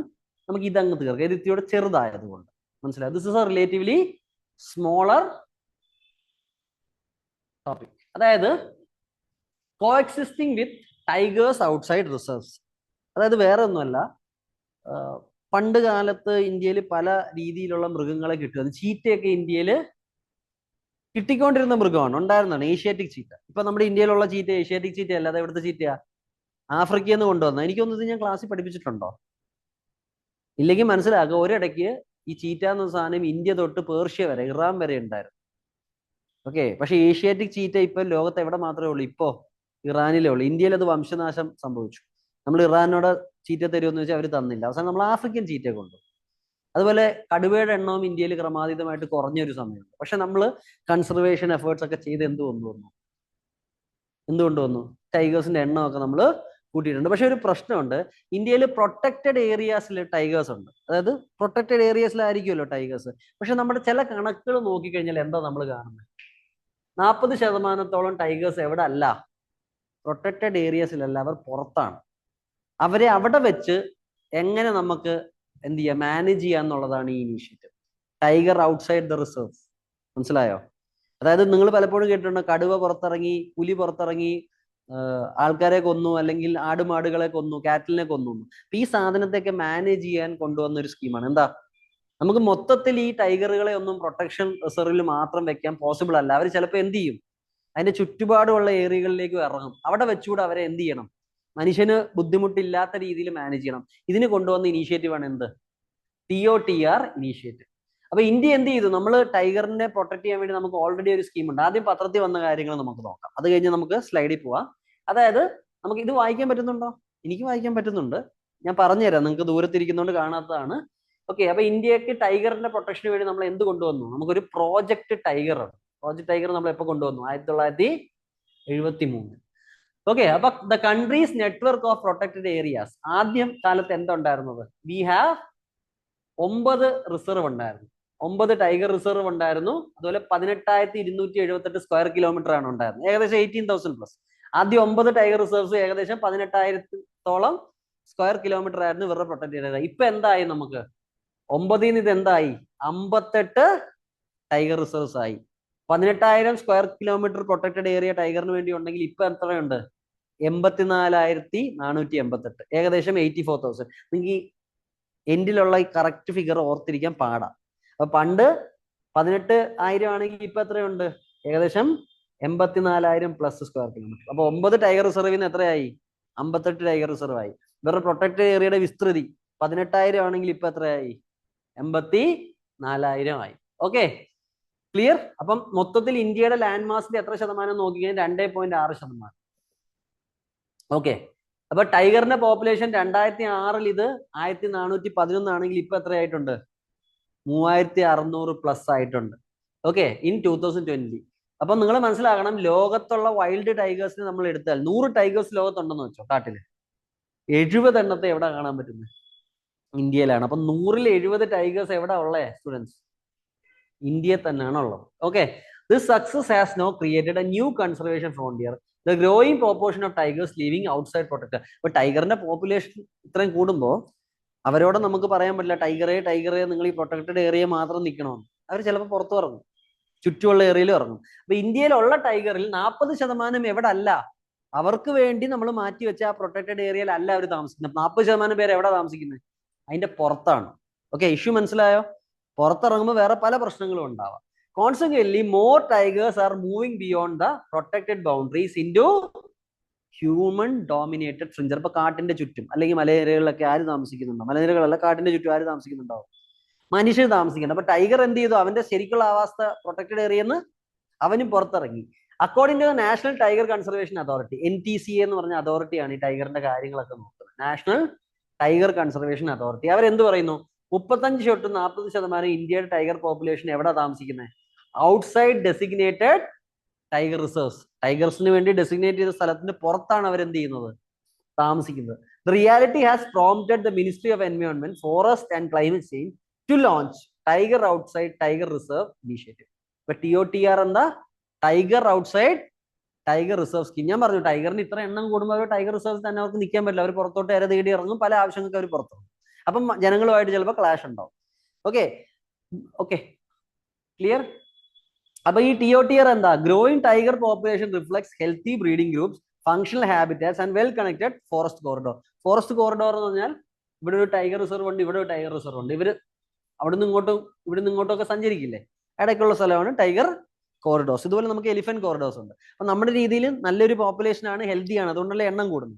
പക്ഷെ ഇതൊക്കെ വരുമ്പോൾ ഈ പ്രശ്നം എന്താ? എണ്ണം കൂടുമ്പോൾ അവർ ടൈഗർ റിസർവിന്റെ പുറത്തേക്ക് ഇറങ്ങും. പുറത്തിറങ്ങുന്ന ടൈഗേഴ്സ് ആണ് ഇന്ത്യയിൽ എത്ര ശതമാനം? 40%. 40% Indian tigers are outside tiger reserves. അതുകൊണ്ടാണ് നമ്മൾ സ്കീം കൊണ്ടുവന്നത്. അവരെ പുറത്ത് വെച്ച് നമുക്ക് മാനേജ് ചെയ്യണം, ജനങ്ങൾക്ക് പ്രശ്നം ഉണ്ടാവരുത്. എന്താണ് അതിന് പറയുന്നത്? Tiger outside tiger reserves initiative. Okay, അപ്പൊ ഇതിന്റെ ഒബ്ജക്റ്റീവ് എന്താ സ്റ്റുഡൻസ്? ഞാൻ ഈ ആർട്ടിക്കിളിൽ നിന്ന് തന്നെ, ഈ ആർട്ടിക്കിൾസ് ഏകദേശം കറക്റ്റ് കാര്യങ്ങളുണ്ട്, ഞാൻ ഒന്നുകൂടെ സ്ലൈഡും ആക്കിയിട്ടുണ്ട് നിങ്ങളുടെ എളുപ്പത്തിന് വേണ്ടി. അപ്പം ഇതിന്റെ ഒബ്ജക്റ്റീവ് എന്താ? Establish scientifically grounded landscape based framework for conserving tigers outside protected areas while safeguarding. ശ്രദ്ധിക്കുക, ഹ്യൂമൻ ലൈഫ്സ് ആൻഡ് ലൈവ്ലിഹുഡ്സ്. മനസ്സിലായോ? നമ്മൾ എന്താ ഒരു ലാൻഡ്സ്കേപ്പ് അപ്രോച്ച് ആണ്. അത് ടൈഗർ ഉള്ള സ്ഥലം മാത്രമല്ല, ടൈഗർ വരാൻ സാധ്യതയുള്ള മൊത്തം ലാൻഡ്സ്കേപ്പിനെ നമുക്ക് എന്ത് ചെയ്യണം? പ്രൊട്ടക്ട് ചെയ്യണം. അപ്പൊ ടൈഗർ റിസർവ് മാത്രമല്ല, ടൈഗർ വരാൻ സാധ്യതയുള്ള എൻ്റയർ ലാൻഡ്സ്കേപ്പിനെ നമ്മൾ എന്ത് ചെയ്യും? പ്രൊട്ടക്ട് ചെയ്യാൻ ശ്രമിക്കും. അതും ഒരു കാര്യമുണ്ട്, നമ്മൾ ടൈഗറിനെ കൺസർവ് ചെയ്യുമെന്ന് പറഞ്ഞാൽ അവിടെയുള്ള ആൾക്കാരെ എല്ലാം ഓടിക്കണമെന്നല്ല. അവിടെയുള്ള ജനങ്ങൾക്ക് എന്ത് ചെയ്യാൻ പറ്റണം? ജനങ്ങളുടെ ജീവന് നമ്മൾ പ്രൊട്ടക്ഷൻ കൊടുക്കണം, അവരുടെ ജോലി, തൊഴിൽ. ഓക്കെ, ഇപ്പൊ ടൈഗർ അതിന്റെ പ്രൊട്ടക്റ്റഡ് ഏരിയയിൽ നിന്ന് പുറത്തിറങ്ങി, അതൊരു ലാൻഡ്സ്കേപ്പ് ബേസ് അപ്രോച്ചിൽ അതിനെ നമ്മൾ പ്രൊട്ടക്ട് ചെയ്യാൻ ശ്രമിക്കുമ്പോൾ നമ്മൾ ടൈഗറിനെ അങ്ങ് തുറന്നു വിടുവല്ല. നമുക്ക് എന്ത് ഉത്തരവാദിത്വം ഉണ്ട്? അവിടെയുള്ള ജനങ്ങളുടെ ജീവന് സുരക്ഷ കൊടുക്കുകയും ചെയ്യണം, അവരുടെ ജോലി നഷ്ടപ്പെടുകയും ചെയ്യില്ല. അപ്പൊ കന്നുകാലി വളർത്തുന്നവന്റെ കന്നുകാലിയെ മൊത്തം ടൈഗർ പിടിച്ചോണ്ട് പോയാൽ അവനവിടെ ജീവിക്കാൻ പറ്റും? അങ്ങനെ നോക്കിക്കഴിഞ്ഞാൽ അതും പ്രൊട്ടക്റ്റഡ് ഏരിയ ആവും. എല്ലാവരെയും പുറത്താക്കി ടൈഗർ മാത്രം നിൽക്കുക, അതല്ല ഉദ്ദേശം. രണ്ടുപേരെയും കൂടെ ഒരുമിച്ച് മാനേജ് ചെയ്യാൻ. Rather than responding to conflict only after it occurs, The initiative seeks to shift the approach from reactive crisis management to proactive. മനസ്സിലായോ എന്താണ്? സാധാരണ കടുവ വരുമ്പോൾ മയക്കുവെടി വെക്കാൻ വരും, മനസ്സിലായോ? അതല്ലേ വരുന്നത്, റിയാക്റ്റീവ് ആണ്. കടുവ വന്ന് പുറത്ത് കാണുമ്പോൾ കടുവയെ വെടിവെക്കാൻ ചെയ്യില്ല. അപ്പൊ അതാണ് റിയാക്റ്റീവ് അപ്രോച്ച്. അത് മാറ്റി കടുവ വരാതിരിക്കാൻ എന്തൊക്കെ ചെയ്യാന്ന് നമ്മൾ എന്ത് ചെയ്യും, ഫോക്കസ് ചെയ്യും. പ്രൊആക്റ്റീവ് അപ്രോച്ച്, അതിനുവേണ്ടി നമ്മൾ എന്ത് ചെയ്യും, science driven government build on technology preparedness and community participation. അപ്പൊ ഇതിനെ മാനേജ് ചെയ്യാൻ നമ്മൾ എന്ത് ചെയ്യും, കമ്മ്യൂണിറ്റിയെ ഉൾപ്പെടുത്തും, സയന്റിഫിക് ടെക്നോളജികൾ ഉപയോഗിക്കും, will be prepared. Okay, TOTR is being launched as pilot rather than a national wide. ശ്രദ്ധിക്കുക, ഇത് ഇന്ത്യ മൊത്തമായിട്ട് എന്ത് ചെയ്യുന്നില്ല, നമ്മൾ റോൾ ഔട്ട് ചെയ്യുന്നില്ല. ചില സ്ഥലങ്ങളിൽ മാത്രം ഒരു പൈലറ്റ് പ്രോജക്റ്റ് എന്ന് കേട്ടിട്ടുണ്ടോ? പൈലറ്റ് എന്ന് പറഞ്ഞാൽ നമ്മളൊരു വലിയ പ്രോജക്റ്റ് നടത്തുന്നതിന് മുമ്പേ കുറച്ച് സ്ഥലങ്ങളിൽ മാത്രം അതൊന്ന് പരീക്ഷിച്ചു. അപ്പൊ ഇത് ഇന്ത്യ മൊത്തം ഇല്ല, ചില സ്ഥലങ്ങളിലേ ഉള്ളൂ. Recognising the long term policy must be anchored in evidence generated under real field condition. നമ്മൾ പരീക്ഷണ അടിസ്ഥാനത്തിൽ ചെയ്യുന്നത്. ഇത് വർക്കബിൾ ആണെങ്കിൽ നമ്മൾ എന്ത് ചെയ്യും, ബാക്കി സ്ഥലങ്ങളിലേക്കും വ്യാപിക്കും. All India tiger estimation record പറയുന്നത് എന്താ, tiger presence recorded around 212 forest division. 212 forest ഡിവിഷനുകളിൽ നമുക്ക് ടൈഗേഴ്സിനെ കാണാൻ പറ്റും. Based on this assessment 40 forest divisions across 9 states. നമുക്ക് മനസ്സിലാവും മൊത്തത്തിൽ 212 ഫോറസ്റ്റ് ഡിവിഷനിൽ നമുക്ക് ടൈഗറിന്റെ പ്രസൻസ് ഉണ്ട്. ഈ സ്കീം നമ്മൾ എത്രത്തെ നടത്തുന്നുള്ളൂ, 40 ഫോറസ്റ്റ് ഡിവിഷൻസ്. എല്ലാ സ്റ്റേറ്റിലും ഉണ്ടോ? ഇല്ല, 9 സ്റ്റേറ്റുകളിൽ മാത്രം. Okay, clear. 40 forest division across 9 States have been selected for first phase of TOTR implementation. Participating States ആരാ? ഉത്തരാഖണ്ഡ്, ഉത്തർപ്രദേശ്, രാജസ്ഥാൻ, മധ്യപ്രദേശ്, മഹാരാഷ്ട്ര, കർണാടക, തമിഴ്നാട്, തെലങ്കാന ആൻഡ് അസം. നമ്മുടെ നീലഗിരീസിലുള്ള കർണാടകയും തമിഴ്നാടും ഉണ്ട്. കേരളത്തിൽ ഇതുവരെ അത് നമ്മൾ കൊണ്ടുവന്നിട്ടില്ല. അടുത്ത ഫേസിൽ കൊണ്ടുവരും. TOTRനകത്ത് 2 പില്ലറുകളുണ്ട്. എന്താ? First is focus on reducing human tiger conflict. Okay, second എന്താ? സ്ട്രെങ്തനിങ്. ഫസ്റ്റ് പില്ലർ എന്താ? ഫസ്റ്റ് പില്ലർ എന്ന് പറഞ്ഞാൽ മനുഷ്യന്റെയും ടൈഗറിന്റെയും കോൺഫ്ലിക്ട് കുറയ്ക്കുക. ഓക്കെ, സ്ട്രെങ്തൻ ഫീൽഡ് പ്രൊട്ടക്ഷൻ ഒരുക്കുക. ഓക്കെ, പിന്നെ ദിസ് ഇൻക്ലൂഡ്സ്, ഇതിനകത്ത് ഫസ്റ്റ് ഞാൻ പറഞ്ഞു ടൈഗറും മനുഷ്യനുമായിട്ടുള്ള കോൺഫ്ലിക്ട് കുറയ്ക്കുക, സ്ഥലം പ്രൊട്ടക്ട് ചെയ്യുക. അതിനകത്ത് നമ്മൾ എന്തൊക്കെ ഉപയോഗിക്കും, ഇതിനകത്ത് മാർക്ക് ചെയ്യില്ലെങ്കിൽ ഇമ്പോർട്ടന്റ് ആണ്. എന്തൊക്കെ ചെയ്യും നമ്മൾ? This includes. എന്തിനു വേണ്ടി? First pillar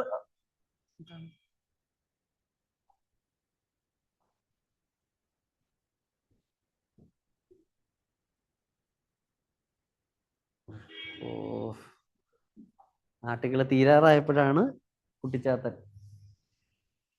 students, online students, നിങ്ങൾക്ക് വിസിബിൾ ആണോ ഇത്? Is the slide visible? Yes, sir. Okay, ഇപ്പൊ ചിലപ്പോൾ എന്നെ കുറച്ച് നേരത്തേക്ക് വിസിബിൾ ആവില്ല, അത് കുഴപ്പമില്ല, യു അഡ്ജസ്റ്റ്. ഓക്കെ, എന്നെ കണ്ടില്ലെങ്കിൽ നിങ്ങൾ ന്യൂസ് കണ്ടാൽ മതി. അപ്പൊ ഞാൻ പറഞ്ഞുകൊണ്ടിരിക്കുന്നത് എന്താ, 2 പില്ലർ ഉണ്ട്. ഒന്നാമത്തെ പില്ലർ എന്താ? മനുഷ്യനും ടൈഗറുമായിട്ടുള്ള പ്രശ്നങ്ങൾ കുറയ്ക്കുക, കോൺഫ്ലിക്ട് കുറയ്ക്കുക, പ്രൊട്ടക്ഷൻ ഒരുക്കുക. അതിനുവേണ്ടി എന്തൊക്കെ ചെയ്യുന്നുണ്ട് നമ്മൾ? അപ്ഗ്രേഡിങ് കമ്മ്യൂണിക്കേഷൻ സിസ്റ്റം അപ്ഗ്രേഡ് ചെയ്യുക, ഡിപ്ലോയ് റാപ്പിഡ് റെസ്പോൺസ് ടീമുകൾ, പ്രശ്നം ഉണ്ടായാൽ പെട്ടെന്ന് അവിടെ എത്തുന്ന ഫോഴ്സുകളെ ഡിപ്ലോയ് ചെയ്യുക, ഇംപ്രൂവിങ് റെസ്ക്യൂ ഇൻഫ്രാസ്ട്രക്ചർ, ഈ ടൈഗറിനെ അടയ്ക്കുന്ന കൂടും അങ്ങനെയുള്ള കാര്യങ്ങളൊക്കെ, and ensuring coordinated action during emergencies. ഇത് ഫസ്റ്റ് പില്ലർ. സെക്കൻഡ് പില്ലർ എന്താ? Second pillar emphasise long term coexistence. Conservation outside protected areas cannot succeed without trust and participation of local communities. Local കമ്മ്യൂണിറ്റീസിനെ ഇതിന്റെ ഭാഗമാക്കുക. അതാണ് സെക്കൻഡ് പില്ലർ. ഓക്കെ, പാർട്ടിസിപ്പേറ്റിംഗ് സ്റ്റേറ്റ്സും ചില കാര്യങ്ങൾ ചെയ്യണം. Central government മാത്രമല്ല, ഇതിനകത്ത് 9 സ്റ്റേറ്റ്സ് ഉണ്ടല്ലോ, അവരെന്ത് ചെയ്യണം? Would need to invest strategically in both technology and institutional capacity. Institutional capacity ഞാൻ പോകേണ്ട ആൾക്കാർ, ഇൻഫ്രാസ്ട്രക്ചർ, അങ്ങനെയുള്ള കാര്യങ്ങൾ, പിന്നെ ടെക്നോളജിയിൽ ഇൻവെസ്റ്റ് ചെയ്യണം. The programme rightly emphasise use of modern conservation tool. Camera trap എന്ന് പറഞ്ഞാൽ ഇവരുടെ മൂവ്മെന്റ് പിടിക്കാൻ വേണ്ടി ഇടയ്ക്കിടയ്ക്ക് ക്യാമറ ഫിറ്റ് ചെയ്യുക. GPS enabled monitoring system, GPS ഉപയോഗിച്ച് ഇവരെ ട്രാക്ക് ചെയ്യുക.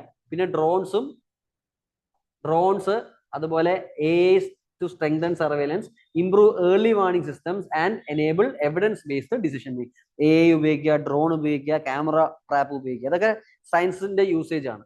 However, technology alone cannot resolve human-tiger conflict. It effectively will ultimately depend on strength on the institutions that support it. Building public confidence requires trained forest staff, veterinary ഡോക്ടറുകൾ, അതുപോലെ rescue teams. Okay, clear? അപ്പൊ ഇത്രയും കാര്യങ്ങളേ ഉള്ളൂ. ഇത് തന്നെയാണ് ഞാൻ എന്ത് ചെയ്തിരിക്കുന്നത്, കുറച്ചുകൂടെ എഫക്റ്റീവ് ആയിട്ട് ഇവിടെ ബ്രേക്ക് ഡൗൺ ചെയ്തിട്ടേക്കും. നിങ്ങൾ പത്രത്തിൽ നിന്ന് വായിച്ച് എടുക്കാൻ പറ്റാത്തതുകൊണ്ട് ഇത് ആർട്ടിക്കിളിലാക്കി. സെയിം സംഭവം അല്ലേ? നേരത്തെ 1400 ആയിരുന്നു, ഇപ്പം 3600 ആയിരുന്നു. നേരത്തെ 18,000 കിലോമീറ്റർ ആയിരുന്നു, ഇപ്പം സ്ക്വയർ കിലോമീറ്റർ ആയിരുന്നു, ഇപ്പം 84,000 ആയി. ഓക്കെ, നേരത്തെ 9 റിസർവ് ഉണ്ടെങ്കിൽ ഇപ്പൊ 58 റിസർവ് ആയി. ഓക്കെ, അതെല്ലാം ഇവിടെ ഉണ്ട്. പിന്നെ പുതിയ പ്രശ്നം ഞാൻ പറഞ്ഞു, എണ്ണം കൂടുമ്പോൾ എന്ത് ചെയ്യും? പുതിയ ചാലഞ്ച് എന്താ? 35 തൊട്ട് 40% വരെ ടൈഗേഴ്സ് ഇപ്പൊ എവിടെ അല്ല, റിസർവിനകത്തല്ല, അവര് പുറത്താണ്. ഓക്കെ, പിന്നെ നമ്മൾ അതുകൊണ്ട് എന്ത് ചെയ്തിട്ടുണ്ട്?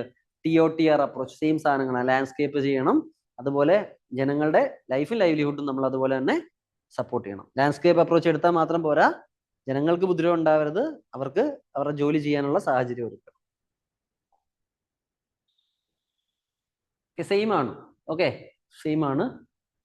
റിയാക്റ്റീവും പ്രൊയാക്റ്റീവും ഒക്കെ ഞാൻ പറഞ്ഞു തന്നു. കുറച്ചുകൂടെ ഞാൻ സ്കിം ചെയ്ത് ഇതിനകത്ത് ഇട്ടിട്ടുണ്ടെന്നേ ഉള്ളൂ. സെയിം സാധനമാണ്. ഇത് ഞാൻ പറഞ്ഞു, 2 പില്ലർ എന്താണെന്നുള്ളത് പറഞ്ഞു. ഓക്കെ, ടെക്നോളജിയുടെ ഉപയോഗത്തെ പറ്റി ഞാൻ പറഞ്ഞു. ഓക്കെ, ടൈഗർ ലാൻഡ്സ്കേപ്പ് 212 എണ്ണമാണ്, പക്ഷെ നമ്മൾ എവിടെ നടത്തുന്നുള്ളൂ? 40 എണ്ണത്തെ നടത്തുള്ളൂ. ഈ 9 സ്റ്റേറ്റിലാണുള്ളത്, കേരളം ഇല്ല. ഓക്കെ, അപ്പൊ ഞാൻ കുറച്ച് എക്സ്ട്രാ സാധനങ്ങൾ ഇതിനകത്തുണ്ട്. NTC ആരാണെന്ന് നമ്മൾ ഓൾ ഇന്ത്യ ടൈഗർ സർവേ എല്ലാ 4 വർഷത്തിലുമാണ് നടത്തുന്നത്. പ്രിലിംസ് വരാം. Okay, clear? Every 4 years this all India tiger estimation നടക്കുന്നു. പിന്നെ നമുക്കൊരു GTF ഉണ്ട്, TX2 എന്ന് പറഞ്ഞ പ്രോഗ്രാം. TX2 എന്ന് പറഞ്ഞാൽ ടൈഗറിന്റെ പോപ്പുലേഷൻ ഇരട്ടിപ്പിക്കുക എന്നുള്ള ഉദ്ദേശത്തോടെ വന്നതാണ്. അതുപോലെ തന്നെ ഒരു സെന്റ് പീറ്റേഴ്സ്ബർഗ് ഡിക്ലറേഷൻ ആണ്, ടൈഗറിന്റെ എണ്ണം ഇരട്ടിപ്പിക്കുക എന്നുള്ള ഐഡിയ ആണ്. ഓക്കെ, ഇത് എൻവയോൺമെന്റ് എക്കോളജി വരേണ്ടതാണ്. ഞാനൊരു ലിങ്ക് പറഞ്ഞതാ. ഇന്ത്യയിൽ എന്തൊക്കെയുണ്ട് അല്ലെങ്കിൽ ഗ്ലോബലി എന്തൊക്കെയുണ്ട് നമുക്ക് എന്തിന് ടൈഗേഴ്സിനെ പ്രൊട്ടക്ട് ചെയ്യാമെന്ന് കാണിക്കാൻ വേണ്ടി ഇട്ടെന്നേ ഉള്ളൂ. ഓക്കെ, നമുക്ക് NTC ഉണ്ട്, ഓൾ ഇന്ത്യ ടൈഗർ എസ്റ്റിമേഷൻ ഉണ്ട്, അതുപോലെ ഗ്ലോബൽ ടൈഗർ ഫോറം ഉണ്ട്. ഇനി കുറെ അധികം ഇനീഷ്യേറ്റീവ്സ് ഉണ്ട്. അഗെയിൻ അത് എന്ത് ചെയ്യേണ്ടതാ? നിങ്ങളുടെ എൻവയോൺമെന്റ് എക്കോളജി ഫാക്കൽറ്റി പഠിപ്പിക്കുന്നതാണ്. ഓക്കെ, അപ്പൊ ഇന്ത്യയിലാണ് 70% ടൈഗർ. നമുക്കൊരു ഗ്ലോബൽ ടൈഗർ റിക്കവറി പ്രോഗ്രാം ഉണ്ട്, TX2, ഇരട്ടിപ്പിക്കുക. ഞാൻ പറഞ്ഞു ഇത് റിലേറ്റഡ് ആയിട്ടാണ് എന്തുള്ളത്? സെന്റ് പീറ്റേഴ്സ് ഡിക്ലറേഷൻ ഉള്ളത്. പ്രോജക്ട് ടൈഗർ 1979 ലോഞ്ച് ചെയ്തത്. അന്ന് 9 ടൈഗർ റിസർവുകൾ. ഇപ്പൊ നമുക്ക് എത്ര എണ്ണം ഉണ്ട്? 58 എണ്ണം ഉണ്ട്. പഠിക്കേണ്ടത് ഇന്ത്യയിലെ ഹോംവർക്ക്, ഇന്ത്യയിലെ ഫസ്റ്റ് ടൈഗർ റിസർവ്. അതുപോലെ വേറെ ഇന്ത്യയിലെ ഏറ്റവും കൂടുതൽ ടൈഗറിന്റെ പോപ്പുലേഷൻ ഉള്ള നാഷണൽ പാർക്ക് അല്ലെങ്കിൽ ടൈഗർ റിസർവ് ഏതാണ്? ഏറ്റവും ടൈഗറിന്റെ ഡെൻസിറ്റി ഉള്ള, ഡെൻസിറ്റി എന്ന് പറഞ്ഞാൽ കുറച്ച് സ്ഥലത്ത് തന്നെ കുറെ ടൈഗേഴ്സ് ഉള്ള സ്ഥലം ഏതാണ്? ഇത് രണ്ടും, ഇതെല്ലാം ഒന്ന് ഹോംവർക്ക് ആയിട്ട് ചെയ്യുക. നിങ്ങളുടെ എൻവയോൺമെന്റ് എക്കോളജി ഫാക്കൽറ്റി ഇത് പഠിപ്പിക്കും. ബട്ട് സ്റ്റിൽ നിങ്ങളൊന്ന് ഒരു കാര്യം സെർച്ച് ചെയ്ത് പഠിച്ചാൽ പിന്നെ അത് മറക്കാനുള്ള സാധ്യത കുറവാണ്. ഓക്കെ, ഇനിയും നമുക്ക് പന്ന ടൈഗർ റിസർവ് ഉണ്ട്. അവിടെ നമുക്ക് ടൈഗറിന്റെ എണ്ണം കുറെ പ്രശ്നമായിരുന്നു, പക്ഷെ നമ്മൾ അതിനെ തിരിച്ചു പിടിച്ചിട്ടുണ്ട്.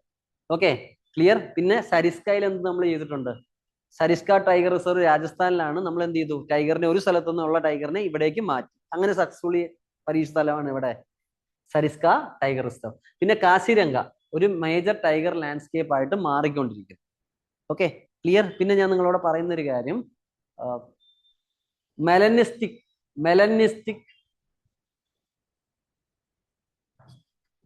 ഞാൻ എഴുതിയത് കറക്റ്റ് ആണോന്ന് അറിയത്തില്ല. ഓക്കെ, മെലനിസ്റ്റ് ടൈഗർ എന്ന് പറഞ്ഞാൽ നമ്മുടെ ശരീരത്തിൽ മെലനിൻ ഉണ്ടല്ലോ, അത് കൂടിക്കഴിഞ്ഞാൽ കറക്കും, കുറഞ്ഞാൽ ഫെയർ ഷെയ്ഡിലേക്ക് പോകും. അപ്പൊ ഈ മെലനിസ്റ്റിക് ടെൻഡൻസിയിൽ മ്യൂട്ടേഷൻ വന്ന ടൈഗറുകൾ ഏത് നാഷണൽ പാർക്കിലാണെന്ന് അല്ലെങ്കിൽ ടൈഗർ റിസർവിലാണെന്ന് കണ്ടുപിടിക്കണം. മനസ്സിലായോ? അവിടെയുള്ള ടൈഗേഴ്സ് കുറച്ചുകൂടെ കറുത്ത ഷെയ്ഡ് ആയിരിക്കും. അത് എവിടെയാണെന്ന് എന്താ പറയാ നിങ്ങൾ മനസ്സിലാക്കുക. Okay, clear? ഇത് ഹോംവർക്കാ, ഇത് കറണ്ട് അഫയറിലുള്ളതല്ല, നിങ്ങൾക്ക് മനസ്സിലാക്കാനാ. പിന്നെ കോൺസ്റ്റിറ്റ്യൂഷണൽ പ്രൊവിഷൻസ് എന്തുണ്ട്? ആർട്ടിക്കിൾ 48A എന്തിനു വേണ്ടിയാ? എൻവയോൺമെന്റ് പ്രൊട്ടക്ട് ചെയ്യണം. നമ്മുടെ ആർട്ടിക്കിൾ 51AG ഇത് DPSP ആണ്. ഇത് ഫണ്ടമെന്റൽ ഡ്യൂട്ടി ആയിരിക്കും. നമുക്ക് എന്ത് ഫണ്ടമെന്റൽ ഡ്യൂട്ടി ഉണ്ട്?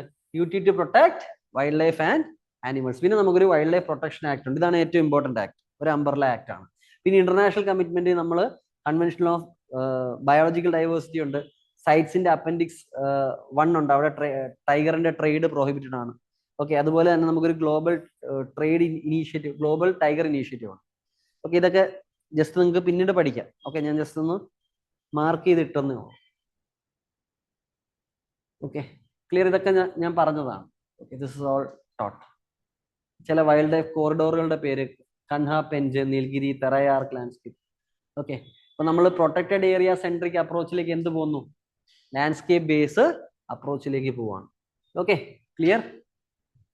പിന്നെ നമ്മൾ വൺ ഹെൽത്ത് അപ്രോച്ചിലേക്ക് പോവാം. വൺ ഹെൽത്ത് അപ്രോച്ച് എന്ന് പറഞ്ഞാൽ എന്താ? മൃഗങ്ങളെ മൃഗങ്ങളായിട്ട് സെപ്പറേറ്റ് കാണുക, അതുപോലെ മനുഷ്യരെ മനുഷ്യരായിട്ട് കാണുക. അങ്ങനെ അല്ലാതെ എല്ലാവരുടെയും ആവശ്യങ്ങൾ ഒരുമിച്ച് കണ്ടിട്ട് എന്ത് ചെയ്യണം? ഒരു കോ എക്സിസ്റ്റൻസിലെ മോഡലിലേക്ക് കൊണ്ടുപോകണം. ഇതിനെയാണ് നമ്മൾ എന്ത് പറയുന്നത്? One health approach. അതായത് എന്താ? Recognising interdependence of wildlife, humans and ecosystem. മൂന്നിനെയും ഒരുമിച്ച് നമ്മൾ കാണണം. മൃഗങ്ങളെയും ആവാസ വ്യവസ്ഥയെയും മനുഷ്യരെയും ഒരുമിച്ച് കണ്ടിട്ട് നമ്മൾ സ്റ്റെപ്സ് എടുക്കുമ്പോൾ നമ്മൾ എന്ത് പറയുന്നത്? It's A one health approach. ഈ ഒരു ടെർമിനോളജി ഒക്കെ നിങ്ങളുടെ മെയിൻസിന് ചിലപ്പം യൂസ്ഫുൾ ആവും.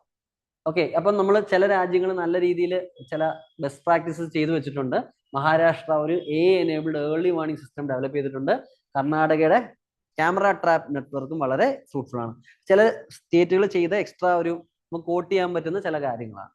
Okay, clear? പിന്നെ നമുക്ക് ചെയ്യാന്ന് പറഞ്ഞാൽ timely compensation and community participation in eco development communities. Okay, അപ്പം ഈ പറയുന്ന ഈ ഫീൽഡിൽ വർക്ക് ചെയ്യുന്നവർക്ക് കറക്റ്റ് സമയത്ത് പൈസ കൊടുക്കുകയും മാക്സിമം ഈ കൺസർവേഷനിൽ കമ്മ്യൂണിറ്റികളെയും കൂടെ ഉൾപ്പെടുത്തി കഴിഞ്ഞാൽ അവിടെ എന്ത് പറ്റും? അവിടെ ഈ കാര്യം എഫക്റ്റീവ് ആവും. അവിടെ ലോക്കൽ ഹോസ്റ്റിലിറ്റി, വൈൽഡ് ലൈഫ് കൺസർവേഷനെതിരെ ചിലർ ഭയങ്കരമായിട്ട് സംസാരിക്കും. കാരണം ഇവിടെ ഒരു ടൈഗർ റിസർവ് വന്നാൽ, ടൈഗേഴ്സ് ഇവിടെ വന്നാൽ ഞങ്ങളുടെ ജീവൻ പോകുന്ന ആൾക്കാർ ഇതിനെ എതിർക്കും. അപ്പൊ നിങ്ങൾ കണ്ടിട്ടുണ്ടോ? ആനകളെ പിടിച്ച ഒരു സ്ഥലത്ത് നിന്ന് വേറെ സ്ഥലത്തേക്ക് ഇടുമ്പോൾ അവിടെയുള്ള ആൾക്കാർ പ്രശ്നം ഉണ്ടാകും. ഈ ആനയെ നിങ്ങൾ എന്തിന് ഇവിടെ കൊണ്ടുവച്ചായിരുന്നു? അപ്പൊ ഇങ്ങനെയുള്ള കാര്യങ്ങൾ കറക്റ്റ് കോമ്പൻസേഷൻ കൊടുത്ത് പ്രോപ്പർ ആയിട്ടുള്ള സ്റ്റെപ്പുകളൊക്കെ എടുത്തു കഴിഞ്ഞാൽ പലപ്പോഴും ഇവരെ എതിർക്കാതെ സർക്കാരിനൂടെ സഹകരിക്കാനുള്ള ചാൻസസ് ഉണ്ട്. ഓക്കെ, ഇത്രേ ഉള്ളൂ. ഓക്കെ, ഇപ്പൊ നമ്മൾ ക്ലാസ് വൈൻഡ് ചെയ്യാണ്. നിങ്ങൾക്ക് 2 o'clockനല്ലേ? നിങ്ങൾക്ക് സോഷ്യോളജി ഓപ്ഷൻ അല്ലാത്ത ആരെങ്കിലും ഉണ്ടോ ഇതിനകത്ത്? അഞ്ജലിയേ ഉള്ളൂ. അപ്പൊ ഒരു കാര്യം ചെയ്യും, അഞ്ജലി എന്തായാലും ഒരു കാര്യം ചെയ്യുക. You come after 2 o'clock. Sociology അല്ല. സോഷ്യോളജി അല്ലാത്തവര് നിങ്ങൾ എന്ത് ചെയ്യണമെന്ന് വെച്ചാൽ 2 മണി കഴിഞ്ഞ് എൻ്റെ അടുത്ത് വരിക. സോഷ്യോളജി ഉള്ള ഒരാള്, സോഷ്യോളജി ഉള്ള ഇപ്പൊ ടോട്ടലി യു ആർ 5, റൈറ്റ്? അപ്പം സോഷ്യോളജി അല്ലാത്ത 2 പേരും ഭക്ഷണം കഴിച്ചിട്ട് വരിക. എല്ലാവരും സോഷ്യോളജിയാ ഉള്ളൂ. അപ്പൊ ഒരു കാര്യം ചെയ്യുക, അഞ്ജലി 4 o'clock കഴിഞ്ഞ്, അല്ല 4 o'clock അല്ല, ഭക്ഷണം കഴിച്ച് കഴിഞ്ഞിട്ട് യു കം ആഫ്റ്റർ 2 o'clock. ബാക്കി ഒരു കാര്യം ചെയ്യുക, നിങ്ങളില് 2 ആൾക്കാർ നിങ്ങൾ ഡിസൈഡ് ചെയ്താൽ മതി. 2 ആൾക്കാർ എൻ്റെ അടുത്തേക്ക് വരിക. അല്ലെങ്കിൽ എല്ലാവരും ഒരുമിച്ച് വരുന്നോ? പെട്ടെന്ന് തീർക്കാം. അപ്പൊ ഒരു കാര്യം ചെയ്, അഞ്ജലി അല്ലെങ്കിൽ നിങ്ങൾ ഒരുമിച്ചൊക്കെ പോരെ, അല്ലെങ്കിൽ സെപ്പറേറ്റ് വരണമെങ്കിൽ എങ്ങനെയാണെങ്കിലും. കാരണം വെച്ചാൽ ഞാൻ ചോദിച്ചു ചിലർക്ക് 2 മണി കഴിഞ്ഞ് പറ്റില്ലല്ലോ. അപ്പൊ ഞാൻ പറയുന്നത് ഇന്ന് തന്നെ നമുക്കത് തീർത്തേക്കാം. അഞ്ജലിക്ക് 2 ഓപ്ഷൻ, ഒന്നെങ്കിൽ ഇവിടെ വരാം, അല്ലെങ്കിൽ 2 മണി കഴിഞ്ഞ് ഫ്രീ ആണെങ്കിൽ അങ്ങനെ വരാം. ഓക്കെ, നിങ്ങളുടെ ചോയ്സ്. ഞാൻ ഇവിടെ കാണും, നിങ്ങൾ തീരുമാനിക്കുക. അഞ്ജലിക്ക് ഞാൻ ഓപ്ഷൻ കൊടുത്തതെന്ന് വെച്ചാൽ 2 മണി കഴിഞ്ഞ് ഷീ വിൽ ബി ഫ്രീ, നിങ്ങൾ അത് കഴിഞ്ഞ് ക്ലാസ്സിൽ കയറുമല്ലോ. Okay, online students thank you കേട്ടോ. Will meet tomorrow. ഞാൻ പറഞ്ഞ പോലെ ടൈം ടേബിൾ ചിലപ്പോൾ ചേഞ്ച് കാണും. First hour may be current affair and the rest 2.5 hours will be polity. Okay, thank you students, have a great day. Thank you, sir.